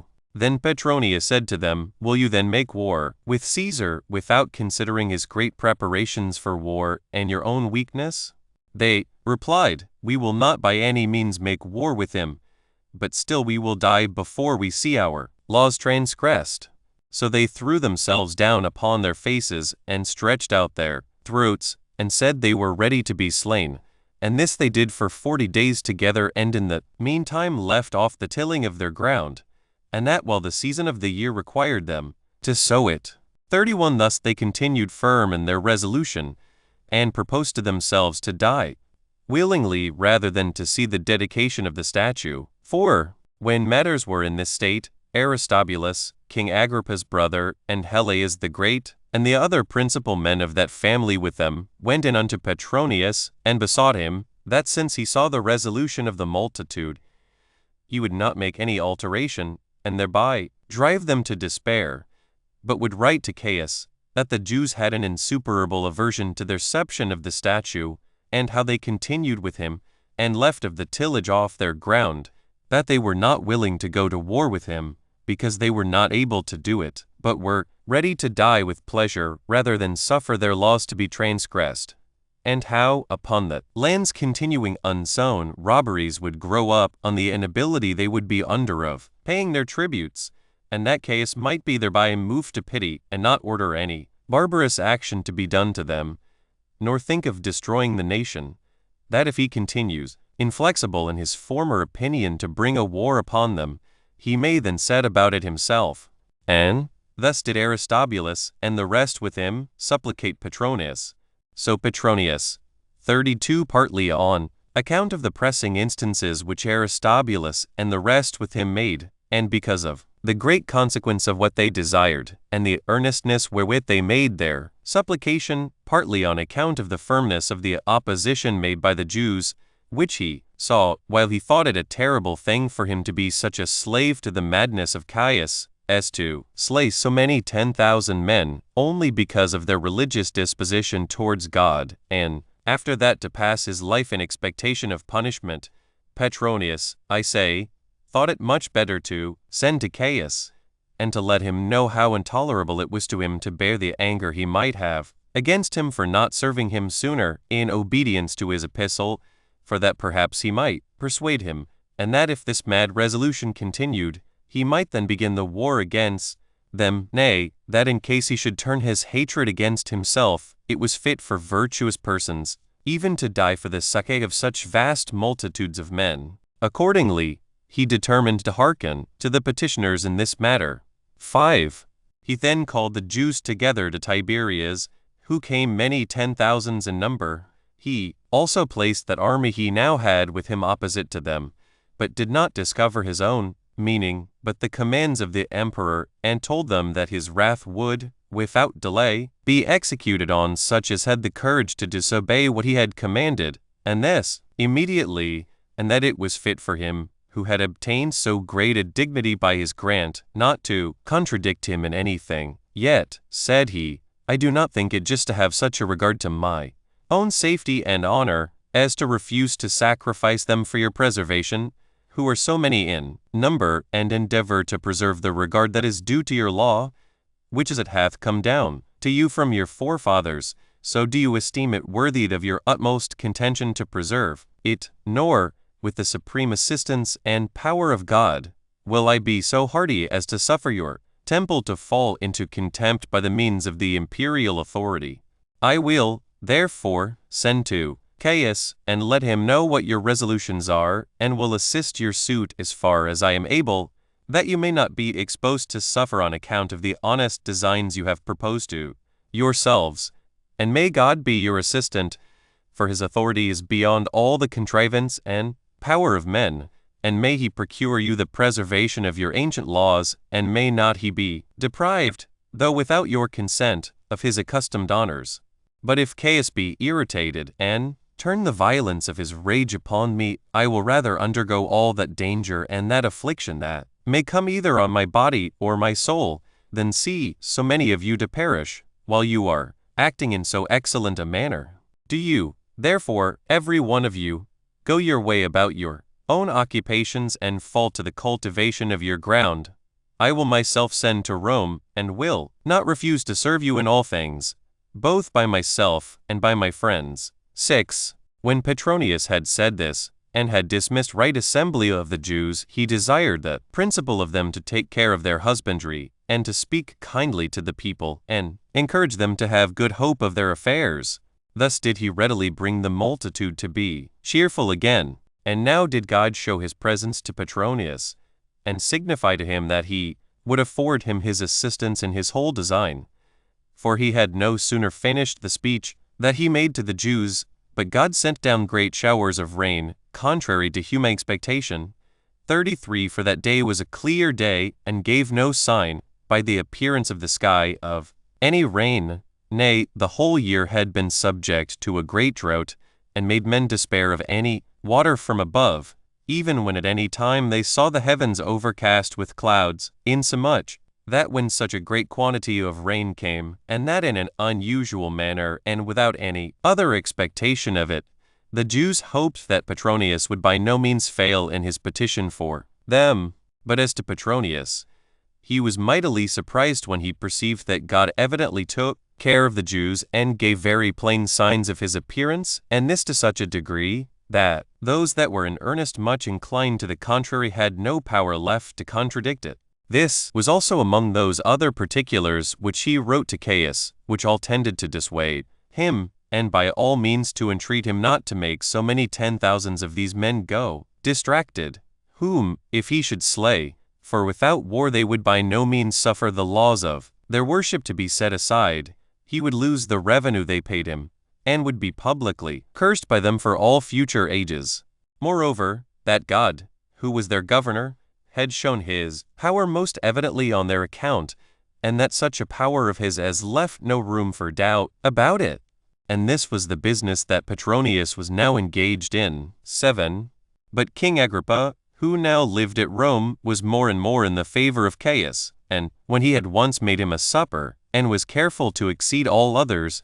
both in expenses and in such preparations as might contribute most to his pleasure, nay, it was so far from the ability of others, that Caius himself could never equal, much less exceed it. Such care had he taken beforehand to exceed all men, and particularly to make all agreeable to Caesar. Hereupon Caius admired his understanding and magnificence, that he should force himself to do all to please him, even beyond such expenses as he could bear, and was desirous not to be behind Agrippa in that generosity which he exerted in order to please him. So Caius, when he had drank wine plentifully, and was merrier than ordinary, said thus during the feast, when Agrippa had drunk to him, I knew before now how great a respect thou hast had for me, and how great kindness thou hast shown me, though with those hazards to thyself, which thou underwentest under Tiberius, on that account. Nor hast thou omitted anything to show thy goodwill towards us, even beyond thy ability, whence it would be a base thing for me to be conquered by thy affection. I am, therefore, desirous to make thee amends for everything in which I have been formerly deficient, for all that I have bestowed on thee, that may be called my gifts, is but little. Everything that may contribute to thy happiness shall be at thy service, and that cheerfully, and so far as my ability will reach. 34. And this was what Caius said to Agrippa, thinking he would ask for some large country, or the revenues of certain cities. But although he had prepared beforehand what he would ask, yet had he not discovered his intentions, but made this answer to Caius immediately,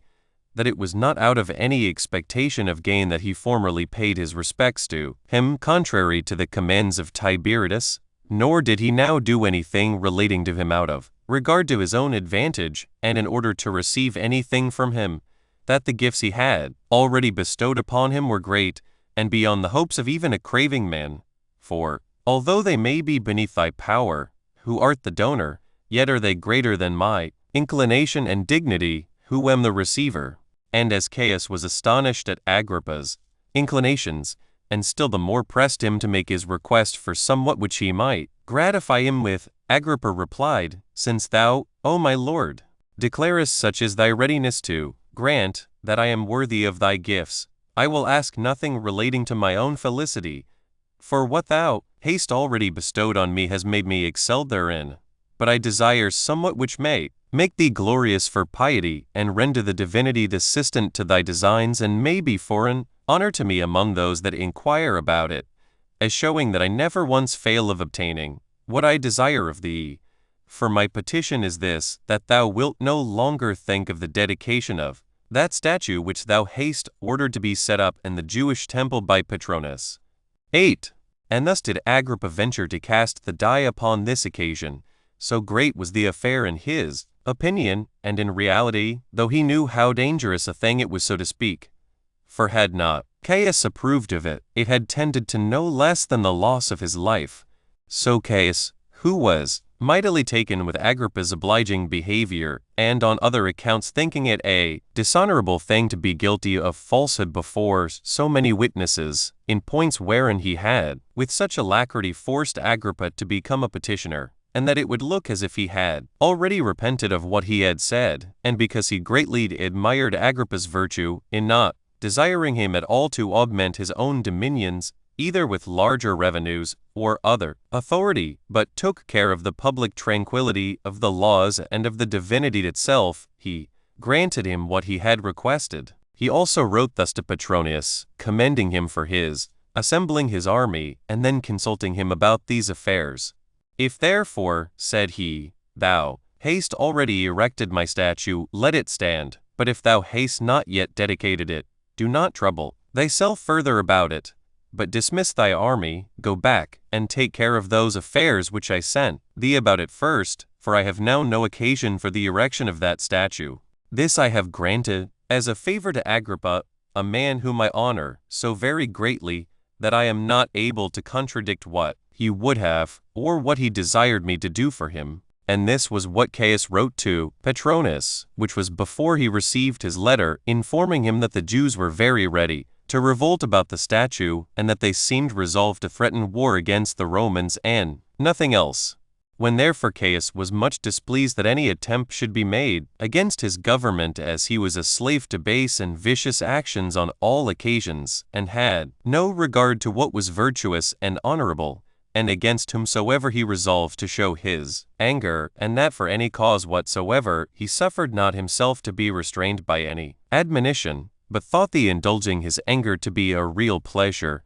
he wrote thus to Petronius: Seeing thou esteemest the presents made thee by the Jews to be of greater value than my commands, and art grown insolent enough to be subservient to their pleasure, I charge thee to become thy own judge, and to consider what thou art to do now thou art under my displeasure. For I will make thee an example to the present and to all future ages, that they may not dare to contradict the commands of their emperor. 9. This was the epistle which Caius wrote to Petronius. But Petronius did not receive it while Caius was alive, that ship which carried it sailing so slow that other letters came to Petronius before this, by which he understood that Caius was dead. For God would not forget the dangers Petronius had undertaken on account of the Jews and of his own honor. But when he had taken Caius away, out of his indignation of what he had so insolently attempted in assuming to himself divine worship, both Rome and all that dominion conspired with Petronius, especially those that were of the senatorian order, to give Caius his due reward, because he had been unmercifully severe to them.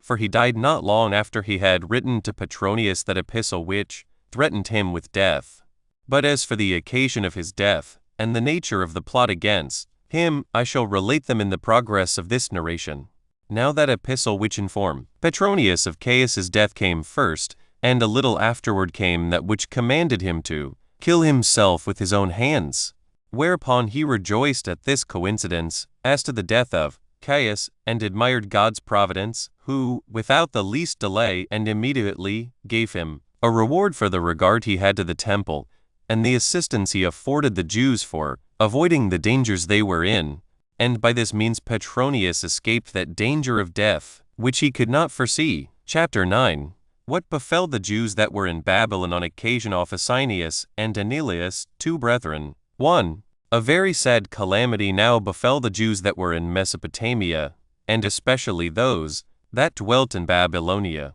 Inferior it was to none of the calamities which had gone before, and came together with a great slaughter of them, and that greater than any upon record before. Concerning all which I shall speak accurately, and shall explain the occasions whence these miseries came upon them. There was a city of Babylonia called Nirda, not only of her populace, one, but one that had a good and a large territory about it, and, besides its other advantages, full of men also. It was, besides, not easily to be assaulted by enemies, from the river Euphrates, encompassing it all round, and from the wales that were built about it. There was also the city, Nisibis, situate on the same current of the river, for which reason the Jews, depending on the natural strength of these places, deposited in them that half shekel which every one, by the custom of our country, offers unto God, as well as they did other things devoted to him, for they made use of these cities as a treasury, whence, at a proper time, they were transmitted to Jerusalem, and many 10,000 men undertook the carriage of those donations, out of fear of the ravages of the Parthians, to whom the Babylonians were then subject. Now there were two men, Asinius and Anelius, of the city near to by birth, and brethren to one another. They were destitute of a father, and their mother put them to learn the art of weaving curtains, it not being esteemed disgrace among them for men to be weavers of cloth. Now he that taught them that art, and was set over them, complained that they came too late to their work, and punished them with stripes. But they took this just punishment as an affront, and carried off all the weapons, which were kept in that house, which were not a few, and went into a certain place where was a partition of the rivers, and was a place naturally very fit for the feeding of cattle, and for preserving such fruits as were usually laid up against winter. The poorest sort of the young men also resorted to them, whom they armed with the weapons they had gotten, and became their captains, and nothing hindered them from being their leaders into mischief. For as soon as they were become invincible, and had built them a citadel, they sent to such as fed cattle, and ordered them to pay them so much tribute out of them as might be sufficient for their maintenance, proposing also that they would be their friends if they would submit to them, and that they would defend them from all their other enemies on every side, but that they would kill the cattle of those that refused to obey them. So they hearkened to their proposals, for they could do nothing else, and sent them as many sheep as were required of them, whereby their forces grew greater, and they became lords over all they pleased, because they marched suddenly, and did them a mischief, insomuch that everybody who had to do with them chose to pay them respect, and they became formidable to such as came to assault them, till the report about them came to the ears of the king of Parthia himself, too. But when the governor of Babylonia understood this, and had a mind to put a stop to them, before they grew greater, and before greater mischief should arise from them, he got together as great an army as he could, both of Parthians and Babylonians, and marched against them, thinking to attack them, and destroy them before any one should carry them the news that he had got an army together. He then encamped at a lake, and lay still. But on the next day it was the Sabbath, which is among the Jews a day of rest from all sorts of work. He supposed that the enemy would not dare to fight him thereon, but that he would take them and carry them away, prisoners without fighting. He therefore proceeded gradually, and thought to fall upon them on the sudden. Now Asinius was sitting with the rest, and their weapons lay by them, upon which he said, Sirs, I hear a neighing of horses,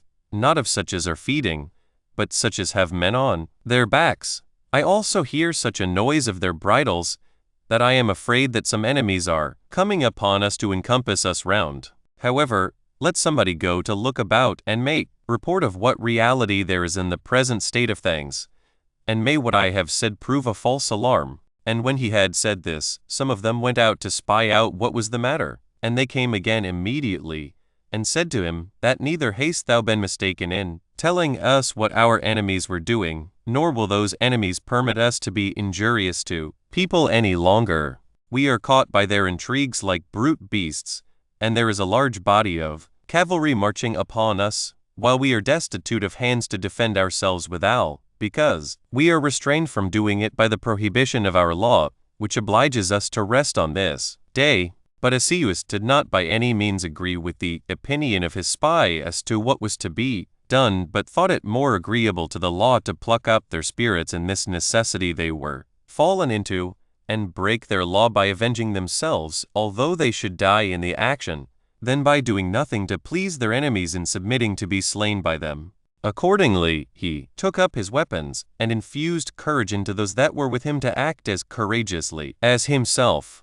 So they fell upon their enemies, and slew a great many of them, because they despised them, and came as to a certain victory, and put the rest to flight. 3. But when the news of this fight came to the king of Parthia, he was surprised at the boldness of these brethren, and was desirous to see them and speak with them. He therefore sent the most trusty of all his guards to say thus to them, That King Artspenus, although he had been unjustly treated by you,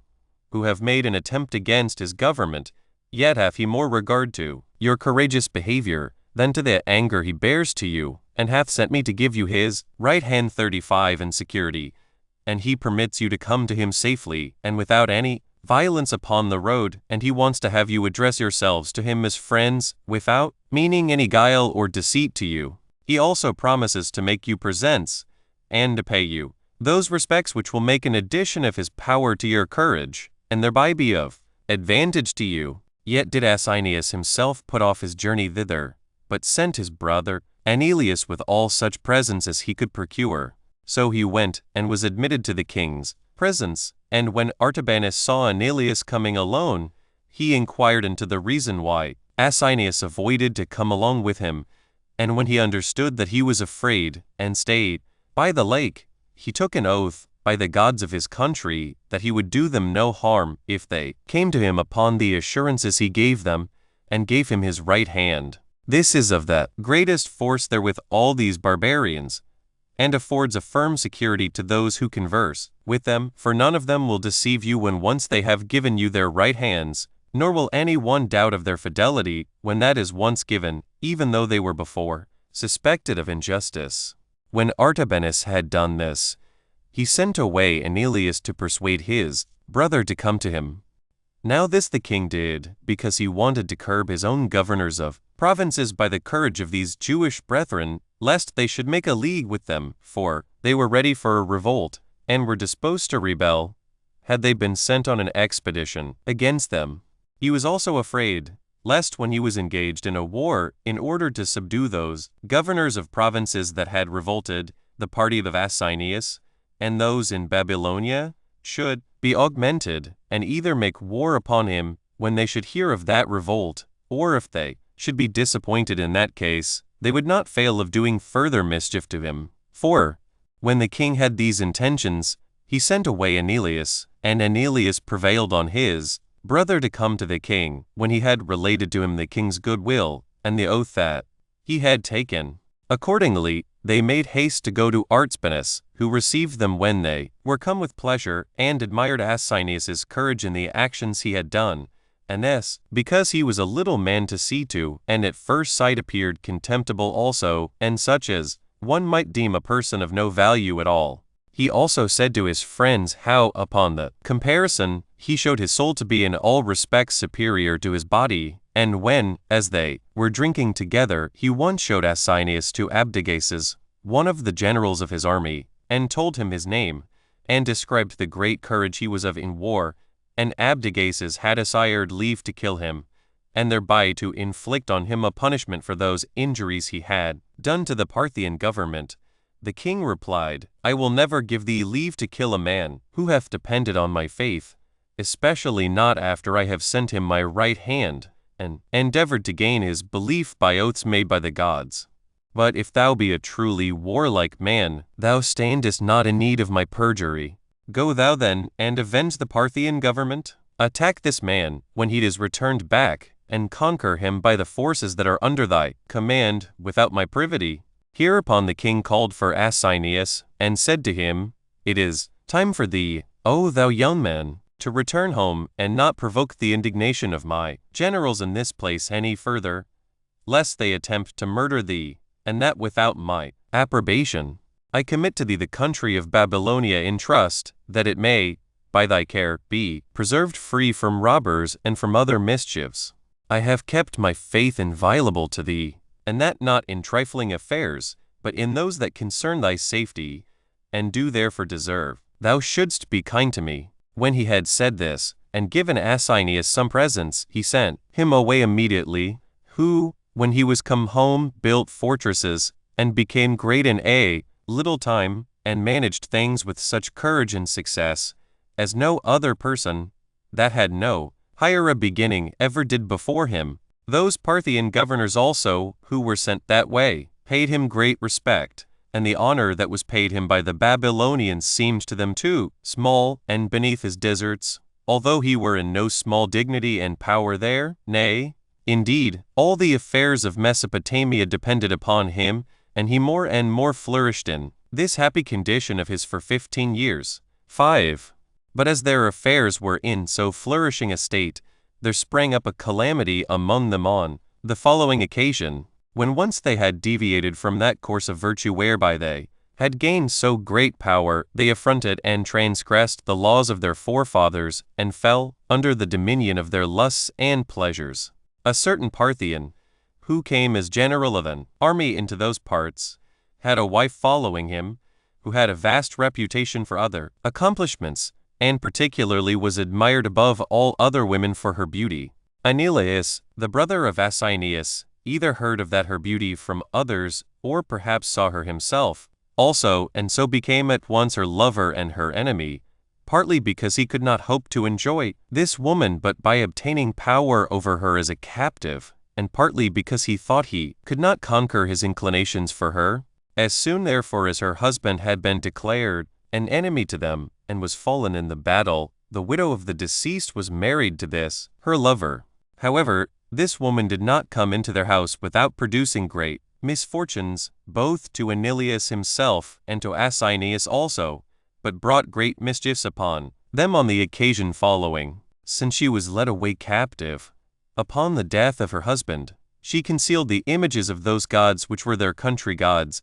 common to her husband and to herself. Now it was the custom 36 of that country for all to have the idols they worship in their own houses, and to carry them along with them when they go into a foreign land, agreeable to which custom of theirs she carried her idols with her. Now at first she performed her worship to them privately, but when she was become Aeneas's married wife she worshipped them in her accustomed manner, and with the same appointed ceremonies which she used in her former husband's days, upon which their most esteemed friends blamed him at first, that he did not act after the manner of the Hebrews, nor perform what was agreeable to their laws in marrying a foreign wife, and one that transgressed the accurate appointments of their sacrifices and religious ceremonies, that he ought to consider, lest, by allowing himself in many pleasures of the body, he might lose his principality on account of the beauty of a wife and that high authority which, by God's blessing, he had arrived at. But when they prevailed not at all upon him, he slew one of them for whom he had the greatest respect, because of the liberty he took with him, who, when he was dying, out of regard to the laws, imprecated a punishment upon his murderer Aeneas, and upon Asinius also, and that all their companions might come to a like end from their enemies, upon the two first as the principal actors of this wickedness, and upon the rest as those that would not assist him when he suffered in the defense of their laws. Now these latter were sorely grieved, yet did they tolerate these doings, because they remembered that they had arrived at their present happy state by no other means than their fortitude. But when they also heard of the worship of those gods whom the Parthians adore, they thought the injury that Aeneas offered to their laws was to be borne no longer, and a greater number of them came to Asinius, and loudly complained of Aeneas, and told him that it had been well that he had of himself seen what was advantageous to them, but that however it was now high time to correct what had been done amiss, before the crime that had been committed proved the ruin of himself and all the rest of them. They added that the marriage of this woman was made without their consent and without a regard to their old laws, and that the worship which this woman paid to her gods was a reproach to the God whom they worshipped. Now Asinius was sensible of his brother's offense, that it had been already the cause of great mischiefs, and would be so for the time to come. Yet did he tolerate the same from the good will he had to so near a relation, and forgiving it to him on account that his brother was quite overborne by his wicked inclinations. But as more and more still came about him every day, and the clamors about it became greater, he at length spake to Aeneas about these clamors, reproving him for his former actions, and desiring him for the future to leave them off, and send the woman back to her relations. But nothing was gained by these reproofs, for as the woman perceived what a tumult was made among the people on her account, and was afraid for Aeneas, lest he should come to any harm for his love to her, she infused poison into Asinius's food, and thereby took him off, and was now secure of prevailing, when her lover was to be judge of what should be done about her. 6. So Aeneas took the government upon himself alone, and led his army against the villages of Mithridates, who was a man of principal authority in Parthen, and had married King Artabanus's daughter. He also plundered them, and among that prey was found much money, and many slaves, as also a great number of sheep, and many other things, which, when gained, make men's condition happy. Now when Mithridates, who was there at this time, heard that his villages were taken, he was very much displeased to find that Aeneas had first begun to injure him, and to affront him in his present dignity, when he had not offered any injury to him beforehand, and he got together the greatest bodied of horsemen he was able, and those out of that number which were of an age fit for war, and came to fight Aeneas. And when he was arrived at a certain village of his own, he lay still there as intending to fight him on the day following, because it was the Sabbath, the day on which the Jews rest. And when Aeneas was informed of this by a Syrian stranger of another village, who not only gave him an exact account of other circumstances, but told him where Mithridates would have a feast, he took his supper at a proper time, and marched by night,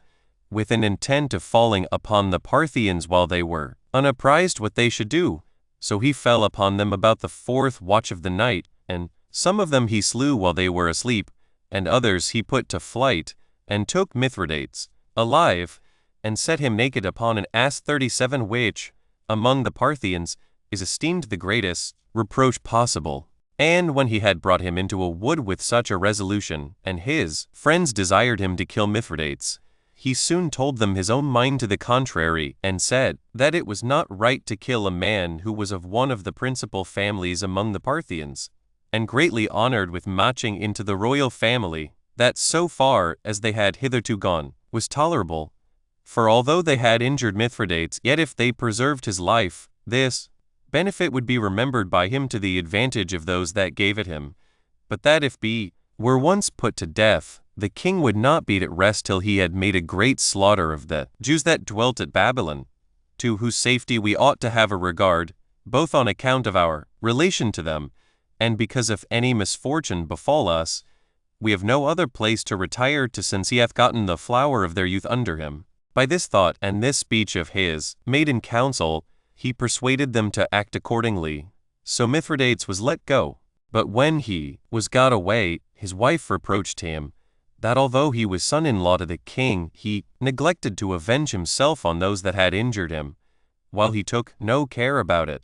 but was contented to have been made a captive by the Jews, and to have escaped them, and she bid him either to go back like a man of courage, or else she sware by the gods of their royal family that she would certainly dissolve her marriage with him. Upon which, partly because he could not bear the daily trouble of her taunts, and partly because he was afraid of her insolence, lest she should in earnest dissolve their marriage, he unwillingly, and against his inclinations, got together again as great an army as he could, and marched along with them, as himself thinking it a thing not to be borne any longer, that he, a Parthian, should owe his preservation to the Jews, when they had been too hard for him in the war. 7. But as soon as Aeneas understood that Mithridates was marching with a great army against him, he thought it too ignominious a thing to tarry about the lakes, and not to take the first opportunity of meeting his enemies, and he hoped to have the same success, and to beat their enemies as they did before, as also he ventured boldly upon the like attempts. Accordingly he led out his army, and a great many more joined themselves to that army, in order to betake themselves to plunder the people, and in order to terrify the enemy again by their numbers. But when they had marched 90 furlongs, while the road had been through dry and sandy places, and about the midst of the day, they were become very thirsty, and Mithridates appeared, and fell upon them, as they were in distress for want of water, on which account, and on account of the time of the day, they were not able to bear their weapons. So Aeneas and his men were put to an ignominious rout, while men in despair were to attack those that were fresh and in good plight. So a great slaughter was made, and many 10,000 men fell. Now Aeneas and all that stood firm about him ran away as fast as they were able into a wood, and afforded Mithridates the pleasure of having gained a great victory over them. But there now came into Aeneas a conflux of bad men, who regarded their own lives very little, if they might but gain some present ease, insomuch that they,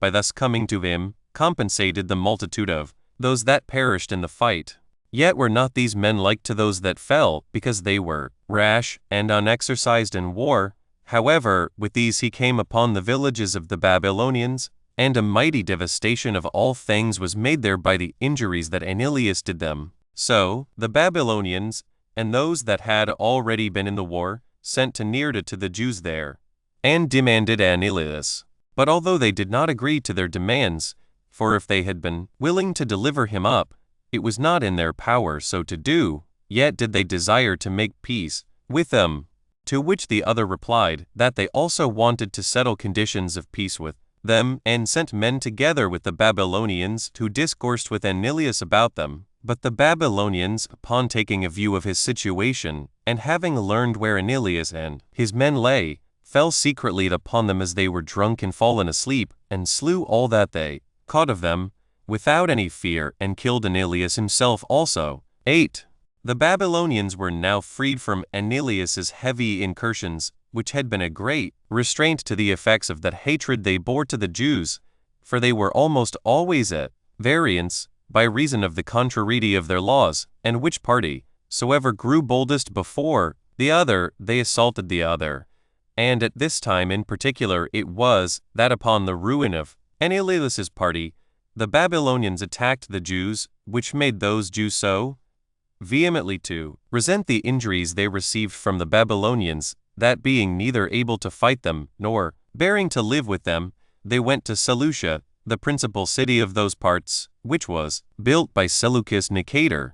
It was inhabited by many of the Macedonians, but by more of the Grecians. Not a few of the Syrians also dwelt there, and thither did the Jews fly, and lived their 5 years, without any misfortunes. But on the 6th year, a pestilence came upon these at Babylon, which occasioned new removals of men's habitations out of that city, and because they came to Seleucia, it happened that a still heavier calamity came upon them on that account, which I am going to relate immediately. 9. Now the way of living of the people of Seleucia, which were Greeks and Syrians, was commonly quarrelsome and full of discords, though the Greeks were too hard for the Syrians. When, therefore,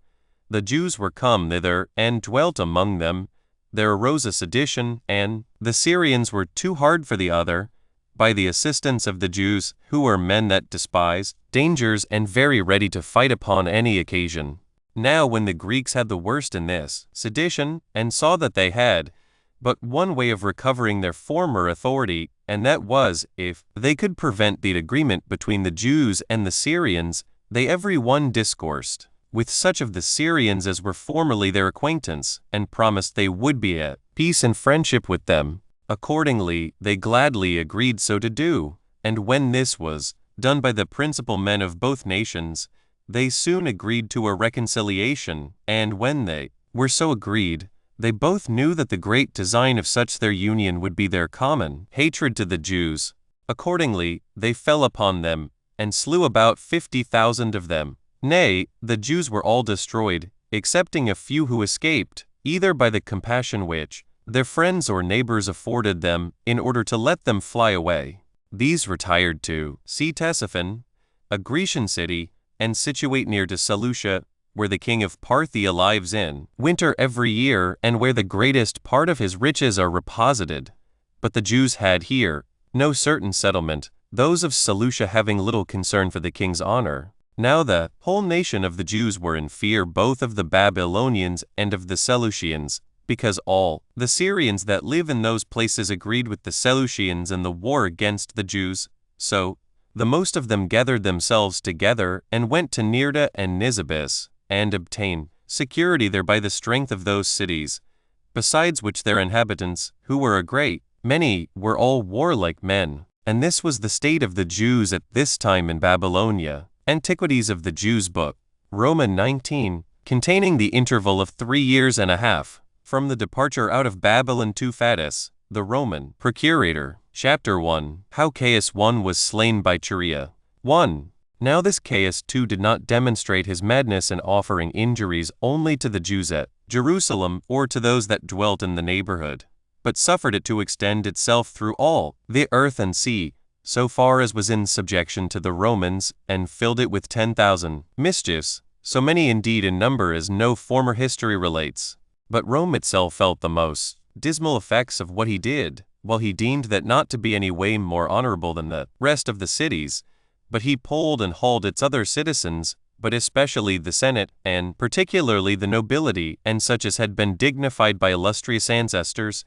He also had 10,000 devices against such of the equestrian order, as it was styled, who were esteemed by the citizens equal in dignity and wealth with the senators, because out of them the senators were themselves chosen. These he treated after all ignominious manner, and removed them out of his way, while they were at once slain, and their wealth plundered, because he slew men generally, in order to seize on their riches. He also asserted his own divinity, and insisted on greater honors to be paid him by his subjects than are due to mankind. He also frequented that temple of Jupiter, which they style the Capitol, which is with them the most holy of all their temples, and had boldness enough to call himself the brother of Jupiter. And other pranks he did like a madman, as when he laid a bridge from the city Dysarchia, which belongs to Campania, to Misenum, another city upon the seaside, from one promontory to another, of the length of 30 furlongs, as measured over the sea. And this was done because he'd esteemed it to be a most tedious thing to row over it in a small ship, and thought withal that it became him to make that bridge, since he was lord of the sea, and might oblige it to give marks of obedience as well as the earth. So he enclosed the whole bay within his bridge, and drove his chariot over it, and thought that, as he was a god, it was fit for him to travel over such roads as this was. Nor did he abstain from the plunder of any of the Grecian temples, and gave order that all the engravings and sculptures, and the rest of the ornaments of the statues and donations therein dedicated, should be brought to him, saying that the best things ought to be set nowhere but in the best place, and that the city of Rome was that best place. He also adorned his own house and his gardens with the curiosities brought from those temples, together with the houses he lay at when he traveled all over Italy, whence he did not scruple to give a command that the statue of Jupiter Olympius, so called, because he was honored at the Olympian Games by the Greeks, which was the work of Phidias, the Athenian, should be brought to Rome.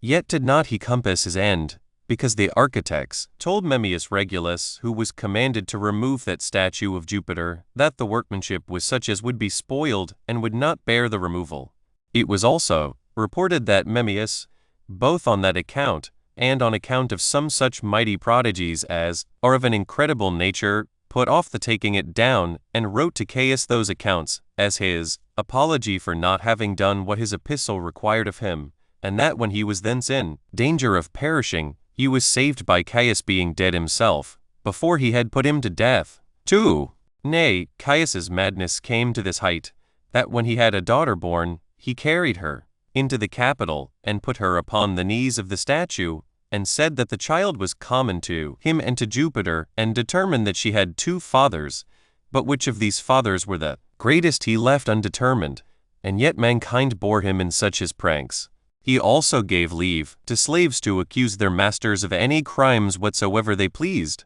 for all such accusations were terrible, because they were in great part made to please him and at his suggestion, insomuch that Pollux, Claudius's slave, had the boldness to lay an accusation against Claudius himself, and Caius was not ashamed to be present at his trial of life and death, to hear that trial of his own uncle, in hopes of being able to take him off, although he did not succeed to his mind. But when he had filled the whole habitable world, which he governed with false accusations and miseries, and had occasioned the greatest insults of slaves against their masters, who indeed in a great measure ruled them, there were many secret plots now laid against him, some in anger, and in order for men to revenge themselves, on account of the miseries they had already undergone from him, and others made attempts upon him, in order to take him off, before they should fall into such great miseries, while his death came very fortunately for the preservation of the laws of all men, and had a great influence upon the public welfare, and this happened most happily for our nation in particular, which had almost utterly perished if he had not been suddenly slain. And I confess I have a mind to give a full account of this matter, particularly because it will afford great assurance of the power of God, and great comfort to those that are under afflictions, and wise caution to those who think their happiness will never end, nor bring them at length to the most lasting miseries, if they do not conduct their lives by the principles of virtue. 3. Now there were 3 several conspiracies made in order to take off Caius, and each of these 3 were conducted by excellent persons. Emilius Regulus, born at Corduba in Spain, got some men together and was desirous to take Caius off either by them or by himself. Another conspiracy there was laid by them, under the conduct of Churia Cassius, the tribune of the Praetorian band. Minucianus Annans was also one of great consequence among those that were prepared to oppose his tyranny. Now the several occasions of these men's several hatred and conspiracy against Caius were these. Regulus had indignation and hatred against all injustice, for he had a mind naturally angry and bold and free, which made him not conceal his counsels, so he communicated them to many of his friends, and to others who seemed to him persons of activity and vigor. Minucianus entered into this conspiracy because of the injustice done to Lepidus, his particular friend, and one of the best character of all the citizens, whom Caius had slain, as also because he was afraid of himself, since Caius's wrath tended to the slaughter of all alike. And for Churia, he came in, because he thought it a deed worthy of a freed ingenuous man, to kill Caius, and was ashamed of the reproaches he lay under from Caius, as though he were a coward, as also because he was himself in danger every day from his friendship with him, and the observance he paid him. These men proposed this attempt to all the rest that were concerned, who saw the injuries that were offered them, and were desirous that Caius's slaughter might succeed by their mutual assistance of one another, and they might themselves escape being killed by the taking off Caius, that perhaps they should gain their point, and that it would be a happy thing, if they should gain it, to approve themselves to so many excellent persons as earnestly wished to be partakers with them in their design for the delivery of the city and of the government, even at the hazard of their own lives. But still Churia was the most zealous of them all, both out of a desire of getting himself the greatest name, and also by reason of his access to Caius's presence with less danger, because he was tribune, and could therefore the more easily kill him. For now at this time came on the horse races Circensian games, the view of which games was eagerly desired by the people of Rome, for they come with great alacrity into the hippodrome circus at such times, and petition their emperors, in great multitudes, for what they stand in need of, who usually did not think fit to deny them their requests, but readily and gratefully granted them. Accordingly, they most importunately desired that Caius would now ease them in their tributes, and debate somewhat of the rigor of their taxes imposed upon them. But he would not hear their petition, and when their clamors increased, he sent soldiers some one way and some another, and gave order that they should lay hold on those that made the clamors, and without any more ado bring them out and put them to death. These were Caius's commands, and those who were commanded executed the same, and the number of those who were slain on this occasion was very great. Now the people saw this, and bore it so far that they left off clamoring, because they saw with their own eyes that this petition to be relieved, as to the payment of their money, brought immediate death upon them. These things made Churia more resolute to go on with his plot, in order to put an end to this barbarity of Caius against men. He then at several times thought to fall upon Caius, even as he was feasting. Yet did he restrain himself by some considerations,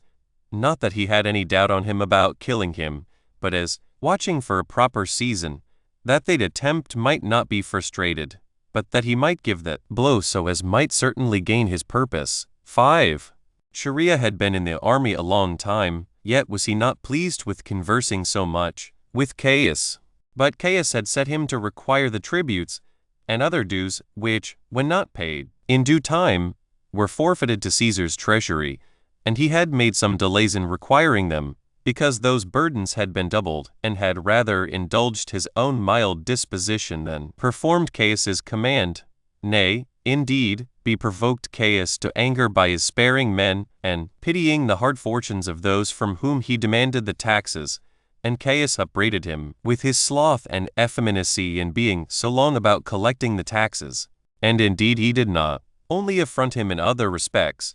but when he gave him the watchword of the day, to whom it was to be given by his place, he gave him feminine words, and those of a nature very reproachful, and these watchwords he gave out as having been initiated in the secrets of certain mysteries which he had been himself the author of. Now although he had sometimes put on women's clothes, and had been wrapped in some embroidered garments to them belonging, and done a great many other things, in order to make the company mistake him for a woman.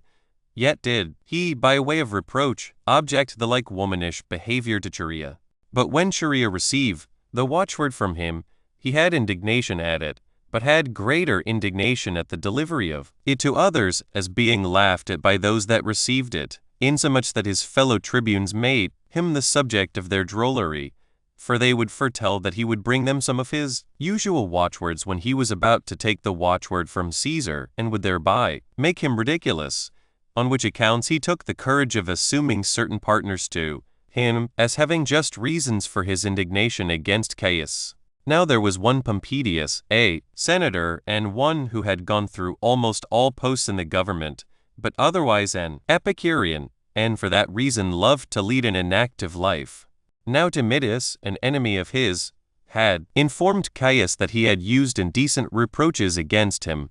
and he made use of Quintilia for a witness to them, a woman she was much beloved by many that frequented the theater, and particularly by Pompedius on account of her great beauty. Now this woman thought it a horrible thing to attest to an accusation that touched the life of her lover, which was also a lie. Domitius, however, wanted to have her brought to the torture. Caius was irritated at this reproach upon him, and commanded Cherea, without any delay, to torture Quintilia, as he used to employ Cherea in such bloody matters, and those that required the torture, because he thought he would do it the more barbarously, in order to avoid that imputation of effeminacy which he had laid upon him. But Quintilia, when she was brought to the rack, trod upon the foot of one of her associates, and let him know that he might be of good courage, and not be afraid of the consequence of her tortures, for that she would bear them with magnanimity. Cherea tortured this woman after a cruel manner, unwillingly indeed, but because he could not help it.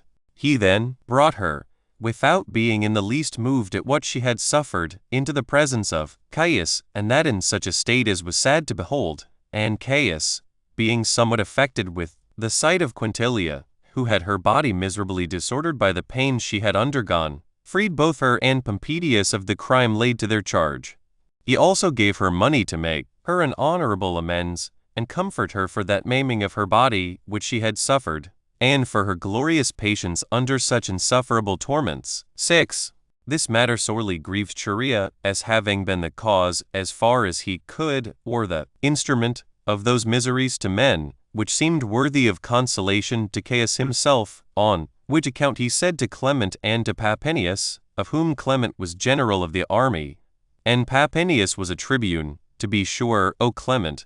we have no way failed in our guarding the emperor, for as to those that have made conspiracies against his government, some have been slain by our care and pains, and some have been by us tortured, and this to such a degree, that he hath himself pitied them. How great then is our virtue in submitting to conduct his armies! Clement held his peace, but showed the shame he was under in obeying Caius's orders, both by his eyes and his blushing countenance, while he thought it by no means right to accuse the emperor in express words, lest their own safety should be endangered thereby. Upon which Cherea took courage, and spake to him without fear of the dangers that were before him, and discoursed largely of the sore calamities under which the city and the government then labored, and said, we may indeed pretend in words that Caius is the person unto whom the cause of such miseries ought to be imputed, but, in the opinion of such as are able to judge uprightly, it is I, O Clement,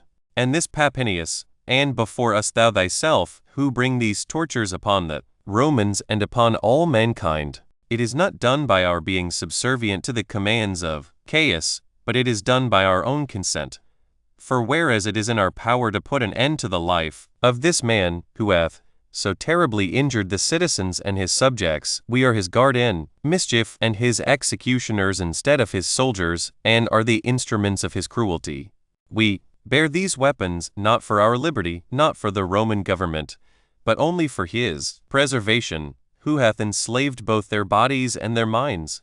And we are every day polluted with the blood that we shed and the torments we inflict upon others, and this we do till somebody becomes Caius's instrument in bringing the like miseries upon ourselves. Nor does he thus employ us because he hath a kindness for us, but rather because he hath a suspicion of us, as also because when abundance more have been killed, for Caius will set no bounds to his wrath, since he aims to do all, not out of regard to justice, but to his own pleasure, we shall also ourselves be exposed to his cruelty,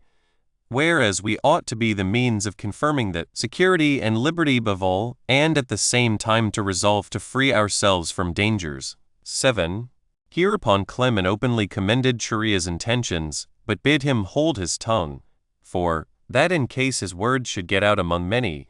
and such things should be spread abroad as were fit to be concealed, the plot would come to be discovered before it was executed, and they should be brought to punishment, but that they should leave all to futurity, and the hope which thence arose that some fortunate event would come to their assistance,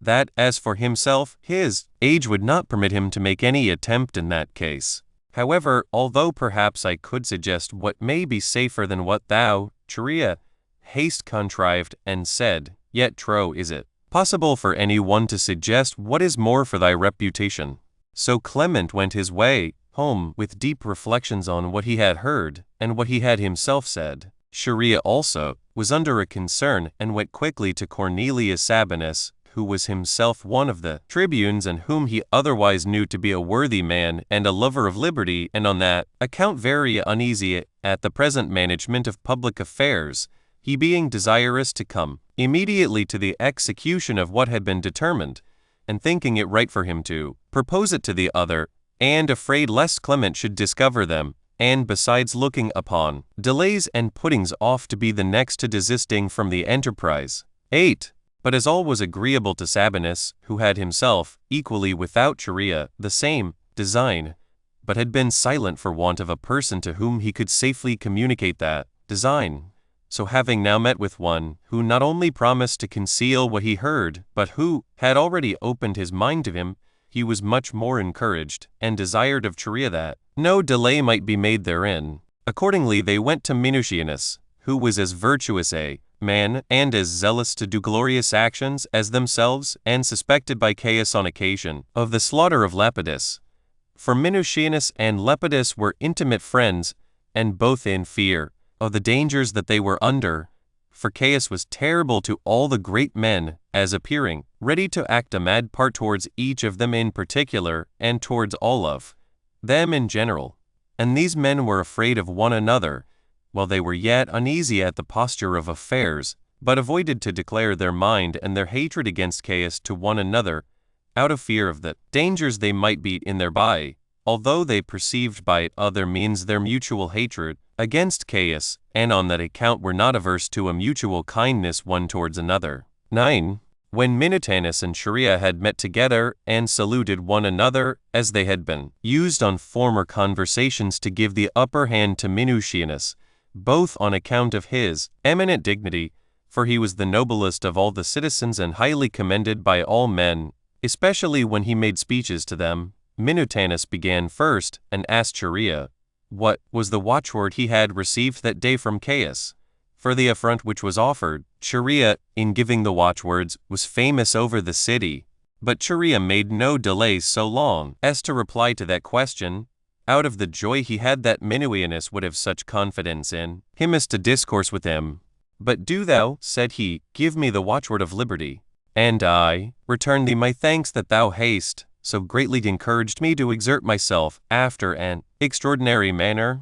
Nor do I stand in need of many words to encourage me, since both thou and I are of the same mind, and partakers of the same resolutions, and this before we have conferred together. I have indeed but one sword girt on, but this one will serve us both. Come on, therefore, let us set about the work. Do thou go first, if thou hast a mind, and bid me follow thee, or else I will go first, and thou shalt assist me, and we will assist one another, and trust one another. Nor is there a necessity for even one sword to such as have a mind disposed to such works, by which mind the sword uses to be successful. I am zealous about this action, nor am I solicitous what I may myself undergo, for I cannot at leisure to consider the dangers that may come upon myself, so deeply am I troubled at the slavery our once free country is now under. and at the contempt cast upon our excellent laws, and at the destruction which hangs over all men by the means of Caius. I wish that I may be judged by thee, and that thou mayst esteem me worthy of credit in these matters, seeing we are both of the same opinion, and there is herein no difference between us. 10. When Minucianus saw the vehemency with which Chorea delivered himself, he gladly embraced him, and encouraged him in his bold attempt, commending him, and embracing him, so he let him go with his good wishes, and some affirm that he thereby confirmed Minucianus in the prosecution of what had been agreed among them. For as Chorea entered into the court, that report runs, that a voice came from among the multitude to encourage him, which bid him finish what he was about and take the opportunity that Providence afforded, and that Chorea at first suspected that someone of the conspirators had betrayed him, and he was caught,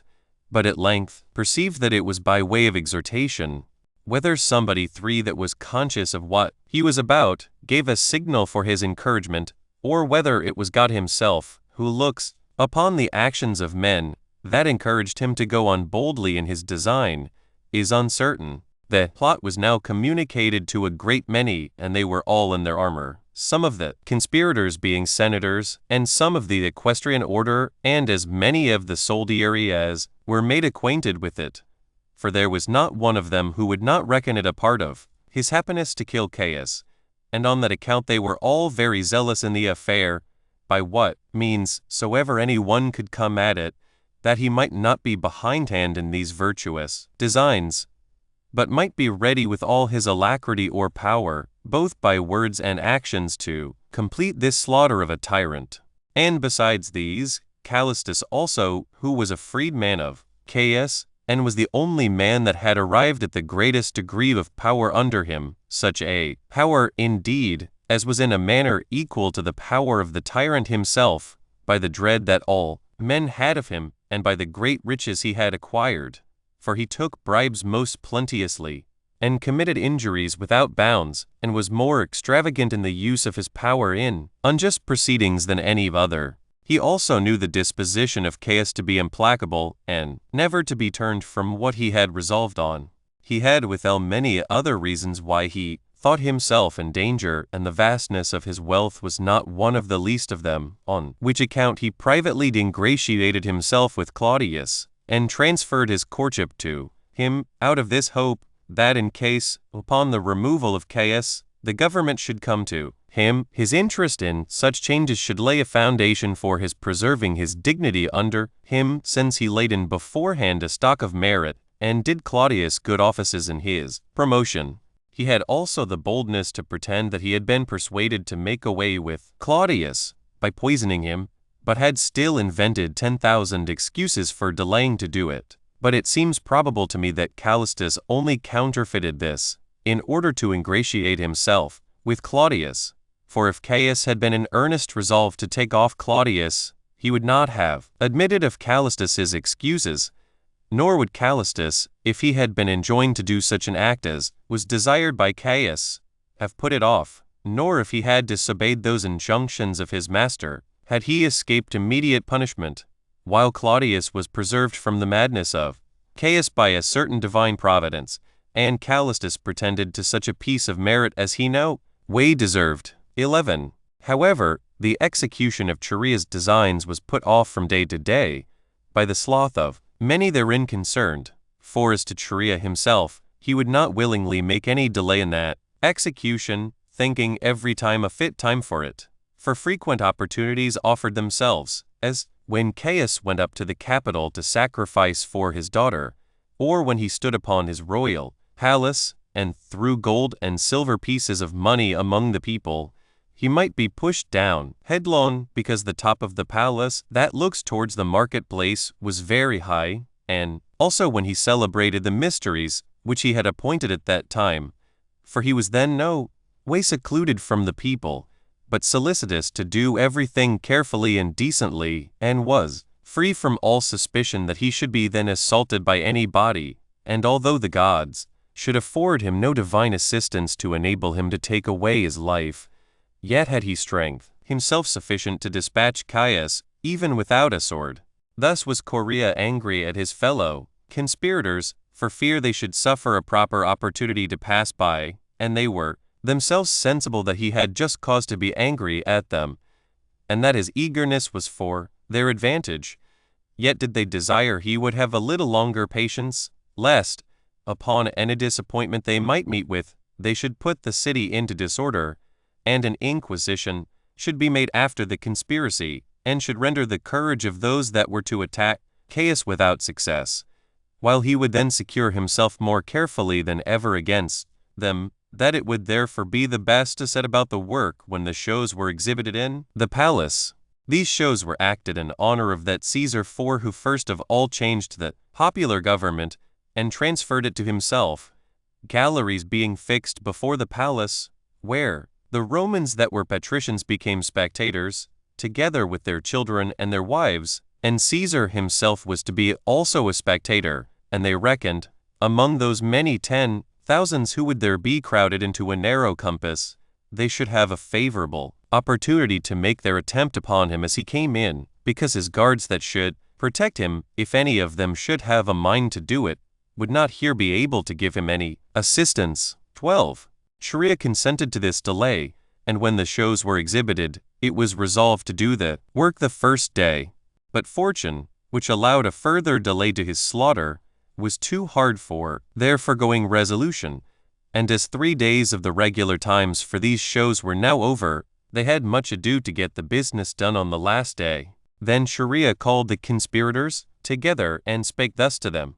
So much time passed away without effort is a reproach to us, as delaying to go through such a virtuous design as we are engaged in. But more fatal will this delay prove if we be discovered, and the design be frustrated, for Caius will then become more cruel in his unjust proceedings. Do we not see how long we deprive all our friends of their liberty, and give Caius leave still to tyrannize over them, while we ought to have procured them security for the future, and, by laying a foundation for the happiness of others, gain to ourselves great admiration and honor for all time to come? Now while the conspirators had nothing tolerable to say by way of contradiction, and yet did not quite relish what they were doing, but stood silent and astonished, he said further, O my brave comrades, why do we make such delays?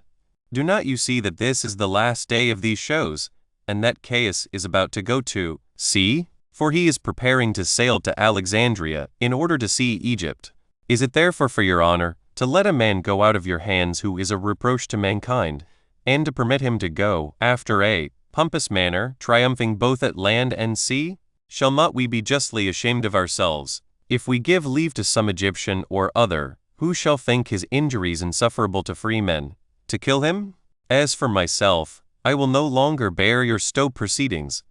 but will expose myself to the dangers of the enterprise this very day, and bear cheerfully whatsoever shall be the consequence of the attempt, nor, let them be ever so great, will I put them off any longer. For, to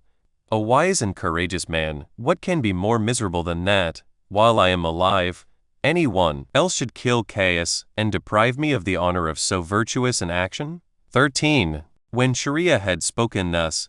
he zealously set about the work, and inspired courage into the rest to go on with it, and they were all eager to fall to it without further delay. So he was at the palace in the morning, with his equestrian sword girt on him, for it was the custom that the tribune should ask for the watchword with their swords on, and this was the day on which Sharia was, by custom, to receive the watchword, and the multitude were already come to the palace to be soon enough for seeing the shows, and that in great crowds, and one tumultuously crushing another, while Caius was delighted with this eagerness of the multitude, for which reason there was no order observed in the seating men, nor was any peculiar place appointed for the senators or for the equestrian order, but they sat at random, men and women together, and free men were mixed with the slaves. So Caius came out in a solemn manner, and offered sacrifice to Augustus Caesar, in whose honor indeed these shows were celebrated. Now it happened, upon the fall of a certain priest, that the garment of Asprenas, a senator, was filled with blood, which made Caius laugh, although this was an evident omen to Asprenas, for he was slain at the same time with Caius. It is also related that Caius was that day, contrary to his usual custom, so very affable and good-natured in his conversation, that every one of those that were present were astonished at it. After the sacrifice was over, Caius betook himself to see that shows and sat down for that purpose, as did also the principal of his friends sit near him. Now, the parts of the theatre were so fastened together, as it used to be every year in the manner following. It had 2 doors, the one door led to the open air, the other was for going into, or going out of, the cloisters, that those within the theatre might not be thereby disturbed. But out of one gallery there went an inward passage, parted into partitions also, which led into another gallery, to give room to the combatants and to the musicians to go out as occasion served. When the multitude were set down, and Chaerea, with the other tribunes, were set down also, and the right corner of the theatre was allotted to Caesar, one Vatinius, a senator, commander of the praetorian band, asked of Cluvius, one that sat by him, and was of consular dignity also, whether he had heard anything of news or not, but took care that nobody should hear what he said. And when Cluvius replied that he had heard no news, no, then said Vatinius that the game of the slaughter of tyrants is to be played this dave. But Cluvius replied, O brave comrade, hold thy peace, lest some other of the Achaeans hear thy tale. And as there was abundance of autumnal fruit thrown among the spectators, and a great number of birds, that were of great value to such as possessed them, on account of their rareness, Caius was pleased with the birds fighting for the fruits, and with the violence wherewith the spectators seized upon them. And here he perceived 2 prodigies that happened there. For an actor was introduced, by whom a leader of robbers was crucified, and the pantomime brought in a play called Cinyras, wherein he himself was to be slain, as well as his daughter Miha, and wherein a great deal of fictitious blood was shed, both about him that was crucified, and also about Cinyras. It was also confessed that this was the same day wherein Pausanias, a friend of Philip, the son of Amyntas, who was king of Macedonia, slew him as he was entering into the theatre. And now Caius was in doubt whether he should tarry to the end of the shows, because it was the last day, or whether he should not go first to the bath, and to dinner, and then return and sit down as before. Hereupon Minucianus, who sat over Caius, and was afraid that the opportunity should fail them, got up, because he saw Chaerea was already gone out, and made haste out to confirm him in his resolution. But Caius took hold of his garment in an obliging way, and said to him, O brave man, whither art thou going? Whereupon, out of reverence to Caesar, as it seemed, he sat down again, but his fear prevailed over him, and in a little time he got up again. And then Caius did no way oppose his going out, as thinking that he went out to perform some necessities of nature. And Asprenas, who was one of the confederates, persuaded Caius to go out to the bath, and to dinner, and then to come in again, as desirous that what had been resolved on might be brought to a conclusion immediately. 14. So Chaerea's associates placed themselves in order, as the time would permit them, and they were obliged to labor hard, that the place which was appointed them should not be left by them. But they had an indignation at the tediousness of the delays, and that what they were about should be put off any longer, for it was already about the 9th hour of the day, and Chaerea, upon Caius's tarrying so long, had a great mind to go in and fall upon him in his seat, although he foresaw that this could not be done without much bloodshed, both of the senators and of those of the equestrian order that were present. And although he knew this must happen, yet had he a great mind to do so, as thinking it a right thing to procure security and freedom to all, at the expense of such as might perish at the same time. And as they were just going back into the entrance to the theatre, word was brought them that Caius was arisen, whereby a tumult was made. Hereupon the conspirators thrust away the crowd, under pretense as if Caius was angry at them, but in reality as desirous to have a quiet place that should have none in it to defend him, while they set about Caius's slaughter. Now Claudius, his uncle,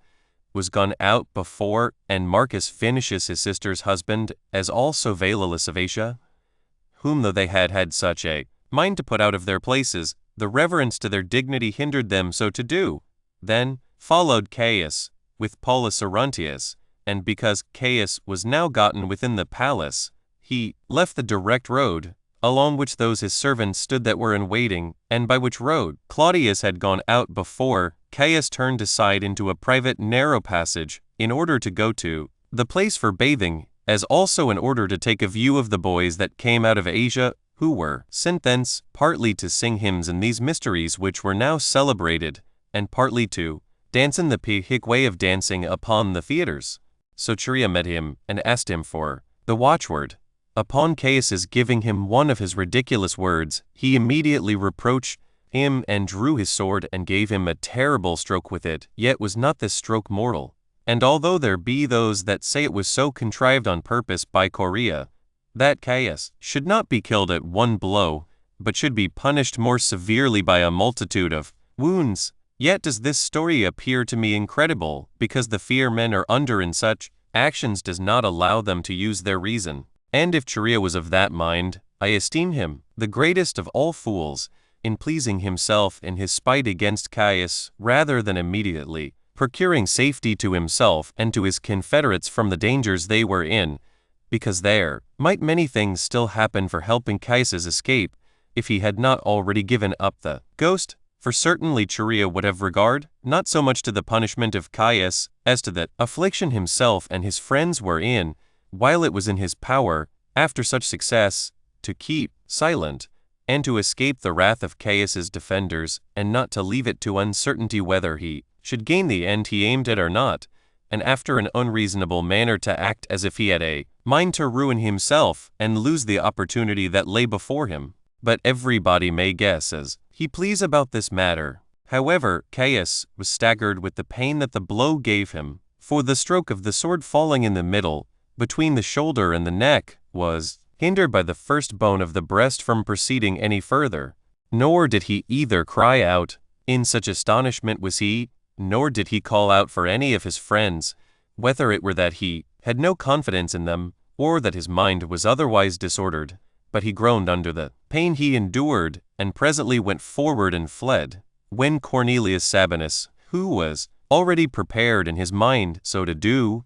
thrust him down upon his knee, where many of them stood round about him, and struck him with their swords, and they cried out and encouraged one another all at once to strike him again. But all agree that Aquila gave him the finishing stroke, which directly killed him. But one may justly ascribe this act to Chirea. For although many concurred in the act itself, yet was he the first contriver of it, and began long before all the rest to prepare for it, and was the first man that boldly spake of it to the rest. And upon their admission of what he said about it, he got the dispersed conspirators together. He prepared every thing after a prudent manner, and by suggesting good advice, showed himself far superior to the rest, and made obliging speeches to them, insomuch that he even compelled them all to go on, who otherwise had not courage enough for that purpose. And when opportunity served to use his sword in hand, he appeared first of all ready so to do, and gave the first blow in this virtuous slaughter. He also brought Caius easily into the power of the rest, and almost killed him himself, insomuch that it is but just to ascribe all that the rest did to the advice and bravery and labors of the hands of Chirea. 15. Thus did Caius come to his end, and lay dead, by the many wounds which had been given him. Now Chirea and his associates, upon Caius's slaughter, saw that it was impossible for them to save themselves, if they should all go the same way, partly on account of the astonishment they were under, for it was no small danger they had incurred by killing an emperor who was honored and loved by the madness of the people, especially when the soldiers were likely to make a bloody inquiry after his murderers. The passages also were narrow wherein the work was done, which were also crowded with a great multitude of Caius's attendants, and of such oft soldiers as were of the emperor's guard that day, whence it was that they went by other ways, and came to the house of Germanicus, the father of Caius, whom they had now killed, which house adjoined to the palace. For while the edifice was one, it was built in its several parts by those particular persons who had been emperors, and those parts bear the names of those that built them, or the name of him who had begun to build its parts. So they got away from the insults of the multitude, and then were for the present out of danger, that is, so long as the misfortune which had overtaken the emperor was not known. The Germans were the first who perceived that Caius was slain. These Germans were Caius's guard, and carried the name of the country whence they were chosen, and composed the Celtic legion. The men of that country are naturally passionate, which is commonly the temper of some other of the barbarous nations. Also, as being not used to consider much about what they do, they are of robust bodies and fall upon their enemies as soon as ever they are attacked by them, and which way soever they go, they perform great exploits. When, therefore, these German guards understood that Caius was slain, they were very sorry for it, because they did not use their reason in judging about public affairs, but measured all by the advantages themselves received, Caius being beloved by them, because of the money he gave them, by which he had purchased their kindness to him. So they drew their swords, and Sabinus led them on. He was one of the tribunes, not by the means of the virtuous actions of his progenitors, for he had been a gladiator, but he had obtained that post in the army by his having a robust body. So these Germans marched along the houses in quest of Caesar's murderers, and cut Asprenas to pieces, because he was the first man they fell upon, and whose garment it was that the blood of the sacrifices stained, as I have said already, and which foretold that this his meeting the soldiers would not be for his good. Then did Norbanus meet them, who was one of the principal nobility of, and could show many generals of armies among his ancestors,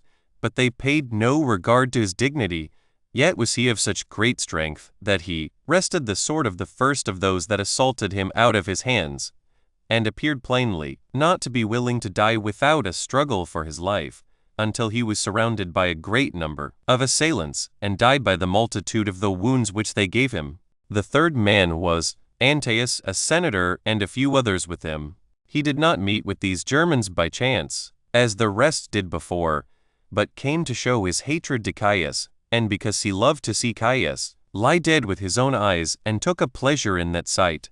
For Caius had banished Antæus's father, who was of the same name with himself, and being not satisfied with that, he sent out his soldiers, and slew him. So he was come to rejoice at the sight of him. Now he was dead. But as the house was now all in a tumult, when he was aiming to hide himself, he could not escape that accurate search which the Germans made, while they barbarously slew those that were guilty, and those that were not guilty, and this equally also. And thus were these 3 persons slain. 16. But when the rumor that Caius was slain reached the theater, they were astonished at it, and could not believe it. Even some that entertained his destruction with great pleasure, and were more desirous of its happening than almost any other faction that could come to them, were under such a fear that they could not believe it. There were also those who greatly distrusted it, because they were unwilling that any such thing should come to Caius, nor could believe it, though it were ever so true, because they thought no man could possibly so much power as to kill Caius.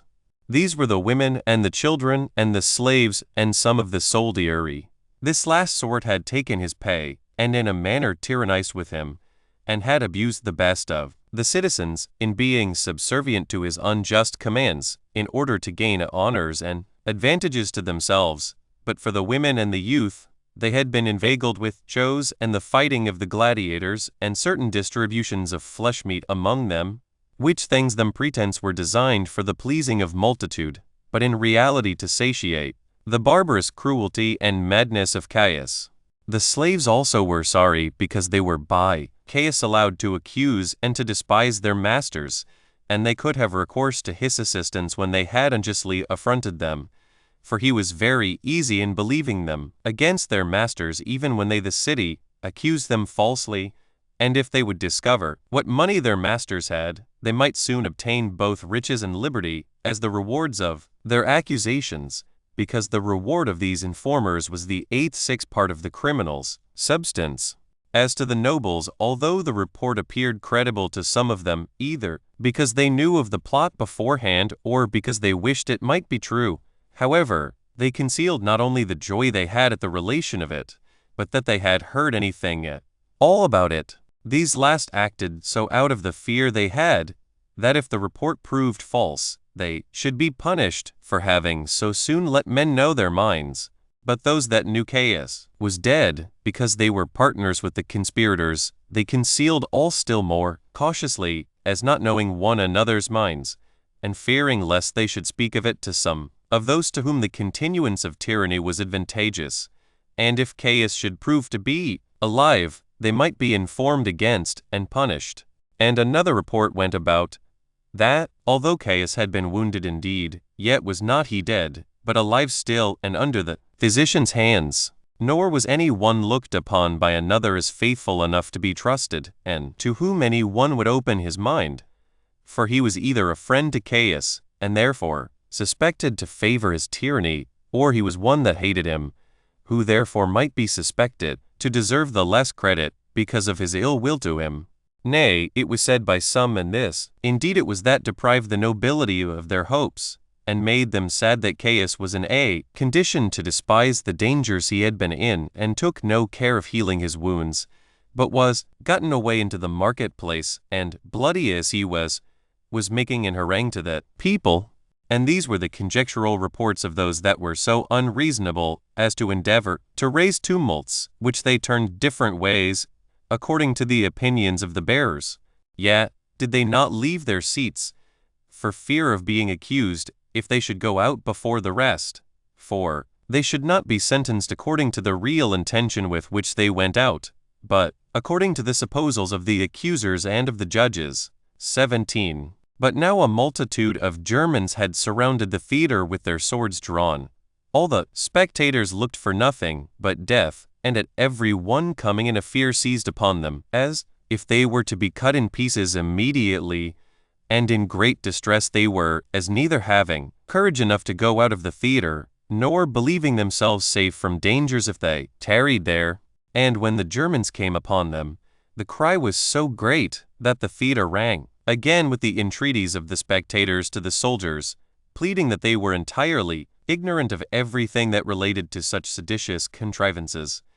and that if there were any sedition raised, they knew nothing of it. They therefore begged that they would spare them, and not punish those that had not the least hand in such bold crimes as belonged to other persons, while they neglected to search after such as had really done whatsoever it be that have been done. Thus did these people appeal to God, and deplore their infelicity with shedding of tears, and beating their faces, and said everything that the most imminent danger and the utmost concern for their lives could dictate to them. This brake the fury of the soldiers, and made them repent of what they minded to do to the spectators, which would have been the greatest instance of cruelty. And so it appeared to even these savages, when they had once fixed the heads of those that were slain with asprenas upon the altar, at which sight the spectators were sorely afflicted, both upon the consideration of the dignity of the persons, and out of a commiseration of their sufferings. Nay, indeed, they were almost in as great disorder at the prospect of the danger themselves were in, seeing it was still uncertain whether they should entirely escape that like calamity. Whence it was that such as thoroughly and justly hated Caius could yet no way enjoy the pleasure of his death,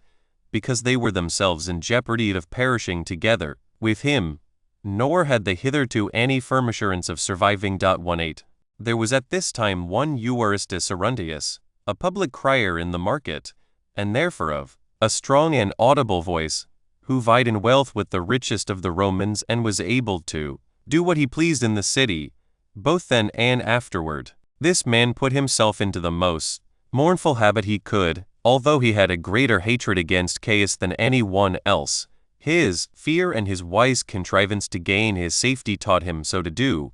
and prevailed over his present pleasure, so he put on such a mournful dress as he would have done had he lost his dearest friends in the world. This man came into the theater, and informed them of the death of Caius, and by this means put an end to that state of ignorance the men had been in. Aruntius also went round about the pillars, and called out to the Germans, as did the tribunes with him, bidding them put up their swords, and telling them that Caius was dead. And this proclamation it was plainly which saved those that were collected together in the theater, and all the rest who any way met the Germans. For while they had hopes that Caius had still any breath in him, they abstained from no sort of mischief, and such an abundant kindness they still had for Caius, that they would willingly have prevented the plot against him, and procured his escape from so sad a misfortune at the expense of their own lives. But they now left off the warm zeal they had to punish his enemies. Now they were fully satisfied that Caius was dead, because it was now in vain for them to show their zeal and kindness to him, when he who should reward them was perished. They were also afraid that they should be punished by the Senate if they should go on in doing such injuries, that is, in case the authority of the supreme governor should revert to them, and thus at length a stop was put, though not without difficulty, to that rage which possessed the Germans on account of Caius's death. 19. But Curio was so much afraid for Minucianus, lest he should light upon the Germans now, they were in their fury, that he went and spake to every one of the soldiers, and prayed them to take care of his preservation, and made himself great inquiry about him, lest he should have been slain. And for Clement, he let Minucianus go when he was brought to him, and, with many other of the senators, affirmed the action was right, and commended the virtue of those that contrived it, and had courage enough to execute it, and said that tyrants do indeed please themselves and look big for a while upon having the power to act unjustly, but do not, however, go happily out of the world, because they are hated by the virtuous, and that Caius, together with all his unhappiness, was become a conspirator against himself, before these other men who attacked him did so, and by becoming intolerable, in setting aside the wise provision the laws had made, taught his dearest friends to treat him as an enemy, insomuch that although in common discourse these conspirators were those that slew Caius, yet that, in reality, he lies now, dead as perishing by his own self. 20. Now by this time the people in the theater were arisen from their seats, and those that were within made a very great disturbance, the cause of which was this, that the spectators were too hasty in getting away. There was also one a lion, a physician, who hurried away, as if to cure those that were wounded, and under that pretense he sent those that were with him to fetch what things were necessary for the healing of those wounded persons, but in reality to get them clear of the present dangers they were in. Now the Senate, during this interval, had met, and the people also assembled together in the accustomed form, and were both employed in searching after the murderers of Caius. The people did it very zealously, but the Senate in appearance only, for there was present Valerius of Asia, one that had been consul. This man went to the people, as they were in disorder, and very uneasy that they could not yet discover who they were that had murdered the emperor. He was then earnestly asked by them all who it was that had done it. He replied, I wish I had been the man. The consul 7 also published an edict, wherein they accused Caius, and gave order to the people then got together, and to the soldiers, to go home, and gave the people hopes of the abatement of the oppressions they lay under, and promised the soldiers, if they lay quiet as they used to do, and would not go abroad to do mischief unjustly, that they would bestow rewards upon them.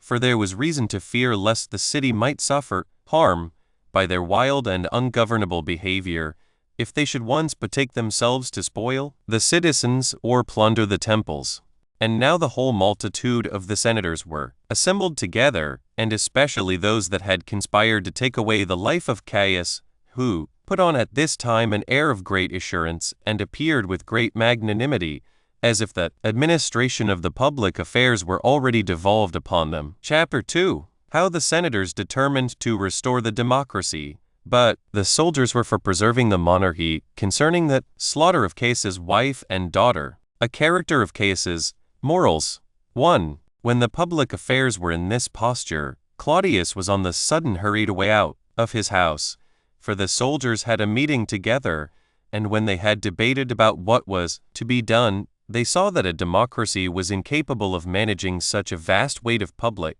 affairs, and that if it should be set up, it would not be for their advantage, and in case any one of those already in the government should obtain the supreme power, it would in all respects be to their grief, if they were not assisting to him in this advancement, that it would therefore be right for them, while the public affairs were unsettled, to choose Claudius emperor, who was uncle to the deceased Caius, and of a superior dignity and worth to every one of those that were assembled together in the Senate, both on account of the virtues of his ancestors and of the learning he had acquired in his education, and who, if once settled in the empire, would reward them according to their deserts, and bestow largesses upon them. These were their consultations, and they executed the same immediately. Claudius was therefore seized upon suddenly by the soldiery, but Caesar's sentence Saturnines, although he understood that Claudius was seized, and that he intended to claim the government, unwillingly indeed in appearance, but in reality by his own free consent, stood up in the Senate, and, without being dismayed, made an exhortatory oration to them, and such a one indeed as was fit for men of freedom and generosity, and spake thus, too, although it be a thing incredible, O Romans, because of the great length of time that so unexpected an event hath happened, yet are we now in possession of liberty. How long indeed this will last is uncertain, and lies at the disposal of the gods, whose grant it is, yet such it is as is, sufficient to make us rejoice, and be happy for the present, although we may soon be deprived of it. For 1 hour is sufficient to those that are exercised in virtue, wherein we may live with a mind accountable only to ourselves, in our own country, now free and governed by such laws as this country once flourished under. As for myself, I cannot remember our former time of liberty, as being born after it was gone, but I am beyond measure filled with joy at the thoughts of our present freedom. I also esteem those that were born and bred up in our former liberty happy men, and that those men are worthy of no less esteem than the gods themselves who have given us a taste of it in this age. And I heartily wish that this quiet enjoyment of it, which we have at present, might continue to all ages. However, this single day may suffice for our youth, as well as for us that are in years. It will seem an age to our old men if they might die during its happy duration. It may also be for the instruction of the younger sort, what kind of virtue those men, from whose loins we are derived, were exercised in. As for ourselves, our business is, during the space of time, to live virtuously, than which nothing can be more to our advantage, which course of virtue it is alone that can preserve our liberty. For as to our ancient state, I have heard of it by the relations of others, but as to our later state, during my lifetime, I have known it by experience, and learned thereby what mischiefs tyrannies have brought upon this commonwealth, discouraging all virtue, and depriving persons of magnanimity of their liberty, and proving the teachers of flattery and slavish fear, because it leaves the public administration not to be governed by wise laws, but by the humor of those that govern. For since Julius Caesar took it into his head to dissolve our democracy, and, by overbearing the regular system of our laws, to bring disorders into our administration, and to get above right and justice, and to be a slave to his own inclinations, there is no kind of misery but what hath tended to the subversion of this city, while all those that have succeeded him have striven one with another to overthrow the ancient laws of their country, and have left it destitute of such citizens as were of generous principles, because they thought it tended to their safety to have vicious men to converse withal, and not only to break the spirits of those that were best esteemed for their virtue, but to resolve upon their utter destruction. Of all which emperors, who have been many in number, and who laid upon us insufferable hardships during the times of their government, this Caius, who hath been slain today, hath brought more terrible calamities upon us than did all the rest, not only by exercising his ungoverned rage upon his fellow citizens, but also upon his kindred and friends, and alike upon all others, and by inflicting still greater miseries upon them, as punishments, which they never deserved, he being equally furious against men and against the gods. For tyrants are not content to gain their sweet pleasure, and this by acting injuriously, and in the vexation they bring both upon men's estates and their wives, but they look upon that to be their principal advantage, when they can utterly overthrow the entire families of their enemies, while all lovers of liberty are the enemies of tyranny. Nor can those that patiently endure what miseries they bring on them gain their friendship, for as they are conscious of the abundant mischiefs they have brought on these men, and how magnanimously they have borne their hard fortunes, they cannot but be sensible what evils they have done, and thence only depend on security from what they are suspicious of. if it may be in their power to take them quite out of the world. Since, then, we are now gotten clear of such great misfortunes and are only accountable to one another, which form of government affords us the best assurance of our present concord, and promises us the best security from evil designs, and will be most for our own glory in settling this city in good order, you ought, every one of you in particular, to make provision for his own, and in general for the public utility. Or, on the contrary, they may declare their dissent to such things as have been proposed, and this without any hazard of danger to come upon them, because they have now no lord set over them, who, without fear of punishment, could do mischief to the city, and had an uncontrollable power to take off those that freely declared their opinions. Nor has anything so much contributed to this increase of tyranny, of late his sloth, and a timorous forbearance of contradicting the emperor's will, while men had an over-great inclination to the sweetness of peace, and had learned to live like slaves, and as many of us as either heard of intolerable calamities that happened at a distance from us, or saw the miseries that were near us, out of the dread of dying virtuously, endured a death joined with the utmost infamy. We ought, then, in the first place, to decree the greatest honors we are able to those that have taken off the tyrant, especially to Cassius.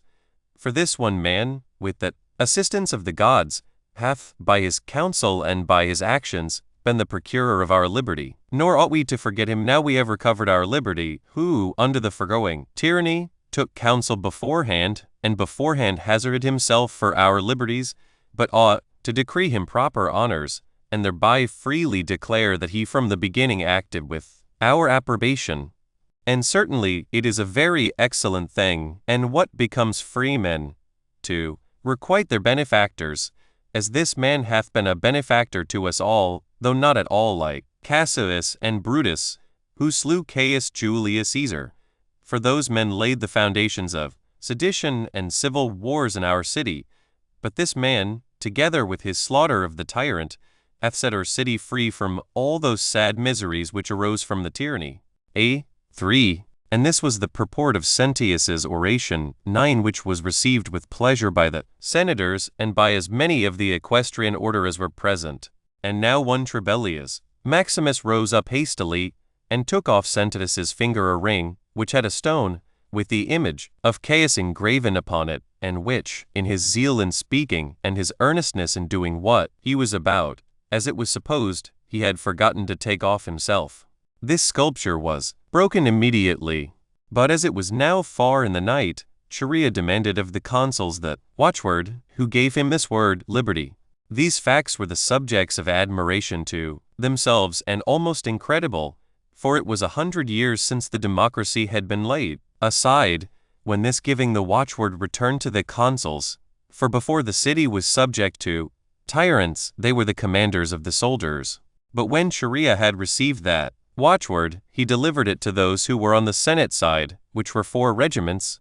who esteemed the government without emperors to be preferable to tyranny. So these went away, with their tribunes. The people also now departed very joyful, full of hope and of courage, as, having recovered their former democracy, and were no longer under an emperor, and Chaerea was in very great esteem with them. 4. And now Chaerea was very uneasy that Caius's daughter and wife were still alive, and that all his family did not perish with him, since whosoever was left of them must be left for the ruin of the city and of the laws. Moreover, in order to finish this matter with the utmost zeal, and in order to satisfy his hatred of Caius, he sent Julius Lupus, one of the tribunes, to kill Caius's wife and daughter. They proposed this office to Lupus as to a kinsman of Clement, that he might be so far a partaker of this murder of the tyrant, and might rejoice in the virtue of having assisted his fellow citizens,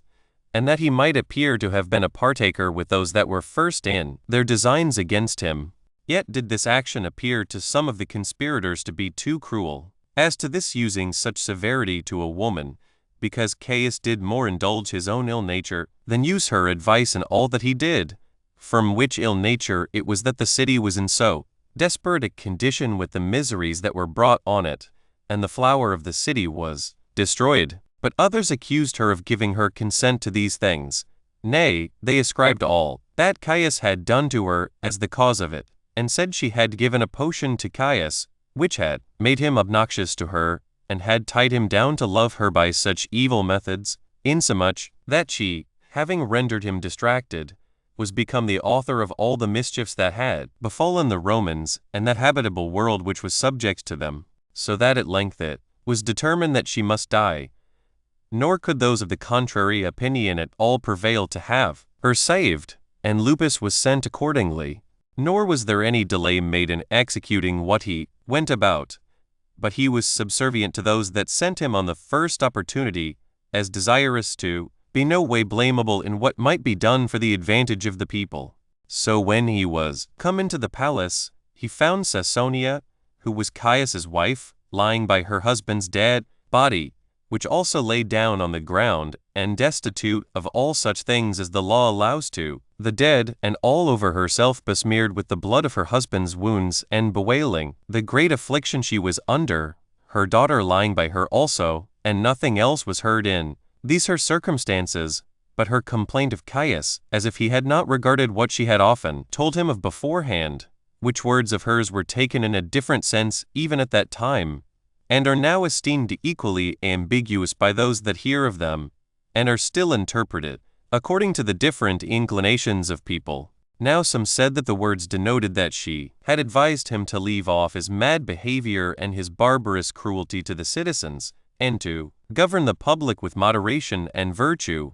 lest he should perish by the same way, upon their using him as he had used them. But some said that as certain words had passed concerning the conspirators, she desired Caius to make no delay, but immediately to put them all to death, and this whether they were guilty or not,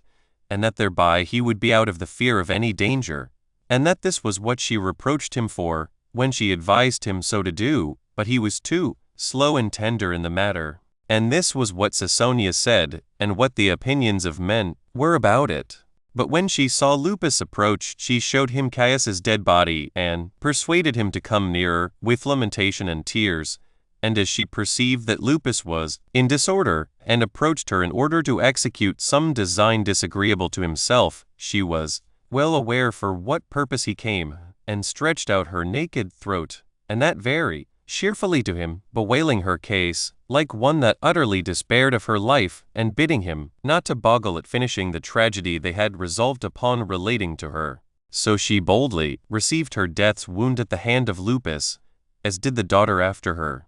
So Lupus made haste to inform Chaerea of what he had done. 5. This was the end of Caius, after he had reigned 4 years, within 4 months. He was even before he came to be emperor, ill-natured, and one that had arrived at the utmost pitch of wickedness, a slave to his pleasures, and a lover of calumny, greatly affected by every terrible accident, and on that account of a very murderous disposition where he durst show it. He enjoyed his exorbitant power to this only purpose, to injure those who least deserved it, with unreasonable insolence, and got his wealth by murder and injustice. He labored to appear above, regarding either what was divine or agreeable to the laws, but was a slave to the commendations of the populace, and whatsoever the laws determined to be shameful and punished, that he esteemed more honorable than what was virtuous. He was unmindful of his friends, how intimate soever, and though they were persons of the highest character, and if he was once angry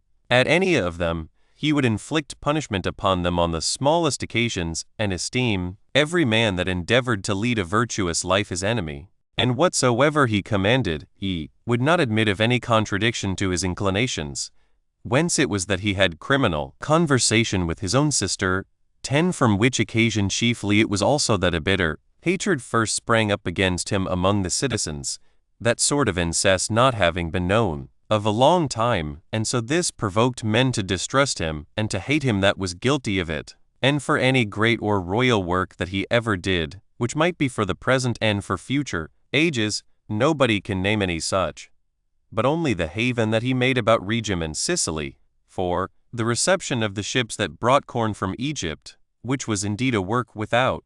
dispute very great in itself, and of very great advantage to the navigation. Yet was not this work brought to perfection by him, but was the one half of it left imperfect, by reason of his want of application to it, the cause of which was this, that he employed his studies about useless matters, and that by spending his money upon such pleasures as concern no one's benefit, but his own, he could not exert his liberality in things that were undeniably of great consequence. Otherwise, he was an excellent orator, and thoroughly acquainted with the Greek tongue, as well as with his own country or Roman language. He was also able, offhand and readily, to give answers to compositions made by others of considerable length and accuracy. He was also more skillful in persuading others to very great things than any one else, and this from a natural affability of temper which had been improved by much exercise and painstaking. For as he was the grandson 11 of the brother of Tiberius,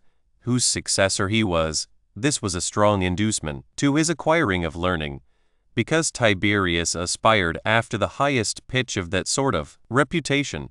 and Caius aspired after the like glory for eloquence,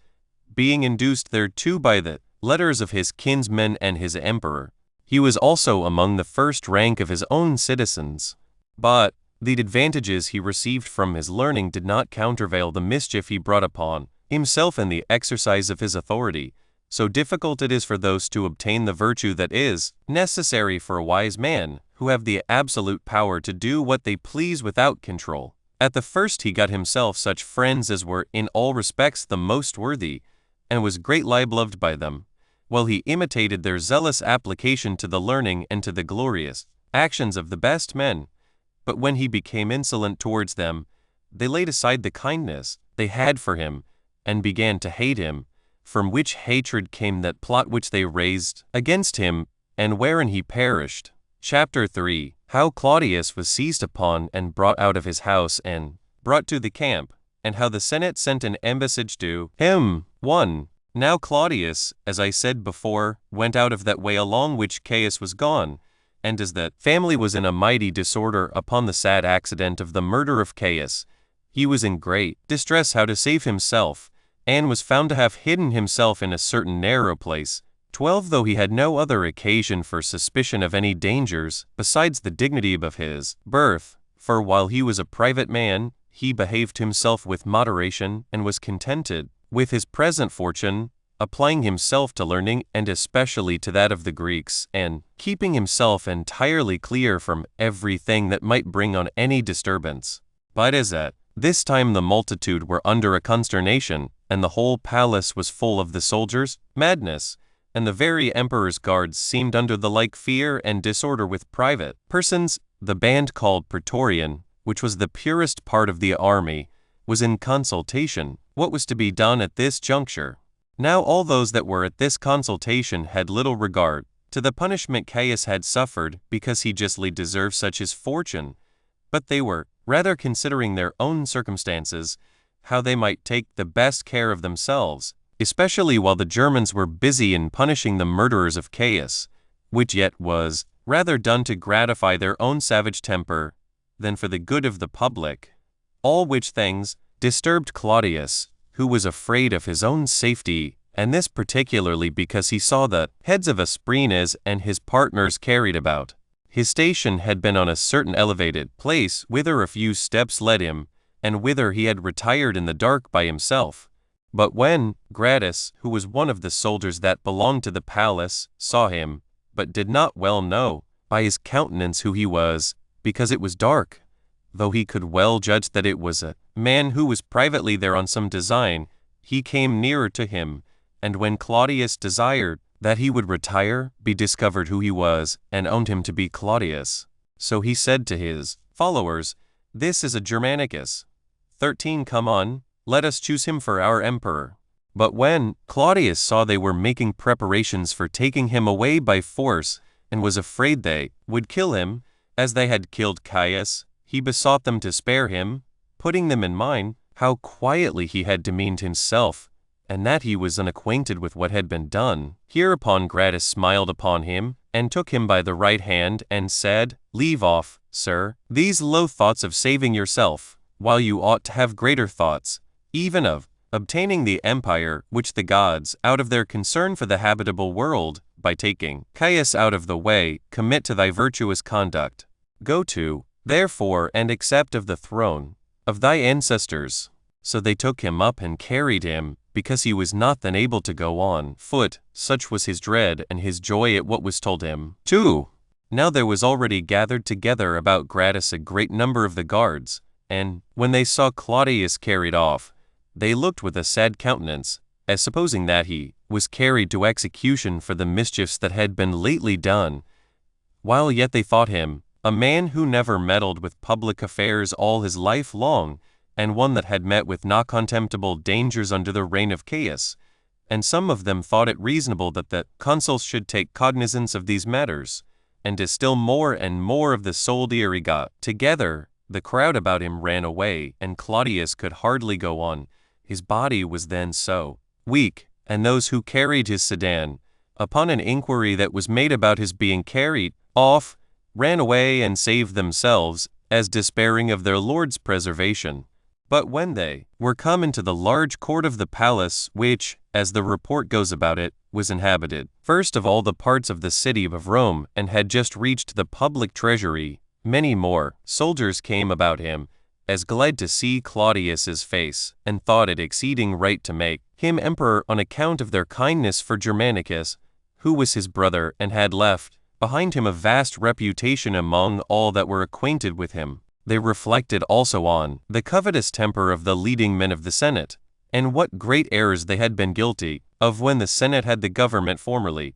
They also considered the impossibility of such an undertaking, as also what dangers they should be in, if the government should come to a single person, and that such a one should possess it as they had no hand in advancing, and not to Claudius, who would take it as their grant and as gained by their goodwill to him, and would remember the favors they had done him, and would make them a sufficient recompense for the same. 3. These were the discourses the soldiers had one with another by themselves, and they communicated them to all such as came into them. Now those that inquired about this matter willingly embraced the invitation that was made them to join with the rest, so they carried Claudius into the camp, crowding about him as his guard, and encompassing him about one chairman, still succeeding another, that their vehement endeavors might not be hindered. But as to the populace and senators, they disagreed in their opinions. The latter were very desirous to recover their former dignity, and were zealous to get clear of the slavery that had been brought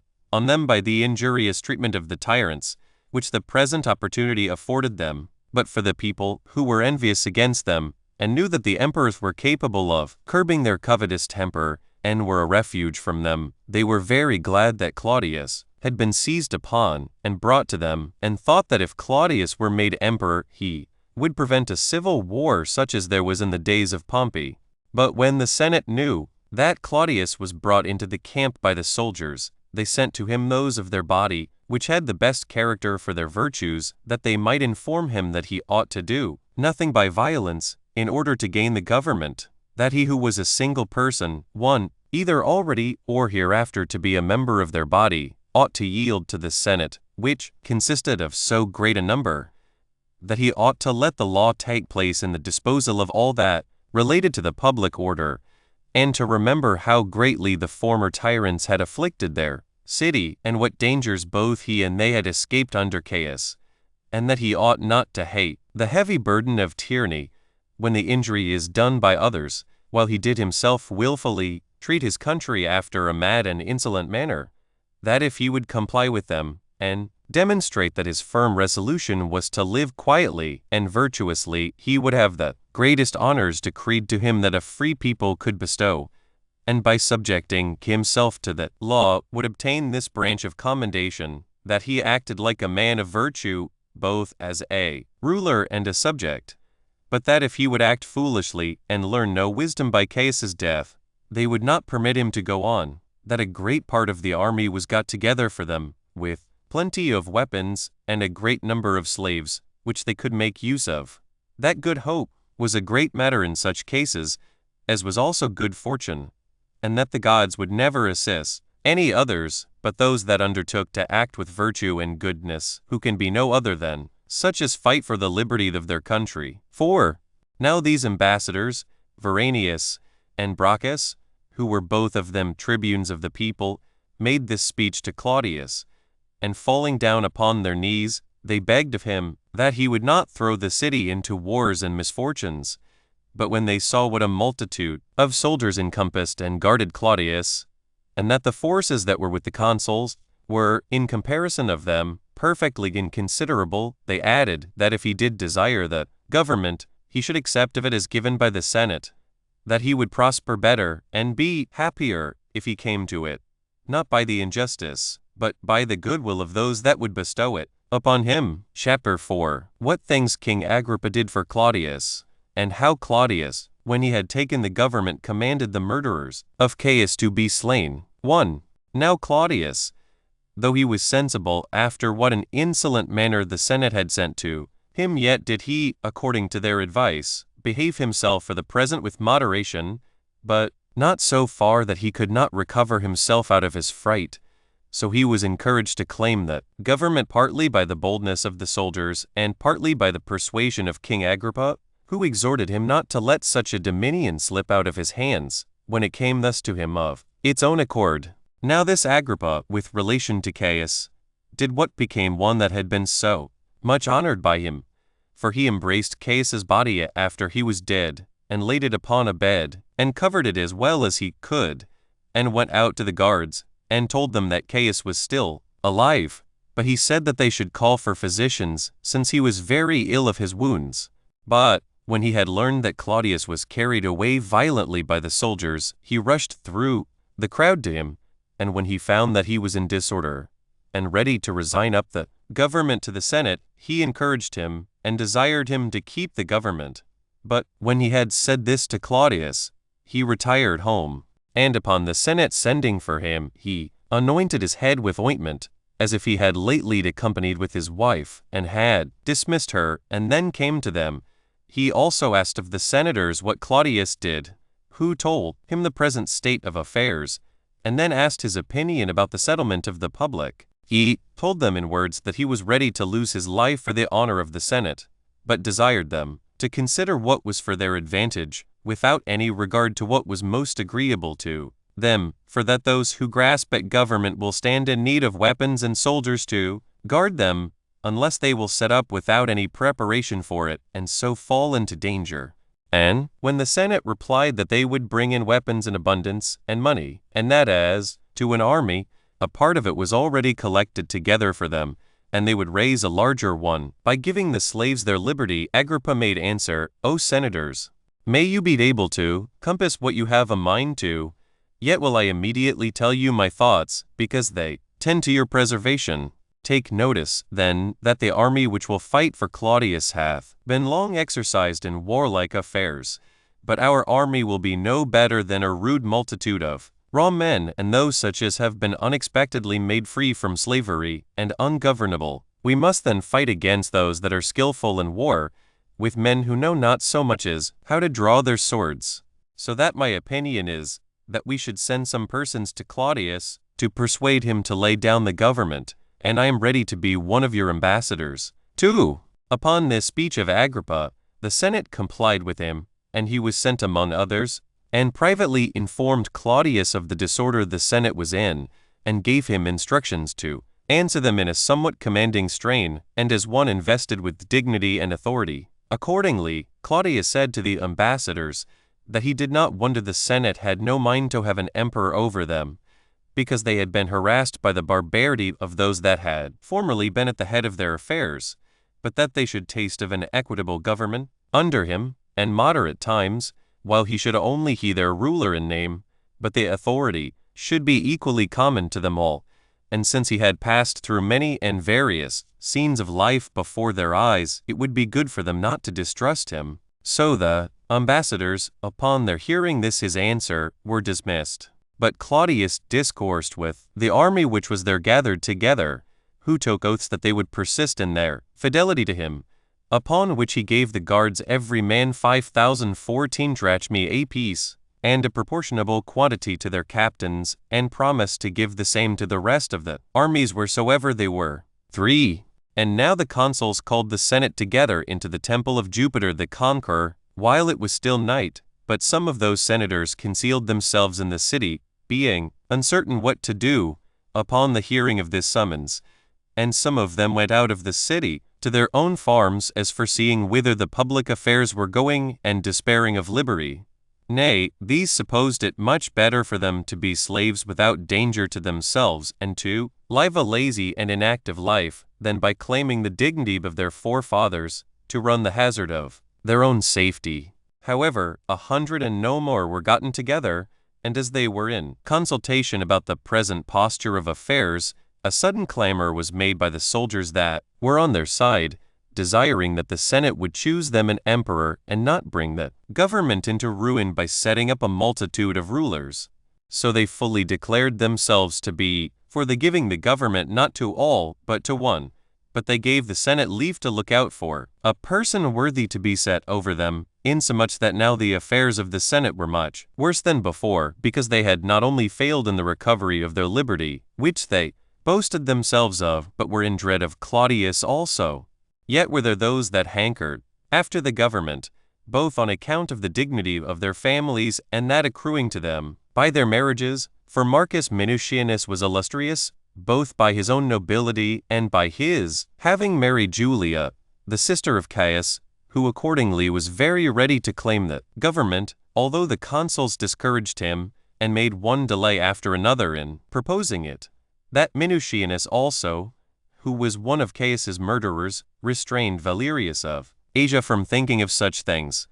And a prodigious slaughter there had been, if leave had been given to these men to set up for themselves and oppose Claudius. There were also a considerable number of gladiators besides, and of those soldiers who kept watch by night in the city, and rowers of ships, who all ran into the camp, insomuch that, of those who put in for the government, some left off their pretensions in order to spare the city, and others out of fear for their own persons. 4. But as soon as ever it was day, Sharia, and those that were with him, came into the Senate, and attempted to make speeches to the soldiers. However, the multitude of those soldiers, when they saw that they were making signals for silence with their hands, and were ready to begin to speak to them, grew tumultuous, and would not let them speak at all, because they were all zealous to be under a monarchy, and they demanded of the Senate one for their ruler, as not enduring any longer delays.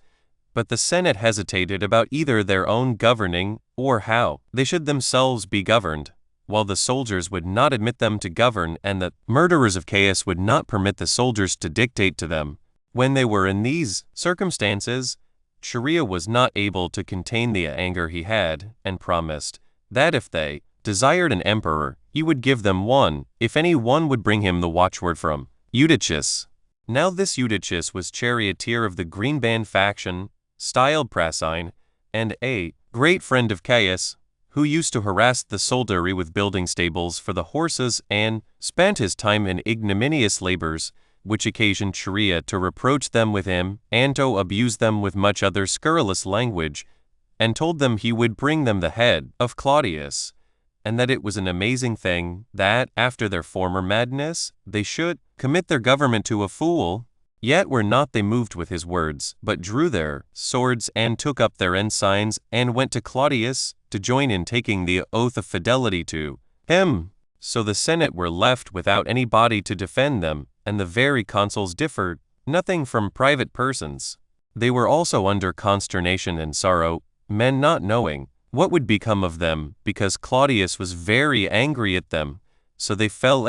reproaching one another, and repented of what they had done. At which juncture Sabinus, one of Caius's murderers, threatened that he would sooner come into the midst of them and kill himself, than consent to make Claudius emperor and see slavery returning upon them. He also abused Sharia for loving his life too well, while he who was the first in his contempt of Caius could think it a good thing to live, when, even by all that they had done for the recovery of their liberty, they found it impossible to do it. But Sharia said he had no manner of doubt upon him about killing himself, that yet he would first sound the intentions of Claudius before he did it. 5. These were the debates about the Senate, but in the camp everybody was crowding on all sides to pay their court to Claudius, and the other consul, Quintus Pomponius, was reproached by the soldiery as having rather exhorted the Senate to recover their liberty, whereupon they drew their swords and were going to assault him, and they had done it, if Claudius had not hindered them, who snatched the consul out of the danger he was in, and set him by him. But he did not receive that part of the Senate which was with Quintus in the like honorable manner, nay, some of them received blows and were thrust away as they came to salute Claudius, nay, Aponius went away wounded, and they were all in danger. However, King Agrippa went up to Claudius, and desired he would treat the senators more gently, for if any mischief should come to the Senate, he would have no others over whom to rule. Claudius complied with him, and called the Senate together into the palace, and was carried thither himself through the city, while the soldiery conducted him, though this was to the great vexation of the multitude. For Cherea and Sabinus, two of Caius's murderers, went in the forefront of them in an open manner, while Pollio, whom Claudius, a little before, had made captain of his guards, had sent them an epistolary edict to forbid them to appear in public. Then did Claudius, upon his coming to the palace, get his friends together and desired their suffrages about Cherea. They said that work he had done was a glorious one, but they accused him that he did it of perfidiousness, and thought it just to inflict the punishment of death upon him, to discountenance such actions for the time to come. So Cherea was led to his execution, and Lupus and many other Romans with him. Now it is reported that Cherea bore this calamity courageously, and this not only by the firmness of his own behavior under it, but by the reproaches he laid upon Lupus, who fell into tears. For when Lupus laid his garment aside, and complained of the cold, 15, he said, that cold was never hurtful till Lupus, i.e. a wolf, and as a great many men went along with them to see the sight. When Cherea came to the place, he asked the soldier who was to be their executioner, whether this office was what he was used to, or whether this was the first time of his using his sword in that manner, and desired him to bring him that very sword with which he himself slew Caius. 16. So he was happily killed at one stroke, but Lupus did not meet with such good fortune in going out of the world, since he was timorous and had many blows leveled at his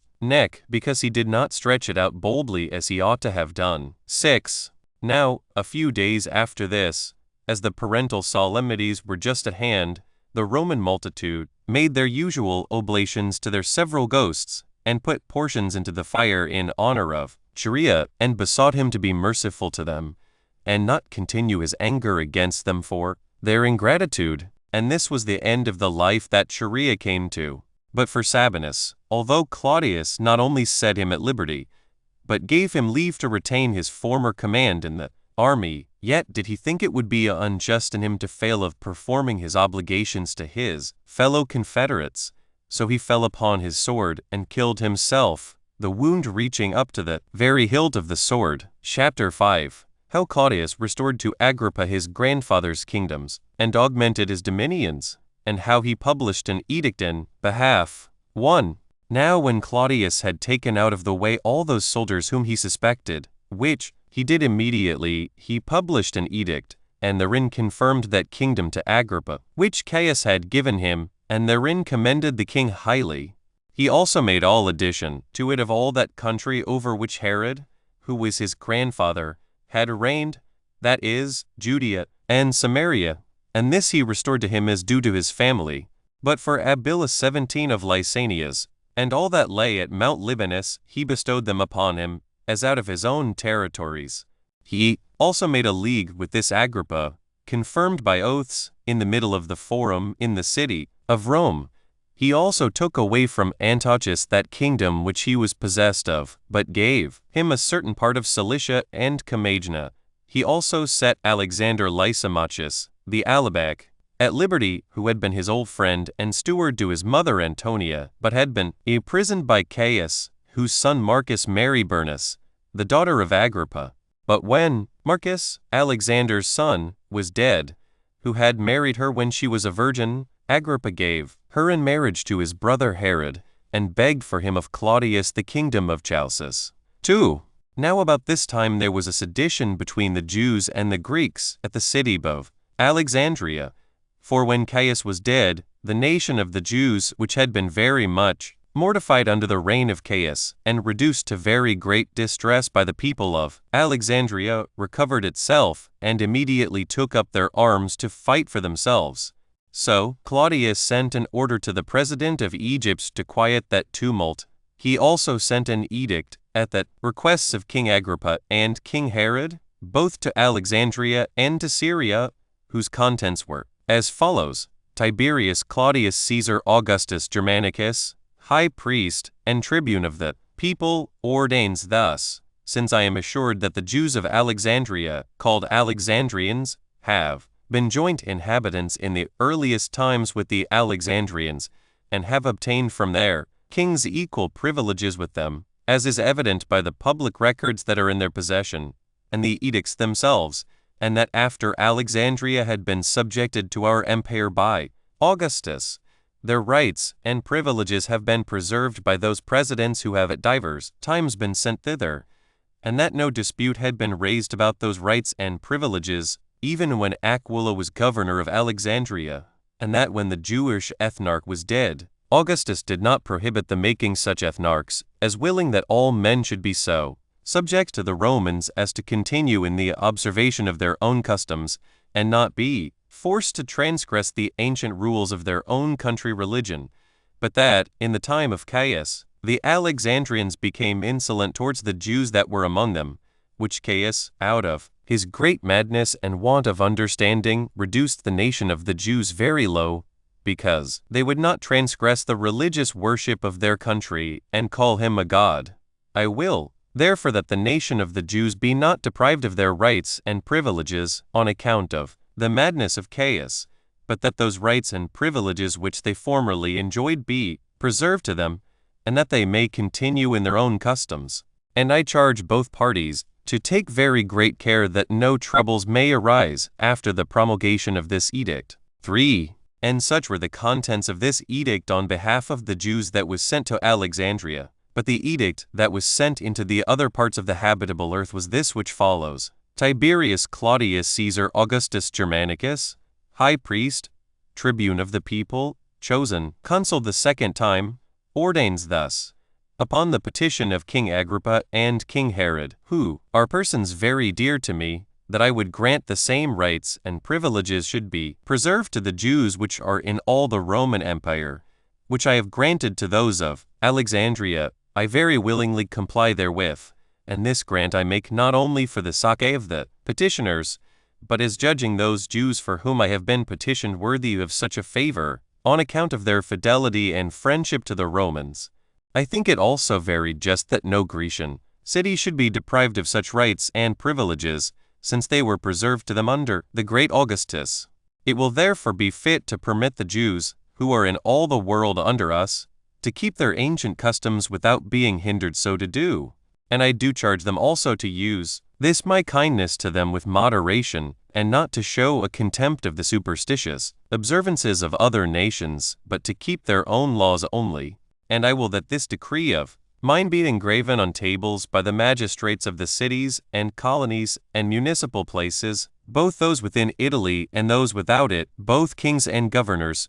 by the means of the ambassadors, and to have them exposed to the public for full 30 days, in such a place whence it may plainly be read from the ground. 18. Chapter 6. What things were done by Agrippa at Jerusalem when he was returned back into Judea, and what it was that Petronius wrote to the inhabitants of Doris in behalf. 1. Now Claudius Caesar,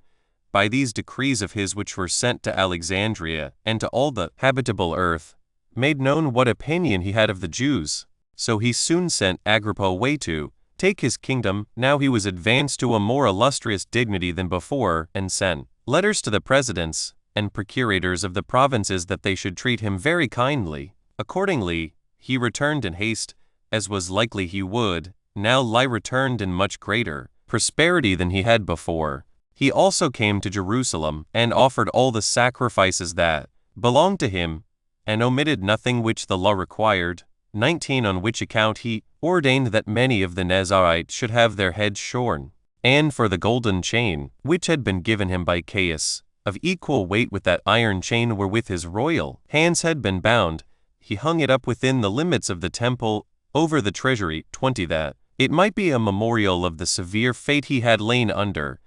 and a testimony of his change for the better, that it might be a demonstration how the greatest prosperity may have a fall, and that God sometimes raises up what is fallen down. For this chain thus dedicated afforded a document to all men that King Agrippa had been once bound in a chain for a small cause, but recovered his former dignity again, and a little while afterward got out of his bonds, and was advanced to be a more illustrious king than he was before. Whence men may understand that all that partake of human nature, how great soever they are, may fall, and that those that fall may gain their former illustrious dignity again. 2. And when Agrippa had entirely finished all the duties of the divine worship, he removed Theophilus, the son of Ananus, from the high priesthood, and bestowed that honor of his on Simon the son of Boethus, whose name was also Cantharus, whose daughter King Herod married, as I have related above. Simon, therefore, had the high priesthood with his brethren, and with his father, in like manner as the sons of Simon, the son of Onias, who were 3, had it formerly, under the government of the Macedonians, as we have related in a former book. 3. When the king had settled the high priesthood after this manner, he returned the kindness which the inhabitants of Jerusalem had showed him, for he released them from the tax upon houses, every one of which paid it before, thinking it a good thing to requite the tender affection of those that loved him. He also made Silas the general of his forces, as a man who had partaken with him in many of his troubles. But after a very little while the young men of Doris, preferring a rash attempt before piety, and being naturally bold and insolent, carried a statue of Caesar into a synagogue of the Jews and erected it there. This procedure of theirs greatly provoked Agrippa, for it plainly tended to the dissolution of the laws of his country. So he came without delay to Publius Petronius, who was then president of Syria, and accused the people of Doris. Nor did he less resent what was done than did Agrippa,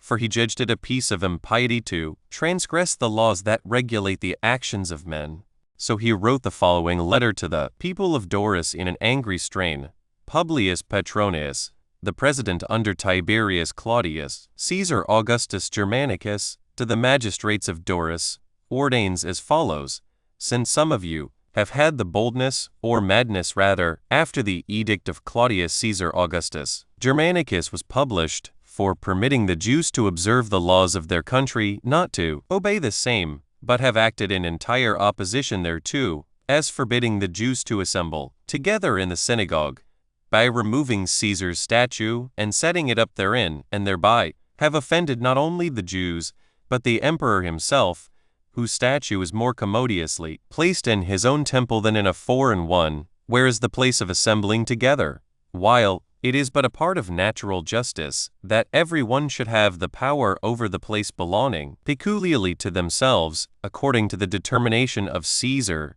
to say nothing of my own determination, which it would be ridiculous to mention after the emperor's edict, which gives the Jews leave to make use of their own customs, as also gives order that they enjoy equally the rights of citizens with the Greeks themselves. I therefore ordain that Proculus Vitellius, the centurion, bring those men to me, who, contrary to Augustus's edict, have been so insolent as to do this thing, at which those very men, who appear to be of principal reputation among them, have an indignation also, and allege for themselves, that it was not done with their consent, but by the violence of the multitude, that they may give an account of what hath been done. I also exhort the principal magistrates among them,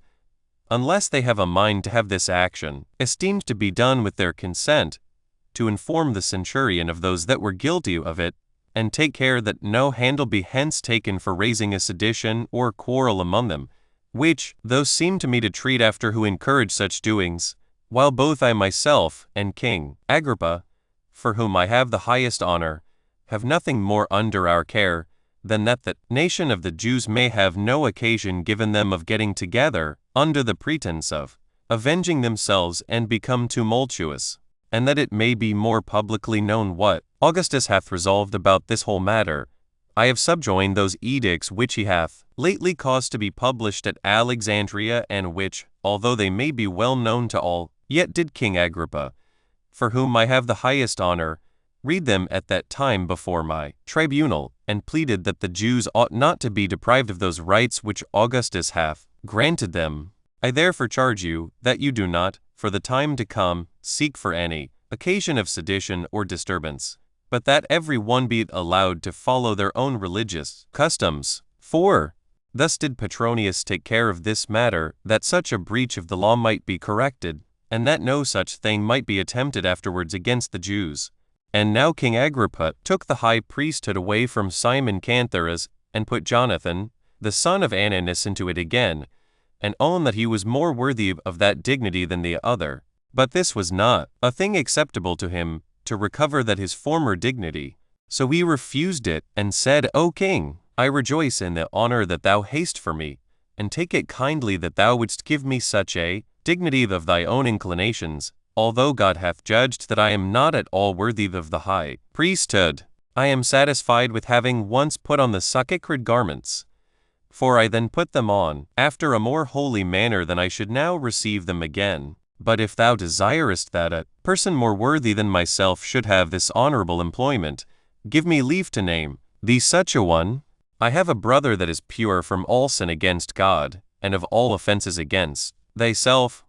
I recommend him to thee as one that is fit for this dignity. So the king was pleased with these words of his, and passed by Jonathan, and, according to his brother's desire, bestowed the high priesthood upon Matthias. Nor was it long before Marcus succeeded Petronius as president of Syria. Chapter 7. Concerning Silas, and on what account it was that King Agrippa was angry at him, how Agrippa began to encompass Jerusalem with a wall, and what benefits he bestowed on the inhabitants of Burdus. 1. Now Silas, the general of the king's horse, because he had been faithful to him under all his misfortunes, and had never refused to be a partaker with him in any of his dangers, but had oftentimes undergone the most hazardous dangers for him, was full of assurance, and thought he might expect a sort of equality with the king, on account of the firmness of the friendship he had showed to them. Accordingly, he would nowhere let the king sit as his superior,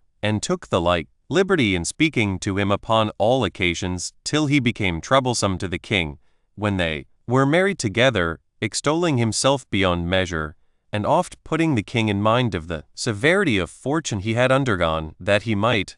by way of ostentation, demonstrate what zeal he had showed in his service, and was continually harping upon this string, what pains he had taken for him, and much enlarged still upon that subject. The repetition of this so frequently seemed to reproach the king, insomuch that he took this ungovernable liberty of talking very ill at his hands. For the commemoration of times when men have been under ignominy is by no means agreeable to them, and he is a very silly man who is perpetually relating to a person what kindness he had done him. At last, therefore, Silas had so thoroughly provoked the king's indignation, that he acted rather out of passion than good consideration, and did not only turn Silas out of his place as general of his horse, but sent him in bonds into his own country. But the edge of his anger wore off by length of time, and made room for more just reasonings as to his judgment about this man, and he considered how many labors he had undergone for his sake. So when Agrippa was solemnizing his birthday, and he gave festival entertainments to all his subjects, he sent for Silas on the sudden to be his guest. But as he was a very frank man, he thought he had now a just handle given him to be angry, which he could not conceal from those that came for him, but said to them, What honor is this the king invites me to, which I conclude will soon be over? For the king hath not let me keep those original marks of the goodwill I bore him, which I once had from him,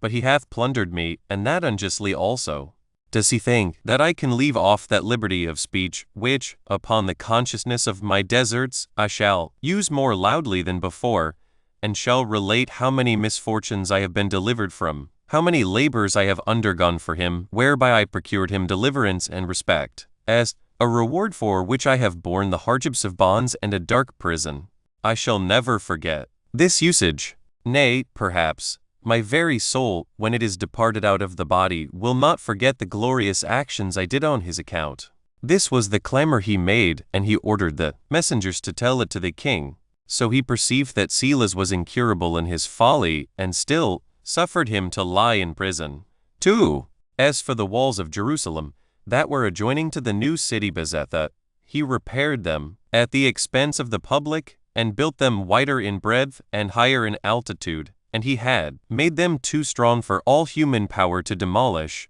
unless Marcus, the then president of Syria, had by letter informed Claudius Caesar of what he was doing. And when Claudius had some suspicion of attempts for innovation, he sent to Agrippa to leave off the building of those walls presently. So he obeyed, as not thinking it proper to contradict Claudius. 3. Now this king was by nature very beneficent and liberal in his gifts, and very ambitious to oblige people with such large donations, and he made himself very illustrious by the many chargeable presents he made them. He took delight in giving and rejoiced in living with good reputation. He was not at all like that Herod who reigned before him, for that Herod was ill-natured and severe in his punishments, and had no mercy on them that he hated. And every one perceived that he was more friendly to the Greeks than to the Jews, for he adorned foreign cities with large presents in money, with building them baths and theaters besides, nay, in some of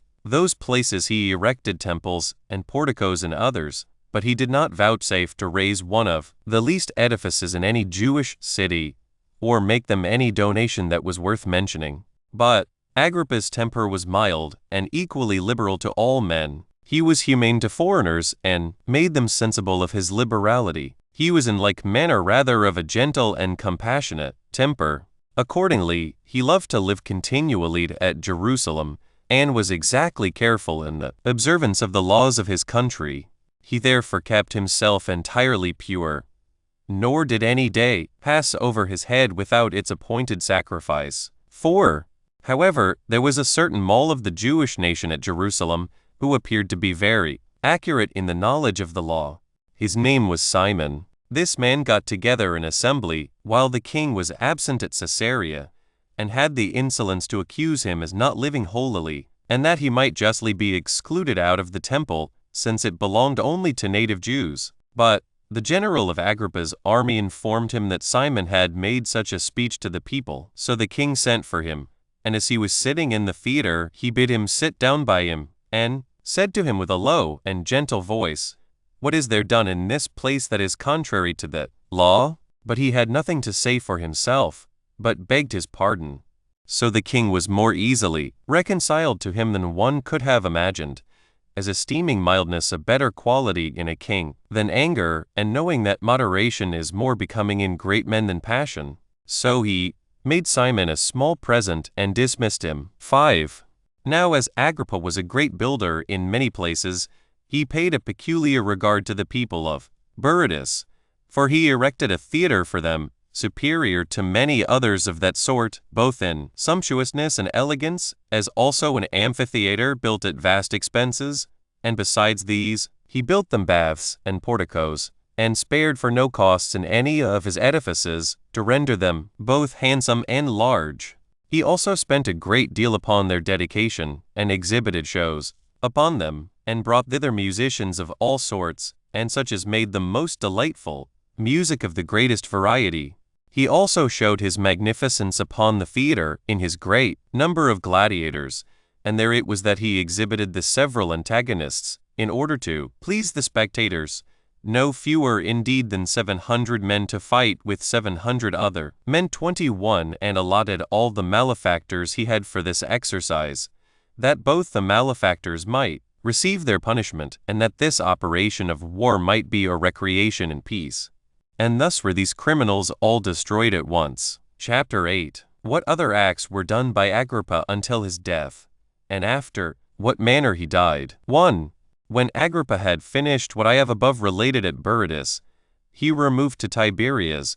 a city of Galilee. Now he was in great esteem among other kings. Accordingly there came to him Antiochus, king of Camalna, Samsageratnus, king of Emesa, and Codies, who was king of the Lesser Armenia, and Polemo, who was king of Pontus, as also Herod his brother, who was king of Chalcis. All these he treated with agreeable entertainments, and after an obliging manner, and so as to exhibit the greatness of his mind, and so as to appear worthy of those respects which the kings paid to him, by coming thus to see him. However, while these kings stayed with him, Marcus, the president of Syria, came thither. So the king, in order to preserve the respect that was due to the Romans, went out of the city to meet him, as far as 7 furlongs. But this proved to be the beginning of a difference between him and Marcus, for he took with him in his chariot those other kings as his assessors. But Marcus had a suspicion what the meaning could be of so great a friendship of these kings one with another, and did not think so close an agreement of so many potentates to be for the interest of the Romans. He therefore sent some of his domestics to every one of them, and enjoined them to go their ways home without further delay. This was very ill taken by Agrippa, who after that became his enemy. And now he took the high priesthood away from Matthias, and made Leonius, the son of Cantharas, high priest in his stead. 2. Now when Agrippa had reigned 3 years over all Judea, he came to the city Caesarea, which was formerly called Strato's Tower, and there he exhibited shows in honor of Caesar, upon his being informed that there was a certain festival celebrated to make vows for his safety, at which festival a great multitude was gotten together of the principal persons, and such as were of dignity through his province. On the 2nd day of which oaths he put on a garment made wholly of silver, and of a contexture truly wonderful, and came into the theater early in the morning, at which time the silver of his garment being illuminated by the fresh reflection of the sun's rays upon it, shone out after a surprising manner, and was so resplendent as to spread a horror over those that looked intently upon him. And presently his flatterers cried out, one from one place and another from another, though not for his good, that he was a god. And they added, Be thou merciful to us, for although we have hitherto reverenced thee only as a man, yet shall we henceforth own thee as superior to mortal nature. Upon this the king did neither rebuke them, nor reject their impious flattery. But as he presently afterward looked up, he saw an owl 22 sitting on a certain rope over his head, and immediately understood that this bird was the messenger of ill tidings, as it had once been the messenger of good tidings to him, and fell into the deepest sorrow. A severe pain also arose in his belly, and began in a most violent manner. He therefore looked upon his friends, and said, I, whom you call a god, am commanded presently to depart this life, while Providence thus reproves the lying words you just now said to me, and I, who was by you called immortal, am immediately to be hurried away by death. But I am bound to accept of what Providence allots, as it pleases God. For we have by no means lived ill, but in a splendid and happy manner. When he said this, his pain was become violent. Accordingly he was carried into the palace, and the rumor went abroad everywhere that he would certainly die in a little time. But the multitude presently sat in sackcloth, with their wives and children, after the law of their country, and besought God for the king's recovery. All places were also full of mourning and lamentation. Now the king rested in a high chamber, and as he saw them below lying prostrate on the ground, he could not himself forbear weeping. And when he had been quite worn out by the pain in his belly for 5 days, he departed this life, being in the 54th year of his age, and in the 7th year of his reign. For he reigned 4 years under Caius Caesar. 3 of them were over Philip's tetrarchy only, and on the 4th he had that of Herod added to it, and he reigned, besides those, 3 years, under the reign of Claudius Caesar, in which time he reigned over the forementioned countries, and also had Judea added to them, as well as Samaria and Caesarea. The revenues that he received out of them were very great, no less than 12 millions of drachms. 23 Yet did he borrow great sums from others, for he was so very liberal that his expenses exceeded his incomes, and his generosity was boundless. 24. 3. But before the multitude were made acquainted with Agrippa's being expired, Herod the king of Chalcis, and Helcias the master of his horse, and the king's friend, sent Aristo, one of the king's most faithful servants, and slew Silas, who had been their enemy, as if it had been done by the king's own command. Chapter 9. What things were done after the death of Agrippa, and how Claudius, on account of the youth and unskillfulness of Agrippa, Jr. sent Cuspius Fatus to be procurator of Judea and of the entire kingdom. 1. And thus did King Agrippa depart this life. But he left behind him a son, Agrippa by name, a youth in the 17th year of his age, and 3 daughters, one of which, Bernice, was married to Herod, his father's brother, and was 16 years old.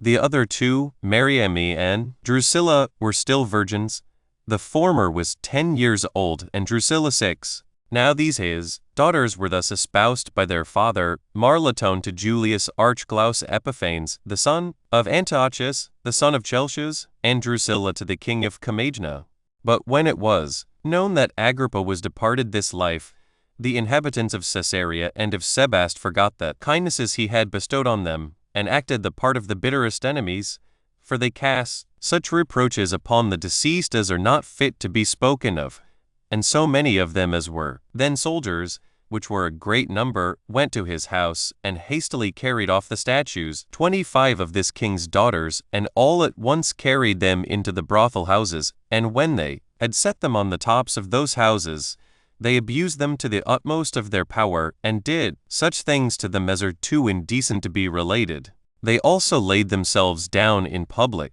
places, and celebrated general feastings, with garlands on their heads, and with ointments and libations to Charon, and drinking to one another for joy that the king was expired. Nay, they were not only unmindful of Agrippa, who had extended his liberality to them in abundance, but of his grandfather Herod also, who had himself rebuilt their cities, and had raised them havens and temples at vast expenses. 2. Now Agrippa, the son of the deceased, was at Rome, and brought up with Claudius Caesar. And when Caesar was informed that Agrippa was dead, and that the inhabitants of Sebaste and Caesarea had abused him, he was sorry for the first news, and was displeased with the ingratitude of those cities. He was therefore disposed to send Agrippa, Jr., away presently to succeed his father in the kingdom, and was willing to confirm him in it by his oath. But those freedmen and friends of his, who had the greatest authority with him, dissuaded him from it, and said that it was a dangerous experiment to permit so large a kingdom to come under the government of so very young a man, and one hardly yet arrived at years of discretion, who would not be able to take sufficient care of its administration, while the weight of a kingdom is heavy enough to a grown man. So Caesar thought what they said to be reasonable. Accordingly he sent Cuspius Fatus to be procurator of Judea and of the entire kingdom, and paid that respect to the Essenes, as not to introduce Marcus, who had been at variance with him, into his kingdom. But he determined, in the first place, to send orders to Fatus, that he should chastise the inhabitants of Caesarea and Sebaste for those abuses they had offered to him that was deceased, and their madness towards his daughters that were still alive, and that he should remove that body of soldiers that were at Caesarea and Sebaste, with the 5 regiments, into Pontus, that they might do their military duty there, and that he should choose an equal number of soldiers out of the Roman legions that were in Syria, to supply their place. Yet were not those that had such orders actually removed, for by sending ambassadors to Claudius, they mollified him, and got leave to abide in Judea still. And these were the very men that became the source of very great calamities to the Jews in after times, and sowed the seeds of that war which began under Florus. Whence it was that when Vespasian had subdued the country, he removed them out of his province, as we shall relate hereafter. Antiquities of the Jews book, Roman 20, containing the interval of 22 years, from Fatus the procurator to Florus. Chapter 1. A sedition of the Philadelphians against the Jews, and also concerning the vestments of the high priest. 1. Upon the death of King Agrippa, which we have related in the foregoing book, Claudius Caesar sent Cassius Longinus as successor to Marcus, out of regard to the memory of King Agrippa, who had often desired of him by letters, while he was alive, that he would not suffer Marcus to be any longer president of Syria. But Fatus, as soon as he was come procurator into Judea, found quarrelsome doings between the Jews that dwelt in Perea and the people of Philadelphia about their borders, at a village called Mea, that was filled with men of a warlike temper. For the Jews of Perea had taken up arms without the consent of their principal men, and had destroyed many of the Philadelphians. When Fadus was informed of this procedure, it provoked him very much that they had not left the determination of the matter to him, if they thought that the Philadelphians had done them any wrong, but had rashly taken up arms against them. So he seized upon 3 of their principal men, who were also the causes of this sedition, and ordered them to be bound, and afterwards had one of them slain, whose name was Hannibal. And he banished the other 2, Araram and Eleazar. Ptolemy also, the arch-robber, was after some time brought to him bound and slain, but not till he had done a world of mischief to Idumea and the Arabians. And indeed, from that time, Judea was cleared of robberies by the care and providence of Fadus. He also at this time sent for the high priests and the principal citizens of Jerusalem, and this at the command of the emperor, and admonished them that they should lay up the long garment and the sacred vestment, which it is customary for nobody but the high priest to wear, in the tower of Antonia, that it might be under the power of the Romans, as it had been formerly. Now the Jews durst not contradict what he had said, but desired Fadus, however, and Longinus, which last was come to Jerusalem, and had brought a great army with him, out of a fear that the rigid injunctions of Fadus should force the Jews to rebel, that they might, in the first place, have leave to send ambassadors to Caesar, to petition him that they may have the holy vestments under their own power, and that, in the next place, they would tarry till they knew what answer Claudius would give to their request. So they replied, that they would give them leave to send their ambassadors, provided they would give them their sons as pledges for their peaceable behavior. And when they had agreed so to do, and had given them the pledges they desired, the ambassadors were sent accordingly. But when, upon their coming to Rome, Agrippa, Jr., the son of the deceased, understood the reason why they came, for he dwelt with Claudius Caesar, as we said before, he besought Caesar to grant the Jews their request about the holy vestments, and to send a message to Fadus accordingly too. Hereupon Claudius called for the ambassadors, and told them that he granted their request, and bade them to return their thanks to Agrippa for this favor, which had been bestowed on them upon his entreaty. And besides these answers of his, he sent the following letter by them: Claudius Caesar Germanicus, tribune of the people the 5th time, and designed consul the 4th time, and imperator the 10th time, the father of his country, to the magistrates, senate, and people, and the whole nation of the Jews, sendeth greeting. Upon the presentation of your ambassadors to me by Agrippa, my friend, whom I have brought up, and have now with me, and who is a person of very great piety, who are come to give me thanks for the care I have taken of your nation, and to entreat me in an earnest and obliging manner that they may have the holy vestments with the crown belonging to them, under their power, I grant their request, as that excellent person Vitalis, who is very dear to me, had done before me. And I have complied with your desire, in the first place, out of regard to that piety which I profess, and because I would have every one worship God according to the laws of their own country. And this I do, also, because I shall hereby highly gratify King Herod and Agrippa, Jr., whose sacred regards to me and earnest goodwill to you I am well acquainted with, and with whom I have the greatest friendship, and whom I highly esteem, and look on as persons of the best character. Now I have written about these affairs to Cuspius Fadus, my procurator. The names of those that brought me your letter are Cornelius, the son of Ciro, Trypho, the son of Theudio, Dorotheus, the son of Nathanael, and John, the son of Jotter. This letter is dated before the 4th of the calends of July, when Ruffius and Pompeius Silvanus are consuls. 3. Herod also, the brother of the deceased Agrippa, who was then possessed of the royal authority over Chalcis, petitioned Claudius Caesar for the authority over the temple, and the money of the sacred treasure, and the choice of the high priests, and obtained all that he petitioned for. So that after that time this authority continued among all his descendants till the end of the war won. Accordingly, Herod removed the last high priest,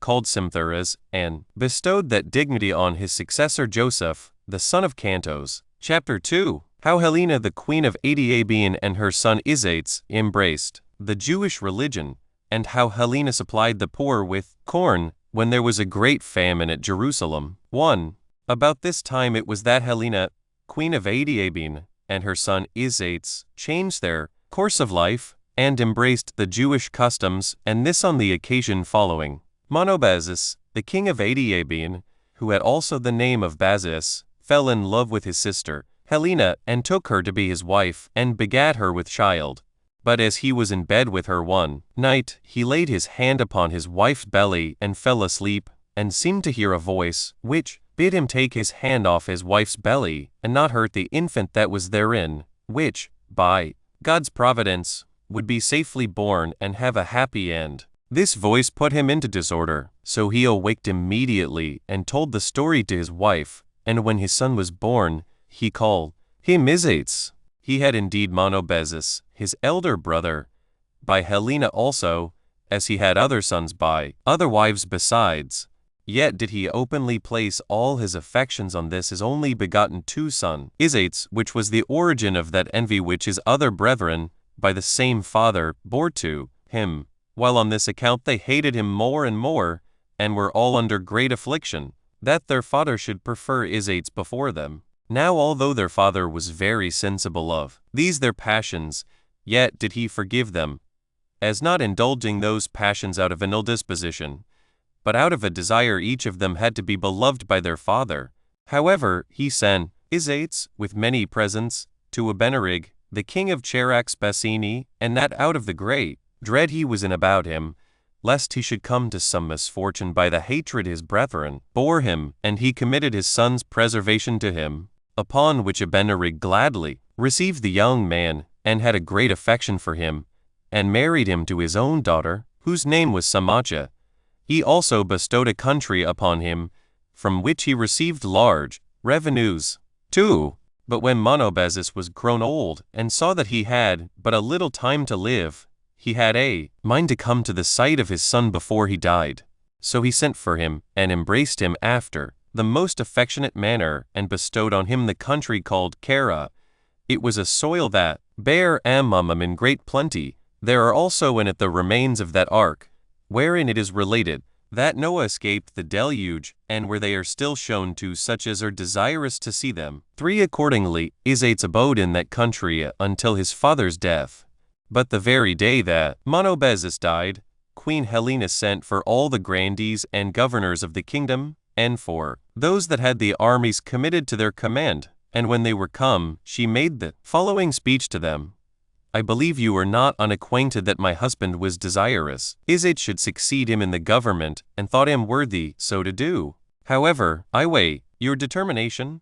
for happy is he who receives a kingdom, not from a single person only, but from the willing suffrages of a great many. This she said, in order to try those that were invited, and to discover their sentiments. Upon the hearing of which, they first of all paid their homage to the queen, as their custom was, and then they said that they confirmed the king's determination, and would submit to it, and they rejoiced that Isates' father had preferred him before the rest of his brethren, as being agreeable to all their wishes, but that they were desirous, first of all to slay his brethren and kinsmen, that so the government might come securely to Isates, because if they were once destroyed, all that fear would be over which might arise from their hatred and envy to him. Helena replied to this, that she returned them her thanks for their kindness to herself and to Isates, but desired that they would however defer the execution of this slaughter of Isates' brethren till he should be there himself, and give his approbation to it.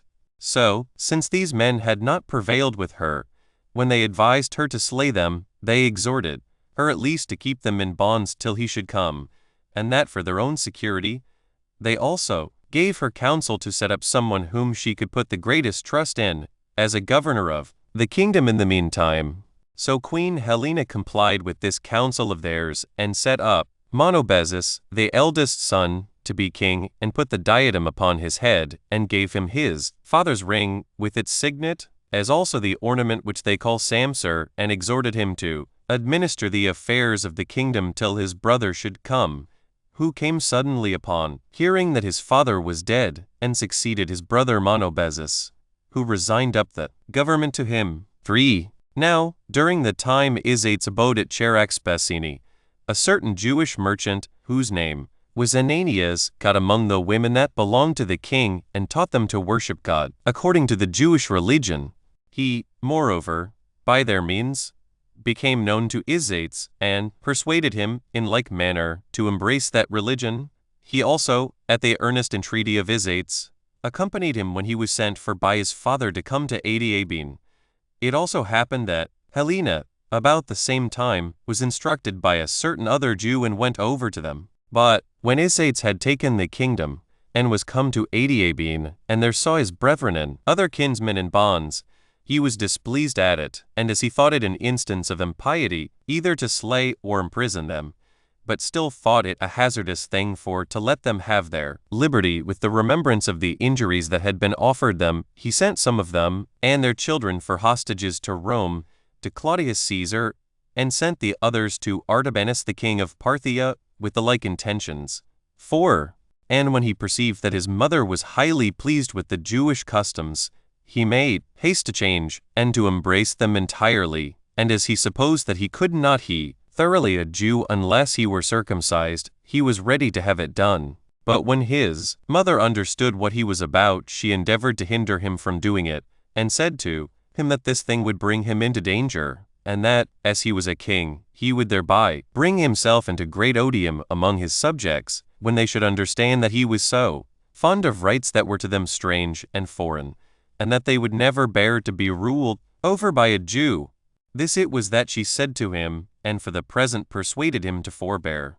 And when he had related what she had said to Ananias, he confirmed what his mother had said. And when he had also threatened to leave him, unless he complied with him, he went away from him, and said that he was afraid lest such an action being once become public to all, he should himself be in danger of punishment for having been the occasion of it, and having been the king's instructor in actions that were of ill reputation. And he said that he might worship God without being circumcised, even though he did resolve to follow the Jewish law entirely, which worship of God was of a superior nature to circumcision. He added that God would forgive him, though he did not perform the operation, while it was omitted out of necessity and for fear of his subjects. So the king at that time complied with these persuasions of Ananias. But afterwards, as he had not quite left off his desire of doing this thing, a certain other Jew that came out of Galilee, whose name was Eleazar, and who was esteemed very skillful in the learning of his country, persuaded him to do the thing.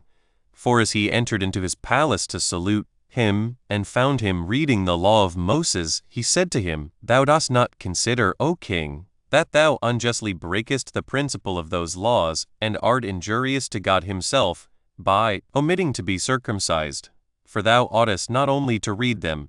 but chiefly to practice what they enjoin thee. How long wilt thou continue uncircumcised? But if thou hast not yet read the law about circumcision, and dost not know how great impiety thou art guilty of by neglecting it, read it now. When the king had heard what he said, he delayed the thing no longer, but retired to another room and sent for a surgeon, and did what he was commanded to do. He then sent for his mother and Ananias his tutor, and informed them that he had done the thing, upon which they were presently struck with astonishment and fear, and that to a great degree, lest the thing should be openly discovered and censured, and the king should hazard the loss of his kingdom, while his subjects would not bear to be governed by a man who was so zealous in another religion, and lest they should themselves run some hazard, because they would be supposed that occasion of his so doing. But it was God himself who hindered what they feared from taking effect, for he preserved both Isates himself and his sons when they fell into many dangers,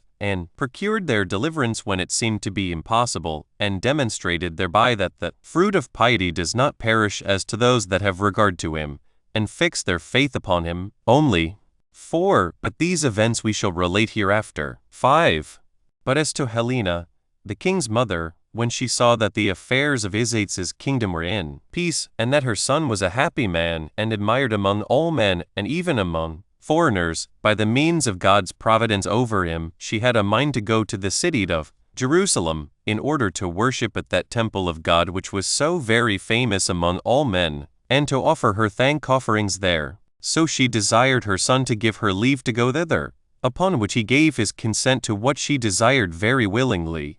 and made great preparations for her dismission, and gave her a great deal of money, and she went down to the city Jerusalem, her son conducting her on her journey a great way. Now her coming was a very great advantage to the people of Jerusalem, for whereas a famine did oppress them at that time, and many people died for want of what was necessary to procure food withal, Queen Helena sent some of her servants to Alexandria with money to buy a great quantity of corn, and others of them to Cyprus to bring a cargo of dried figs. And as soon as they were come back, and had brought those provisions, which was done very quickly, she distributed food to those that were in want of it, and left a most excellent memorial behind her of this benefaction, which she bestowed on our whole nation. And when her son Isaetes was informed of this famine,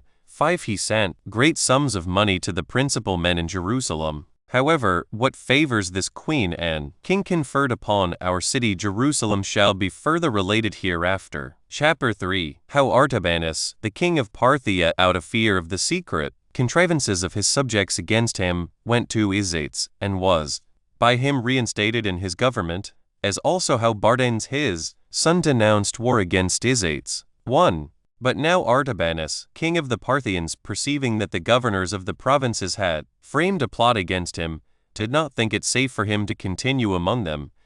but resolved to go to Isaetes, in hopes of finding some way for his preservation by his means, and, if possible, for his return to his own dominions. So he came to Isaetes, and brought 1,000 of his kindred and servants with him, and met him upon the road, while he well knew Isaetes.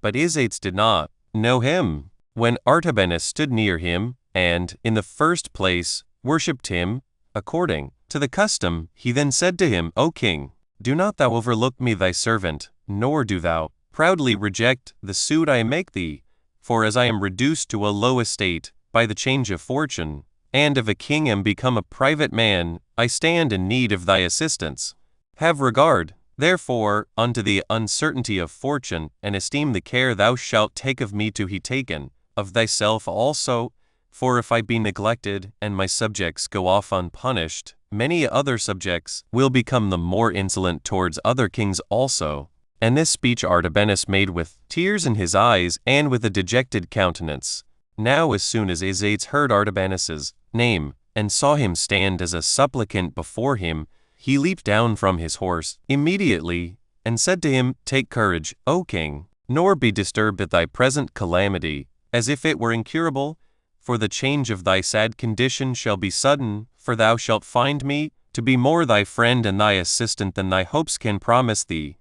For I will either re-establish thee in the kingdom of Parthia, or lose my own. 2. When he had said this, he set Artabanus upon his horse, and followed him on foot, in honor of a king whom he owned as greater than himself, which, when Artabanus saw, he was very uneasy at it, and sware by his present fortune and honor that he would get down from his horse, unless Isaetes would get upon his horse again and go before him. So he complied with his desire, and leaped upon his horse, and when he had brought him to his royal palace, he showed him all sorts of respect when they sat together, and he gave him the upper place at festivals also, as regarding not his present fortune,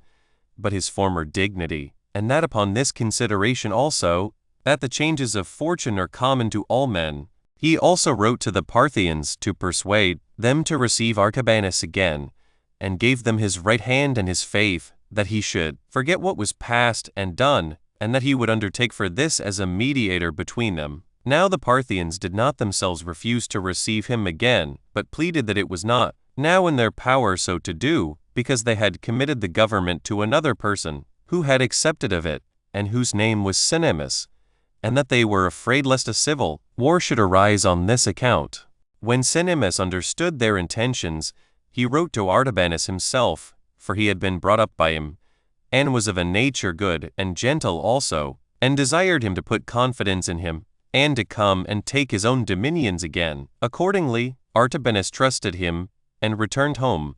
When Cinemus met him, worshipped him, and saluted him as a king, and took the diadem off his own head, and put it on the head of Artabanus. 3. And thus was Artahanus restored to his kingdom again by the means of Isates, when he had lost it by the means of the grandees of the kingdom. Nor was he unmindful of the benefits he had conferred upon him, but rewarded him with such honors as were of the greatest esteem among them. For he gave him leave to wear his tiara upright, 6, and to sleep upon a golden bed, which are privileges and marks of honor peculiar to the kings of Parthia. He also cut off a large and fruitful country from the king of Armenia, and bestowed it upon him. The name of the country is Nisibis, wherein the Macedonians had formerly built that city which they call Antioch of Magadonla. And these were the honors that were paid Isates by the king of the Parthians. 4. But in no long time Artabanus died, and left his kingdom to his son Bardanes. Now this Bardanes came to Isates, and would have persuaded him to join him with his army, and to assist him in the war he was preparing to make with the Romans. But he could not prevail with him, for Isates so well knew the strength and good fortune of the Romans, that he took Bardanes to attempt what was impossible to be done.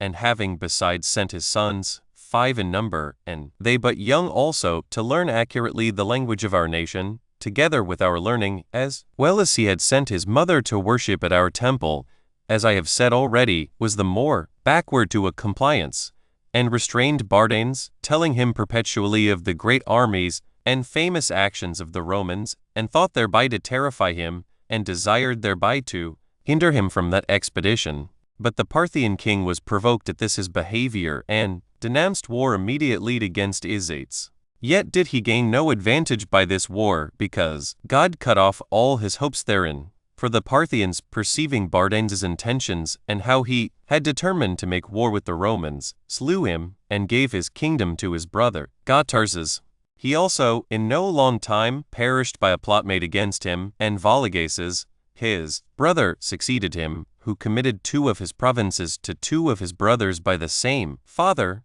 that of the Medes to the elder Pacorus, and Armenia to the younger Tiridates. Chapter 4. How Isates was betrayed by his own subjects, and fought against by the Arabians, and how Isates, by the providence of God, was delivered out of their hands. 1. Now when the king's brother, Monobazus, and his other kindred, saw how Isates, by his piety to God, was become greatly esteemed by all men, they also had a desire to leave the religion of their country, and to embrace the customs of the Jews, but that act of theirs was discovered by Isates' subjects. Whereupon the grandees were much displeased, and could not contain their anger at them,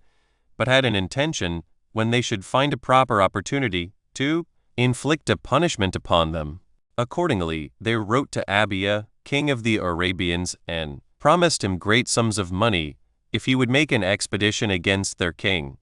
And they further promised him that, on the first onset, they would desert their king, because they were desirous to punish him, by reason of the hatred he had to their religious worship. Then they obliged themselves, by oaths, to be faithful to each other, and desired that he would make haste. In this design, the king of Arabia complied with their desires, and brought a great army into the field, and marched against Isates. And in the beginning of the first onset, and before they came to a close fight, those handies, as if they had a panic terror upon them, all deserted Isates, as they had agreed to do, and, turning their backs upon their enemies, ran away. Yet was not Isates dismayed at this, but when he understood that the grandees had betrayed him, he also retired into his camp, and made inquiry into the matter, and as soon as he knew who they were that made this conspiracy with the king of Arabia, he cut off those that were found guilty, and, renewing the fight on the next day, he slew the greatest part of his enemies, and forced all the rest to betake themselves to flight. He also pursued their king, and drove him into a fortress, called Arsames, and following on the siege vigorously, he took that fortress. And when he had plundered it of all the prey that was in it, which was not small, he returned to Adiabene. Yet did not he take Abia alive, because, when he found himself encompassed on every side, he slew himself too. But although the grandees of Adiabene had failed in their first attempt, as being delivered up by God into their king's hands, yet would they not even then be quiet, but wrote again to Vologases, who was then king of Parthia, and desired that he would kill Isates, and set over them some other potentate, who should be of a Parthian family, for they said that they hated their own king for abrogating the laws of their forefathers and embracing foreign customs. When the king of Parthia heard this, he boldly made war upon Isates, and as he had no just pretense for this war, he sent to him, and demanded back those honorable privileges which had been bestowed on him by his father, and threatened on his refusal to make war upon him. Upon hearing of this, Isates was under no small trouble of mind, as thinking it would be a reproach upon him to appear to resign those privileges that had been bestowed upon him out of cowardice. Yet because he knew that though the king of Parthia should receive back those honors, yet would he not be quiet, he resolved to commit himself to God, his protector, in the present danger he was in of his life, and as he esteemed him to be his principal assistant, he entrusted his children and his wives to a very strong fortress, and laid up his corn in his citadels, and set the hay and the grass on fire. And when he had thus put things in order, as well as he could, he awaited the coming of the enemy. And when the king of Parthia was come, with a great army of footmen and horsemen, which he did sooner than was expected, for he marched in great haste, and had cast up a bank at the river that parted Adiabene from Media, Isates also pitched his camp not far off, having with him 6,000 horsemen. But there came a messenger to Isates, sent by the king of Parthia, who told him how large his dominions were, as reaching from the river Euphrates to Bactria, and enumerated that king's subjects. He also threatened him that he should be punished as a person ungrateful to his lords, and said that God whom he worshipped could not deliver him out of the king's hands. When the messenger had delivered this his message, Isates replied that he knew the king of Parthia's power was much greater than his own, but that he knew also that God was much more powerful than all men. And, when he had returned him this answer, he betook himself to make supplication to God, and threw himself upon the ground, and put ashes upon his head, in testimony of his confusion, and fasted, together with his wives and children. 7 Then he called upon God, and said, O Lord and Governor, if I have not in vain committed myself to thy goodness, but have justly determined that thou only art the Lord and principal of all beings, come now to my assistance, and defend me from my enemies, not only on my own account,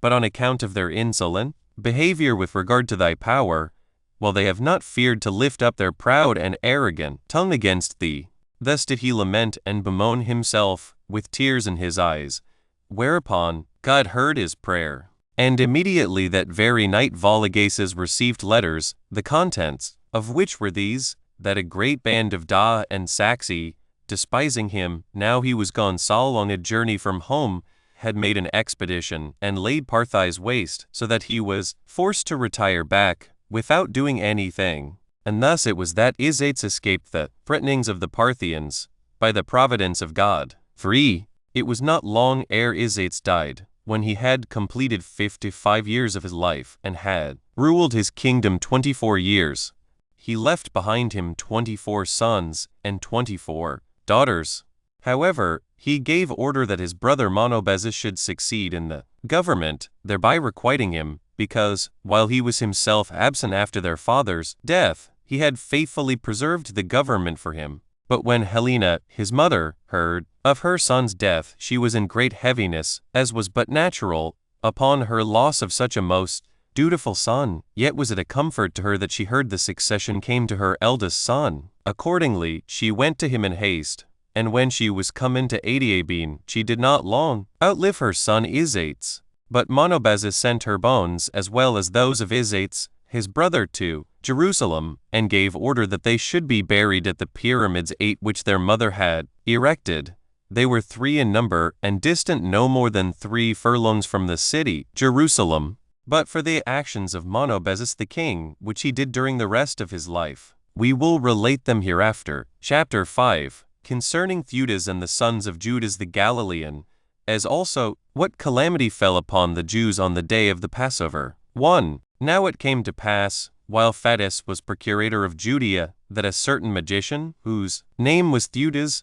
9 persuaded a great part of the people to take their effects with them, and follow him to the river Jordan, for he told them he was a prophet, and that he would, by his own command, divide the river, and afford them an easy passage over it. And many were deluded by his words. However, Faddus did not permit them to make any advantage of his wild attempt, but sent a troop of horsemen out against them, who, falling upon them unexpectedly, slew many of them and took many of them alive. They also took Theudas alive, and cut off his head, and carried it to Jerusalem. This was what befell the Jews in the time of Cuspius Faddus's government. 2. Then came Tiberius Alexander as successor to Faddus. He was the son of Alexander the Alabec of Alexandria, which Alexander was a principal person among all his contemporaries, both for his family and wealth. He was also more eminent for his piety than this his son, Alexander, for he did not continue in the religion of his country. Under these procurators that great famine happened in Judea, in which Queen Helena bought corn in Egypt at a great expense, and distributed it to those that were in want, as I have related already. And besides this, the sons of Judas of Galilee were now slain, I mean of that Judas who caused the people to revolt, when Cyrenius came to take an account of the estates of the Jews, as we have showed in a foregoing book. The names of those sons were James and Simon, whom Alexander commanded to be crucified. But now Herod, king of Chalcis, removed Joseph, the son of Commodus, from the high priesthood, and made Ananias, the son of Nebudiu, his successor. And now it was that Cumanus came a successor to Tiberius Alexander, as also that Herod, brother of Agrippa the great king, departed this life in the 8th year of the reign of Claudius Caesar. He left behind him 3 sons, Aristobulus, whom he had by his first wife, with Bernicianus, and Hyrcanus, both whom he had by Bernus his brother's daughter. But Claudius Caesar bestowed his dominions on Agrippa, Jr. 3. Now while the Jewish affairs were under the administration of Quirinus, there happened a great tumult at the city of Jerusalem, and many of the Jews perished therein. But I shall first explain the occasion whence it was derived. When that feast which is called the Passover was at hand, at which time our custom is to use unleavened bread, and a great multitude was gathered together from all parts to that feast, Cumanus was afraid lest some attempt of innovation should then be made by them, so he ordered that one regiment of the army should take their arms and stand in the temple cloisters to repress any attempts of innovation, if perchance any such should begin, and this was no more than what the former procurators of Judea did at such festivals. But on the 4th day of the feast, a certain soldier let down his breeches, and exposed his privy members to the multitude, which put those that saw him into a furious rage, and made them cry out that this impious action was not done to approach them, but God himself. Nay, some of them reproached Cumanus, and pretended that the soldier was set on by him, which, when Cumanus heard, he was also himself not a little provoked at such reproaches laid upon him. Yet did he exhort them to leave off such seditious attempts, and not to raise a tumult at the festival. But when he could not induce them to be quiet, for they still went on in their reproaches to him, he gave order that the whole army should take their entire armor, and come to Antonia, which was a fortress, as we have said already, which overlooked the temple. But when the multitude saw the soldiers there, they were affrighted at them, and ran away hastily. But as the passages out were but narrow, and as they thought their enemies followed them, they were crowded together in their flight, and a great number were pressed to death in those narrow passages. Nor indeed was the number fewer than 20,000 that perished in this tumult. So instead of a festival, they had at last a mournful day of it,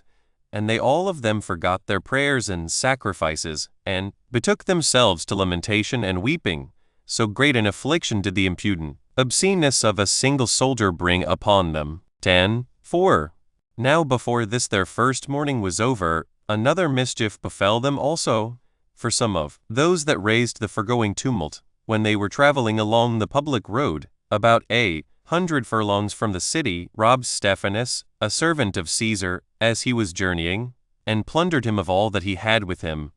Which things when Quirinus heard of, he sent soldiers immediately and ordered them to plunder the neighboring villages and to bring the most eminent persons among them in bonds to him. Now as this devastation was making, one of the soldiers seized the laws of Moses that lay in one of those villages, and brought them out before the eyes of all present, and tore them to pieces, and this was done with reproachful language and much scurrility, which things when the Jews heard of, they ran together, and that in great numbers, and came down to Caesarea, where Cumanus then was, and besought him that he would avenge not themselves,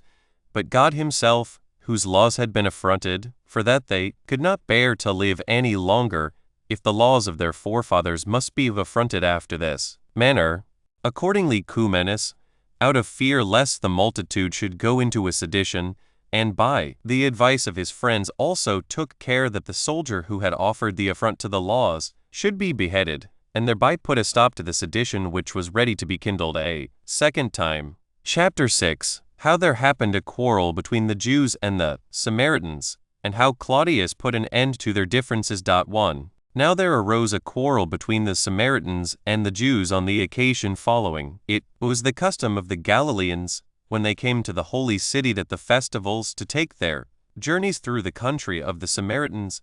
11. And at this time there lay, in the road they took, a village that was called Ginia, which was situated in the limits of Samaria and the great plain, where certain persons thereto belonging fought with the Galileans and killed a great many of them. But when the principal of the Galileans were informed of what had been done, they came to Cumanus and desired him to avenge the murder of those that were killed. But he was induced by the Samaritans with money to do nothing in the matter. Upon which the Galileans were much displeased, and persuaded the multitude of the Jews to betake themselves to arms and to regain their liberty, saying that slavery was in itself a bitter thing, but that when it was joined with direct injuries, it was perfectly intolerable. And when their principal men endeavored to pacify them, and promised to endeavor to persuade Quirinus to avenge those that were killed, they would not hearken to them, but took their weapons and entreated the assistance of Eleazar,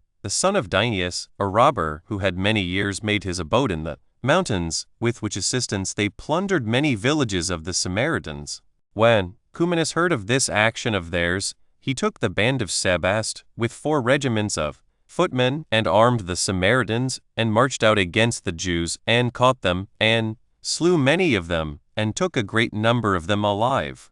Whereupon those that were the most eminent persons at Jerusalem, and that both in regard to the respect that was paid them, and the families they were of, as soon as they saw to what a height things were gone, put on sackcloth, and heaped ashes upon their heads, and by all possible means besought the seditious, and persuaded them that they would set before their eyes the utter subversion of their country, the conflagration of their temple, and the slavery of themselves, their wives, and children. 12. Which would be the consequences of what they were doing, and would alter their minds, would cast away their weapons, and for the future be quiet, and return to their own homes. These persuasions of theirs prevailed upon them. So the people dispersed themselves, and the robbers went away again to their places of strength. And after this time all Judea was overrun with robberies. 2. But the principal of the Samaritans went to Ammidius Quadratus, the president of Syria,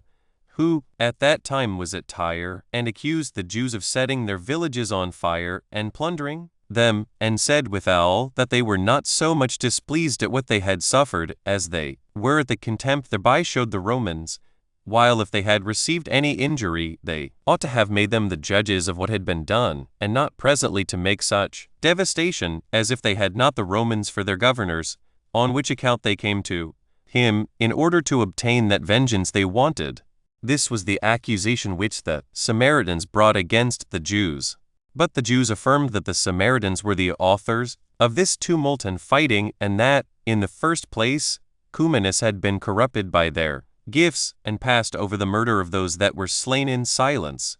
Which allegations when Quadratus heard, he put off the hearing of the cause, and promised that he would give sentence, when he should come into Judea, and should have a more exact knowledge of the truth of that matter. So these men went away without success. Yet was it not long ere Quadratus came to Samaria, where, upon hearing the cause, He supposed that the Samaritans were the authors of that disturbance, but when he was informed that certain of the Jews were making innovations, he ordered those to be crucified whom Cumanus had taken captives, from whence he came to a certain village called Lydda,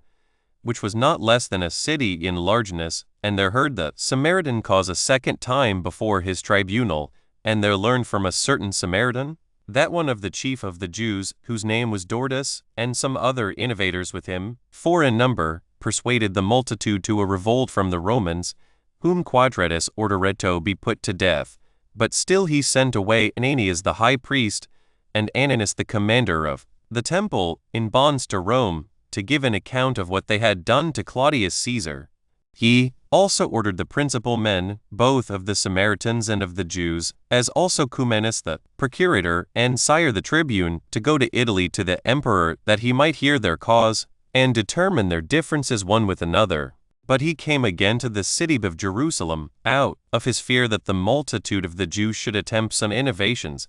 But he found the city in a peaceable state, and celebrating one of the usual festivals of their country to God. So he believed that they would not attempt any innovations, and left them at the celebration of the festival, and returned to Antioch. 3. Now Cumanus, and the principal of the Samaritans, who were sent to Rome, had a day appointed them by the emperor whereon they were to have pleaded their cause about the quarrels they had one with another. But now Caesar's freedmen and his friends were very zealous on the behalf of Cumanus and the Samaritans, and they had prevailed over the Jews, unless Agrippa, Junior, who was then at Rome, had seen the principal of the Jews hard set, and had earnestly entreated Agrippina, the emperor's wife, to persuade her husband to hear the cause, so as was agreeable to his justice, and to condemn those to be punished who were really the authors of this revolt from the Roman government. Whereupon Claudius was so well disposed beforehand, that when he had heard the cause, and found that the Samaritans had been the ringleaders in those mischievous doings, he gave order that those who came up to him should be slain, and that Quirinus should be banished. He also gave order that Celer the tribune should be carried back to Jerusalem, and should be drawn through the city in the sight of all the people, and then should be slain. Chapter 7. Felix is made procurator of Judea, as also concerning Agrippa, Junior and his sisters. 1. So Claudius sent Felix, the brother of Pallas, to take care of the affairs of Judea, and when he had already completed the 12th year of his reign, he bestowed upon Agrippa the tetrarchy of Philip and Batanea, and added their 2 trachonites with Abila, which last had been the tetrarchy of Lysanias, but he took from him Chalcis, when he had been governor thereof 4 years. And when Agrippa had received these countries as the gift of Caesar, he gave his sister Drusilla in marriage to Azizus, king of Emesa, upon his consent to be circumcised, for Epiphanes, the son of King Antiochus, had refused to marry her, because, after he had promised her father formerly to come over to the Jewish religion, he would not now perform that promise. He also gave Mary Amni in marriage to Archelaus, the son of Helcias, to whom she had formerly been betrothed by Agrippa her father, from which marriage was derived a daughter whose name was Bernice. 2. But for the marriage of Drusilla with Azizus, it was in no long time afterward dissolved upon the following occasion. While Felix was procurator of Judea, he saw this Drusilla, and fell in love with her, for she did indeed exceed all other women in beauty, and he sent to her a person, whose name was Simon 13, one of his friends. A Jew he was, and by birth a Cypriot, and one who pretended to be a magician, and endeavored to persuade her to forsake her present husband, and marry him, and promised that if she would not refuse him, he would make her a happy woman. Accordingly she acted ill, and because she was desirous to avoid her sister Bernice envy, for she was very ill-treated by her on account of her beauty, was prevailed upon to transgress the laws of her forefathers, and to marry Felix.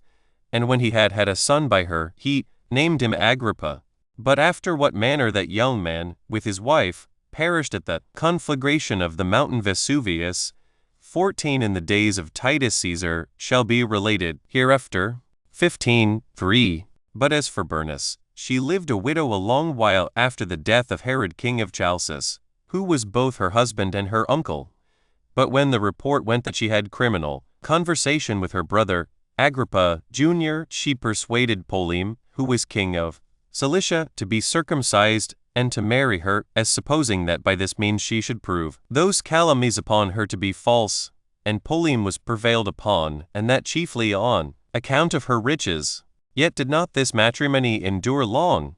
But Bernice left Ptolemy, and, as was said, with impure intentions. So he forsook at once this matrimony and the Jewish religion, and, at the same time, Mary put away Archelaus, and was married to Demetrius, that principal man among the Alexandrian Jews, both for his family and his wealth. And indeed he was then their Elabag. So she named her son whom she had by him Agrippinus. But of all these particulars we shall hereafter treat more exactly. 16. Chapter 8. After what manner, upon the death of Claudius, Nero succeeded in the government, as also what barbarous things he did concerning the robbers, murderers, and impostors that arose, while Felix and Festus were procurators of Judea. 1. Now Claudius Caesar died when he had reigned 13 years, 8 months, and 20 days, 17, and a report went about that he was poisoned by his wife Agrippina. Her father was Germanicus,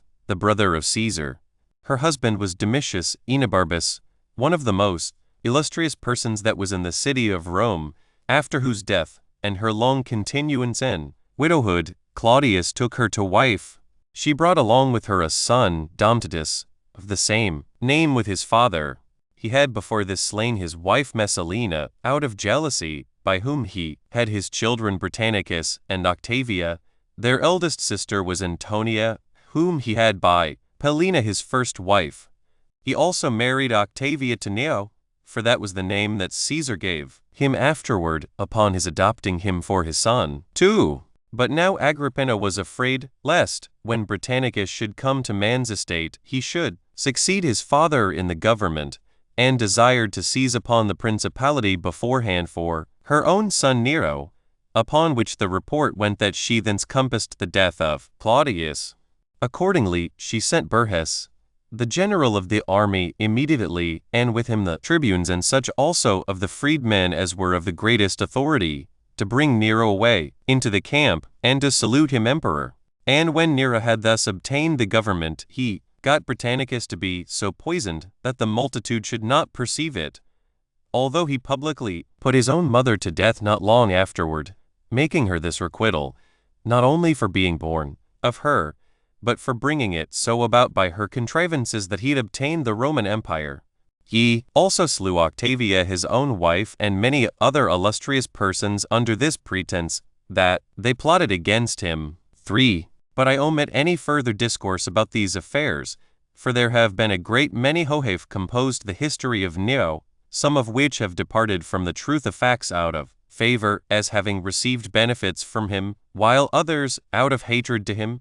and the great ill will which they bear him, have so impudently raved against him with their lies, that they justly deserve to be condemned. Nor do I wonder at such as have told lies of Nero, since they have not, in their writings, preserved the truth of history as to those facts that were earlier than his time, even when the actors could have no way incurred their hatred, since those writers lived a long time after them. But as to those that have no regard to truth, they may write as they please, for in that they take delight.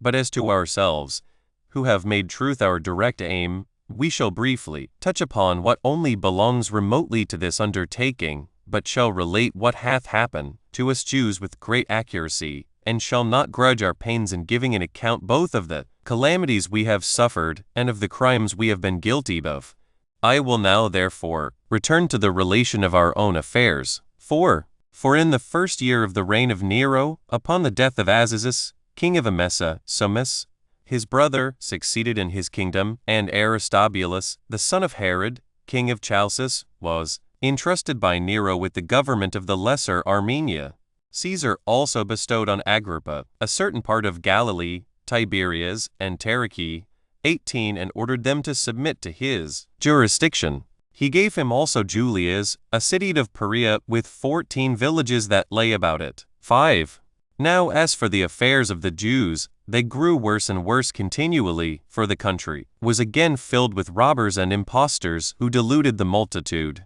Yet did Felix catch and put to death many of those impostors every day, together with the robbers. He also caught Eleazar, the son of Dineas, who had gotten together a company of robbers, and this he did by treachery, for he gave him assurance that he should suffer no harm, and thereby persuaded him to come to him. But when he came, he bound him, and sent him to Rome. Felix also bore an ill will to Jonathan, the high priest, because he frequently gave him admonitions about governing the Jewish affairs better than he did, lest he should himself have complaints made of him by the multitude, since he it was who had desired Caesar to send him as procurator of Judea. So Felix contrived a method whereby he might get rid of him, now he was become so continually troublesome to him.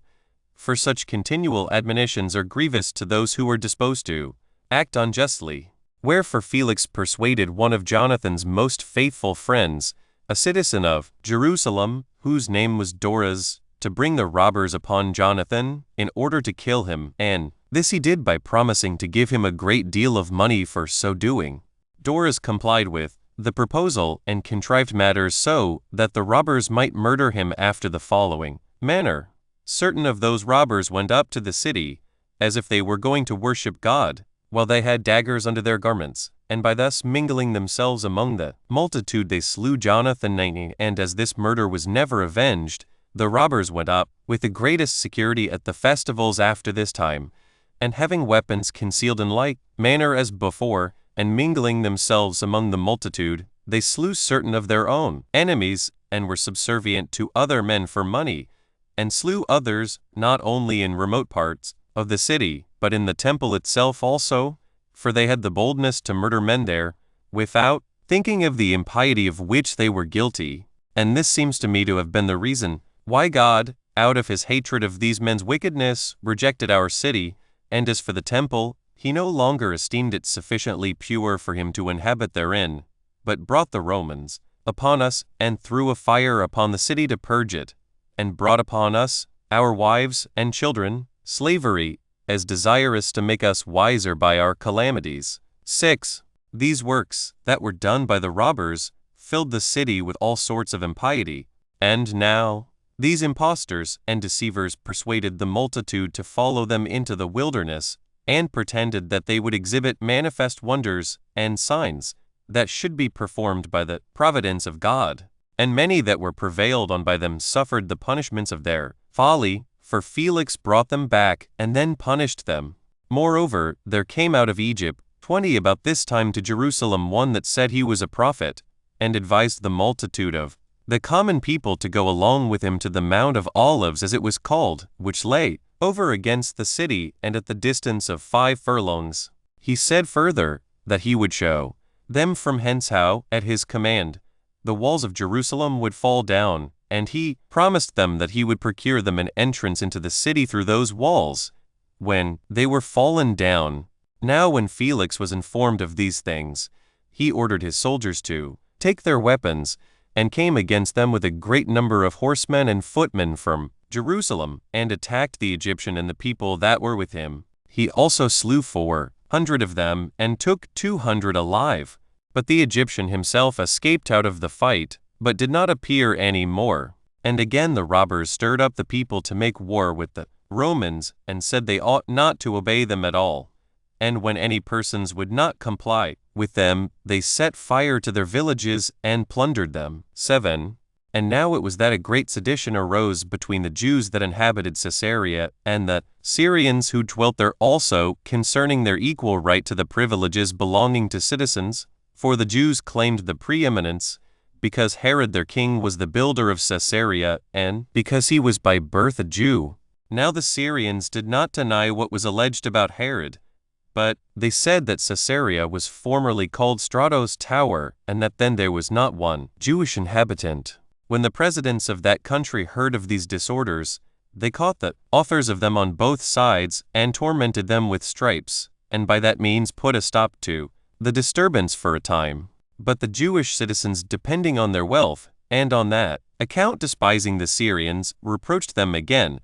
and hoped to provoke them by such reproaches. However, the Syrians, though they were inferior in wealth, yet valuing themselves highly on this account that the greatest part of the Roman soldiers that were there were either of Caesarea or Sebaste, they also for some time used reproachful language to the Jews also, and thus it was till at length they came to throwing stones at one another, and several were wounded, and fell on both sides, though still the Jews were the conquerors. But when Felix saw that this quarrel was become a kind of war, he came upon them on the sudden, and desired the Jews to desist, and when they refused so to do, he armed his soldiers, and sent them out upon them, and slew many of them, and took more of them alive, and permitted his soldiers to plunder some of the houses of the citizens, which were full of riches. Now those Jews that were more moderate, and of principal dignity among them, were afraid of themselves, and desired of Felix that he would sound a retreat to his soldiers, and spare them for the future, and afford them room for repentance for what they had done. And Felix was prevailed upon to do so. 8. About this time King Agrippa gave the high priesthood to Ismail, who was the son of Fabi. And now arose a sedition between the high priests and the principal men of the multitude of Jerusalem, each of which got them a company of the boldest sort of men, and of those that love innovations about them, and became leaders to them. And when they struggled together, they did it by casting reproachful words against one another, and by throwing stones also. And there was nobody to reprove them, but these disorders were done after a licentious manner in the city, as if it had no government over it. And such was the impudence 21 and boldness that had seized on the high priests, that they had the hardiness to send their servants into the threshing floors, to take away those tithes that were due to the priests, insomuch that it so fell out that the poorest sort of the priests died for want. To this degree did the violence of the seditious prevail over all right and justice. 9. Now when Porcius Festus was sent as successor to Felix by Nero, the principal of the Jewish inhabitants of Caesarea went up to Rome to accuse Felix, and he had certainly been brought to punishment, unless Nero had yielded to the importunate solicitations of his brother Pallas, who was at that time had in the greatest honor by him. 2 of the principal Syrians in Caesarea persuaded Burrhus, who was Nero's tutor and secretary for his Greek epistles, by giving him a great sum of money, to disannul that equality of the Jewish privileges of citizens which they hitherto enjoyed. So Burrhus, by his solicitations, obtained leave of the emperor that an epistle should be written to that purpose. This epistle became the occasion of the following miseries that befell our nation. For when the Jews of Caesarea were informed of the contents of this epistle to the Syrians, they were more disorderly than before, till a war was kindled. 10. Upon Festus's coming into Judea, it happened that Judea was afflicted by the robbers, while all the villages were set on fire and plundered by them. And then it was that the Sicarii, as they were called, who were robbers, grew numerous. They made use of small swords, not much different in length from the Persian asynachi, but somewhat crooked, and like the Roman sicci, or sickles as they were called. And from these weapons these robbers got their denomination. And with these weapons they slew a great many, for they mingled themselves among the multitude at their festivals, when they were come up in crowds from all parts to the city to worship God, as we said before, and easily slew those that they had a mind to slay. They also came frequently upon the villages belonging to their enemies with their weapons, and plundered them and set them on fire. So Festus sent forces, both horsemen and footmen, to fall upon those that had been seduced by a certain impostor, who promised them deliverance and freedom from the miseries they were under, if they would but follow him as far as the wilderness. Accordingly, those forces that were sent destroyed both him that had deluded them, and those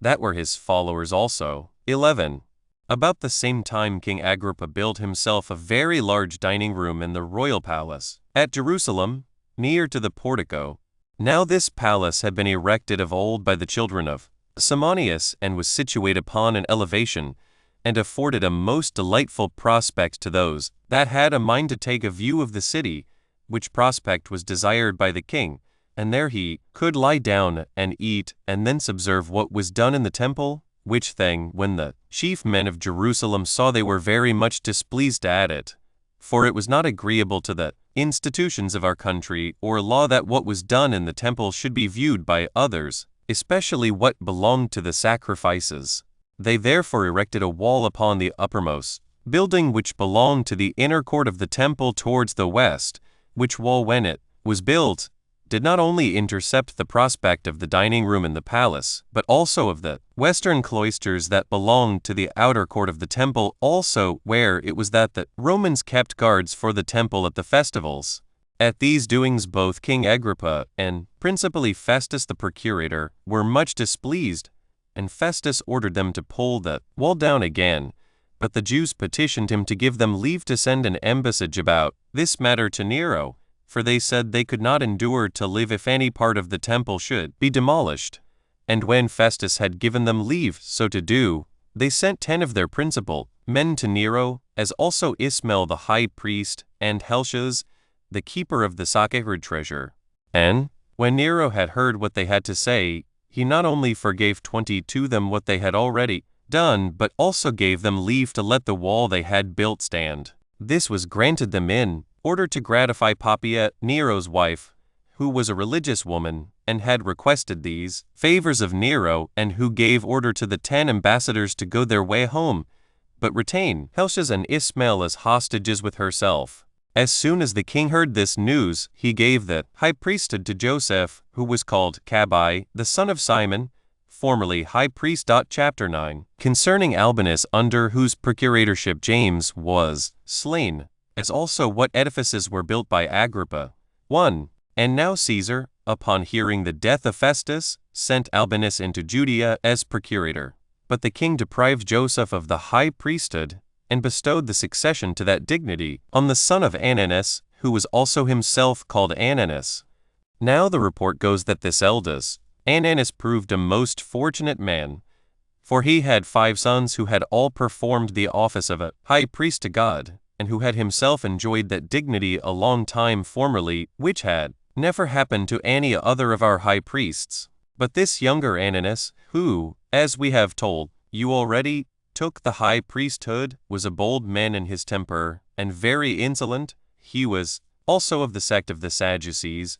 23, who are very rigid in judging offenders, above all the rest of the Jews, as we have already observed. When, therefore, Ananus was of this disposition, he thought he had now a proper opportunity to exercise his authority. Festus was now dead, and Albinus was but upon the road. So he assembled the Sanhedrim of judges, and brought before them the brother of Jesus, who was called Christ, whose name was James, and some others, or some of his companions. And when he had formed an accusation against them as breakers of the law, he delivered them to be stoned. But as for those who seemed the most equitable of the citizens, and such as were the most uneasy at the breach of the laws, they disliked what was done. They also sent to the king Agrippa, desiring him to send to Ananus that he should act so no more, for that what he had already done was not to be justified. Nay, some of them went also to meet Albinus, as he was upon his journey from Alexandria, and informed him that it was not lawful for Ananus to assemble a Sanhedrim without his consent. 24. Whereupon Albinus complied with what they said, and wrote in anger to Ananus, and threatened that he would bring him to punishment for what he had done. On which King Agrippa took the high priesthood from him when he had ruled but 3 months, and made Jesus, the son of Damius, high priest. 2. Now as soon as Albinus was come to the city of Jerusalem, he used all his endeavors and care that the country might be kept in peace, and this by destroying many of the Sicarii. But as for the high priest, Ananias 25, he increased in glory every day, and this to a great degree, and had obtained the favor and esteem of the citizens in a signal manner, for he was a great hoarder up of money. He therefore cultivated the friendship of Albinus and of the high priest Jesus, by making them presents. He also had servants who were very wicked, who joined themselves to the boldest sort of the people, and went to the threshing floors, and took away the tithes that belonged to the priests by violence, and did not refrain from beating such as would not give these tithes to them. So the other high priests acted in the like manner, as did those his servants.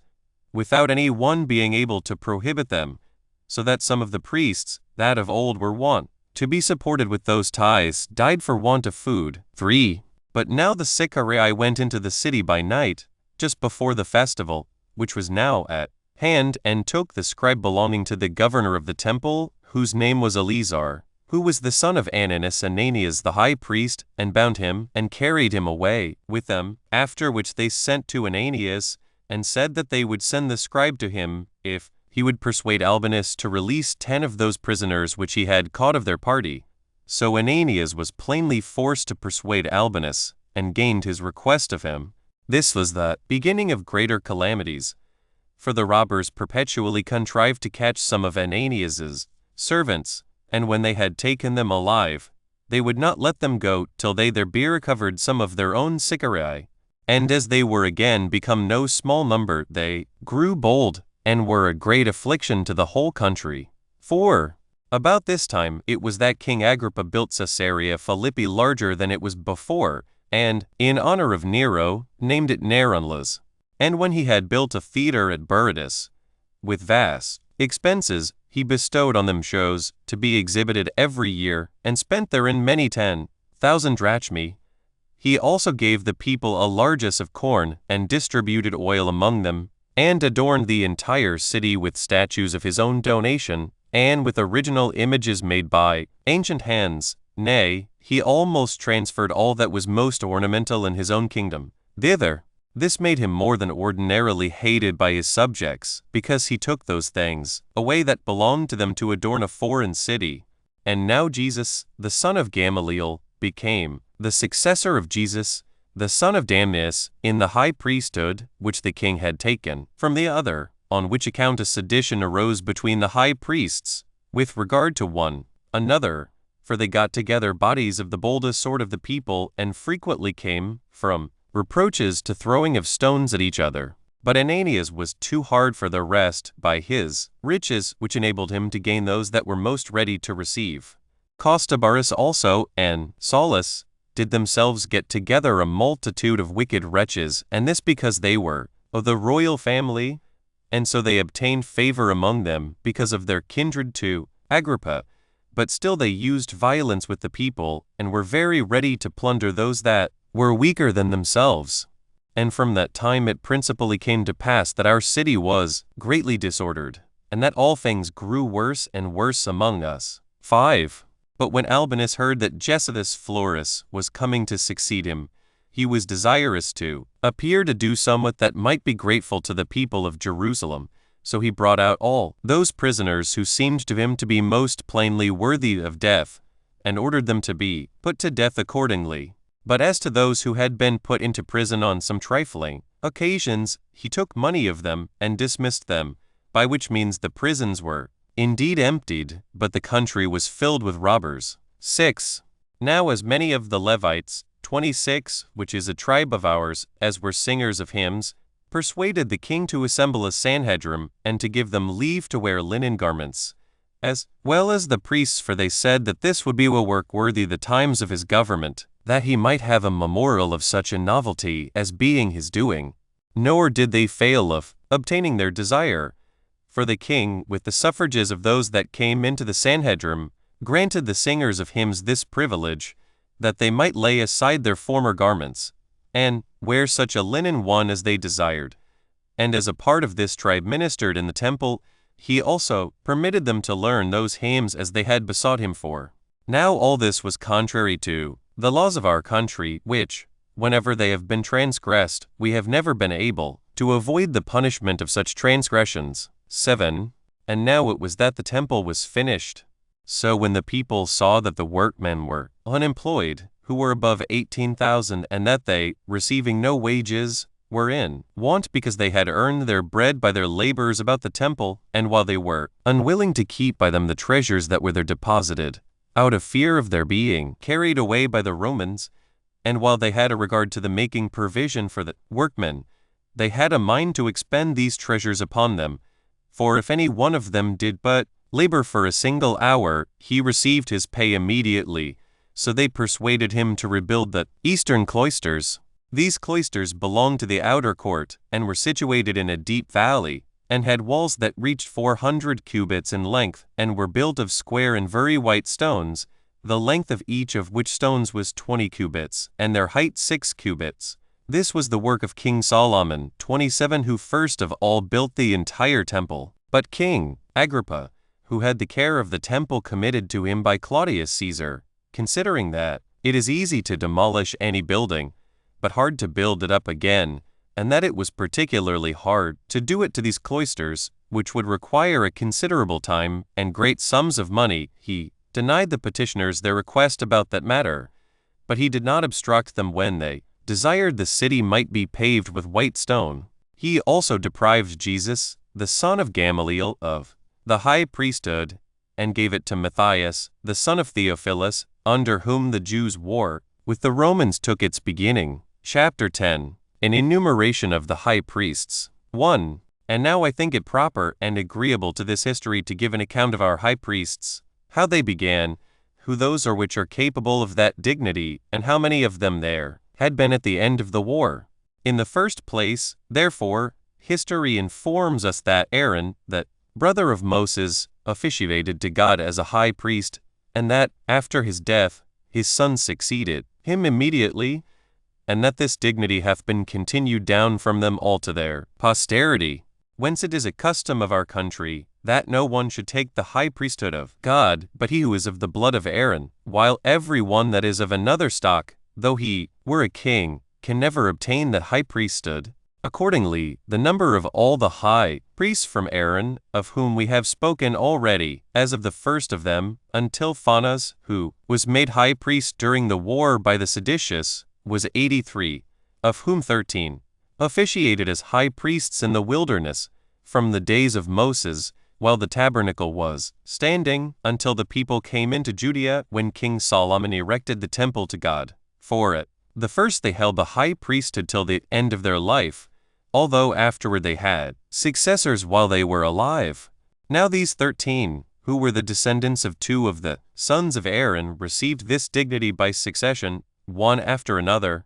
for their form of government was an aristocracy, and after that a monarchy, and in the third place the government was regal. Now the number of years during the rule of these 13, from the day when our fathers departed out of Egypt, under Moses their leader, until the building of that temple which King Solomon erected at Jerusalem, were 612. After those 13 high priests, 18 took the high priesthood at Jerusalem, 1 succession to another, from the days of King Solomon, until Nebuchadnezzar, king of Babylon, made an expedition against that city, and burnt the temple, and removed our nation into Babylon, and then took Josedek, the high priest, captive. The times of these high priests were 466 years, 6 months, and 10 days, while the Jews were still under the regal government. But after the term of 70 years captivity under the Babylonians, Cyrus, king of Persia, sent the Jews from Babylon to their own land again, and gave them leave to rebuild their temple,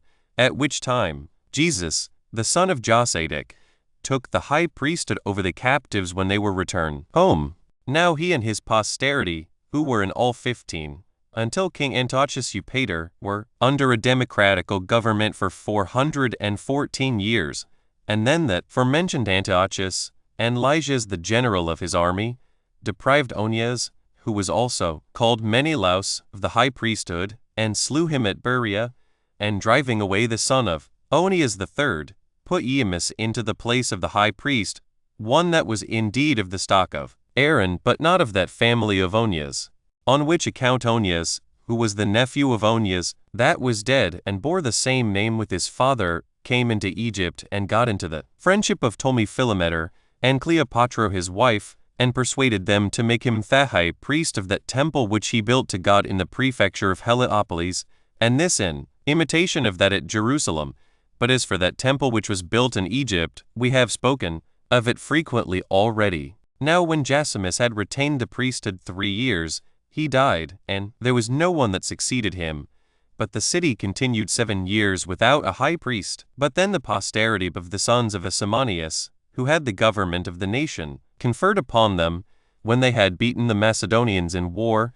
appointed Jonathan to be their high priest, who ruled over them 7 years. And when he had been slain by the treacherous contrivance of Trypho, as we have related somewhere, Simon his brother took the high priesthood. And when he was destroyed at a feast by the treachery of his son-in-law, his own son, whose name was Hyrcanus, succeeded him, after he had held the high priesthood 1 year longer than his brother. This Hyrcanus enjoyed the dignity 30 years, and died an old man, leaving the succession to Judas, who was also called Aristobulus, whose brother Alexander was his heir, which Judas died of a sore distemper, after he had kept the priesthood, together with the royal authority. For this Judas was the first that put on his head a diadem for 1 year. And when Alexander had been both king and high priest 27 years, he departed this life, and permitted his wife Alexandra to appoint him that should he high priest. So she gave that high priesthood to Hyrcanus, but retained the kingdom herself 9 years, and then departed this life the like duration, and no longer did her son Hyrcanus enjoy the high priesthood. For after her death his brother Aristobulus fought against him, and beat him, and deprived him of his principality, and he did himself both reign, and perform the office of high priest to God. But when he had reigned 3 years, and as many months, Pompey came upon him, and not only took the city of Jerusalem by force, but put him and his children in bonds, and sent them to Rome. He also restored the high priesthood to Hyrcanus, and made him governor of the nation, but forbade him to wear a diadem. This Hyrcanus ruled, besides his first 9 years, 24 years more, when Barzapharnes and Pacorus, the generals of the Parthians, passed over Euphrates and fought with Hyrcanus, and took him alive, and made Antigonus, the son of Aristobulus, king. And when he had reigned 3 years and 3 months, Sosius and Herod besieged him, and took him, when Antony had him brought to Antioch, and slain there. Herod was then made king by the Romans,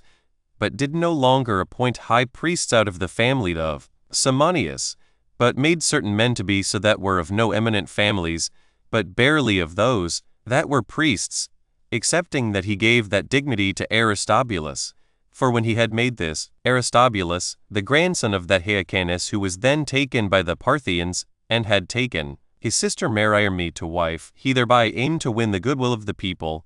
who had a kind remembrance of Hyrcanus his grandfather. Yet did he afterward, out of his fear lest they should all bend their inclinations to Aristobulus, put him to death, and that by contriving how to have him suffocated as he was swimming at Jericho, as we have already related that matter. But after this man he never entrusted the priesthood to the posterity of the sons of Asimonius. Archelaus also, Herod's son, did like his father in the appointment of the high priests, as did the Romans also, who took the government over the Jews into their hands afterward. Accordingly, the number of the high priests, from the days of Herod until the day when Titus took the temple and the city and burnt them, were in all 28. The time also that belonged to them was 107 years. Some of these were the political governors of the people under the reign of Herod and under the reign of Archelaus his son, although, after their death, the government became an aristocracy, and the high priests were entrusted with a dominion over the nation. And thus much may suffice to be said concerning our high priests. Chapter 11. Concerning Florus the procurator, who necessitated the Jews to take up arms against the Romans. The conclusion. 1. Now Josephus Florus, who was sent as successor to Albinus by Nero, filled Judea with abundance of miseries. He was by birth of the city of Clazomene, and brought along with him his wife Cleopatra, by whose friendship with Poppy, Nero's wife, he obtained this government, who was no way different from him in wickedness. This Florus was so wicked, and so violent in the use of his authority, that the Jews took Albinus to have been comparatively their benefactor, so excessive were the mischiefs that he brought upon them. For Albinus concealed his wickedness, and was careful that it might not be discovered to all men, but Josephus Florus, as though he had been sent on purpose to show his crimes to every body, made a pompous ostentation of them to our nation, as never omitting any sort of violence, nor any unjust sort of punishment, for he was not to be moved by pity, and never was satisfied with any degree of gain that came in his way, nor had he any more regard to great than to small acquisitions, but became a partner with the robbers themselves. For a great many fell then into that practice without fear, as having him for their security, and depending on him, that he would save them harmless in their particular robberies, so that there were no bounds set to the nation's miseries. But the unhappy Jews, when they were not able to bear the devastations which the robbers made among them, were all under a necessity of leaving their own habitations and of flying away,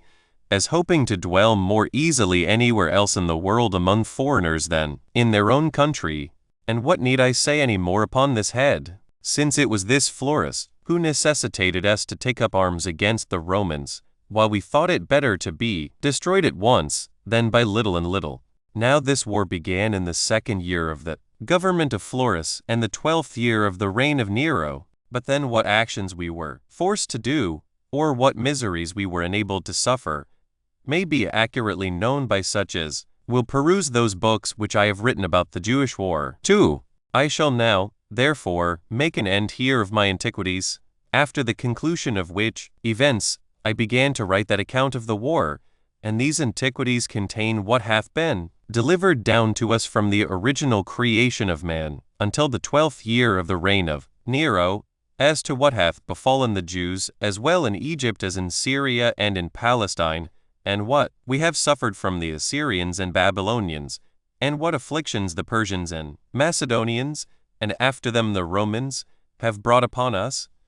For I think I may say that I have composed this history with sufficient accuracy in all things. I have attempted to enumerate those high priests that we have had during the interval of 2,000 years. I have also carried down the succession of our kings and related their actions and political administration, without considerable errors, as also the power of our monarchs, and all according to what is written in our sacred books. For this it was that I promised to do in the beginning of this history. And I am so bold as to say, now I have so completely perfected the work I proposed to myself to do, that no other person, whether he were a Jew or foreigner, had he ever so great an inclination to it, could so accurately deliver these accounts to the Greeks as is done in these books. For those of my own nation freely acknowledge that I far exceed them in the learning belonging to Jews. I have also taken a great deal of pains to obtain the learning of the Greeks, and understand the elements of the Greek language,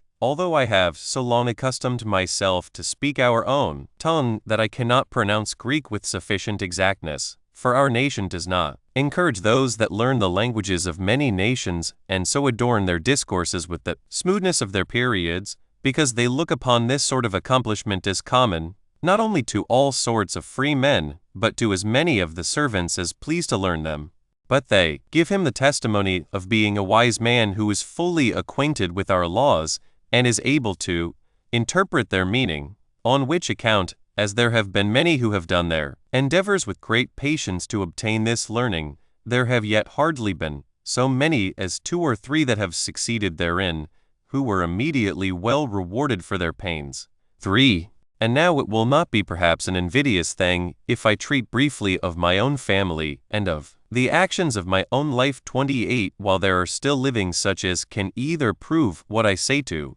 be false, or can attest that it is true, with which accounts I shall put an end to these Antiquities, which are contained in 20 books and 60,000 verses. And if God permit me, I will briefly run over this war. 29, and to add what befell them further to that very day, the 13th of Domitian, or A.D. 03, is not, that I have observed, taken distinct notice of by any one, nor do we ever again, with what befell us therein to this very day, which is the 13th year of the reign of Caesar Domitian, and the 56th year of my own life. I have also an intention to write 3 books concerning our Jewish opinions about God and his essence, and about our laws, why, according to them, some things are permitted us to do, and others are prohibited.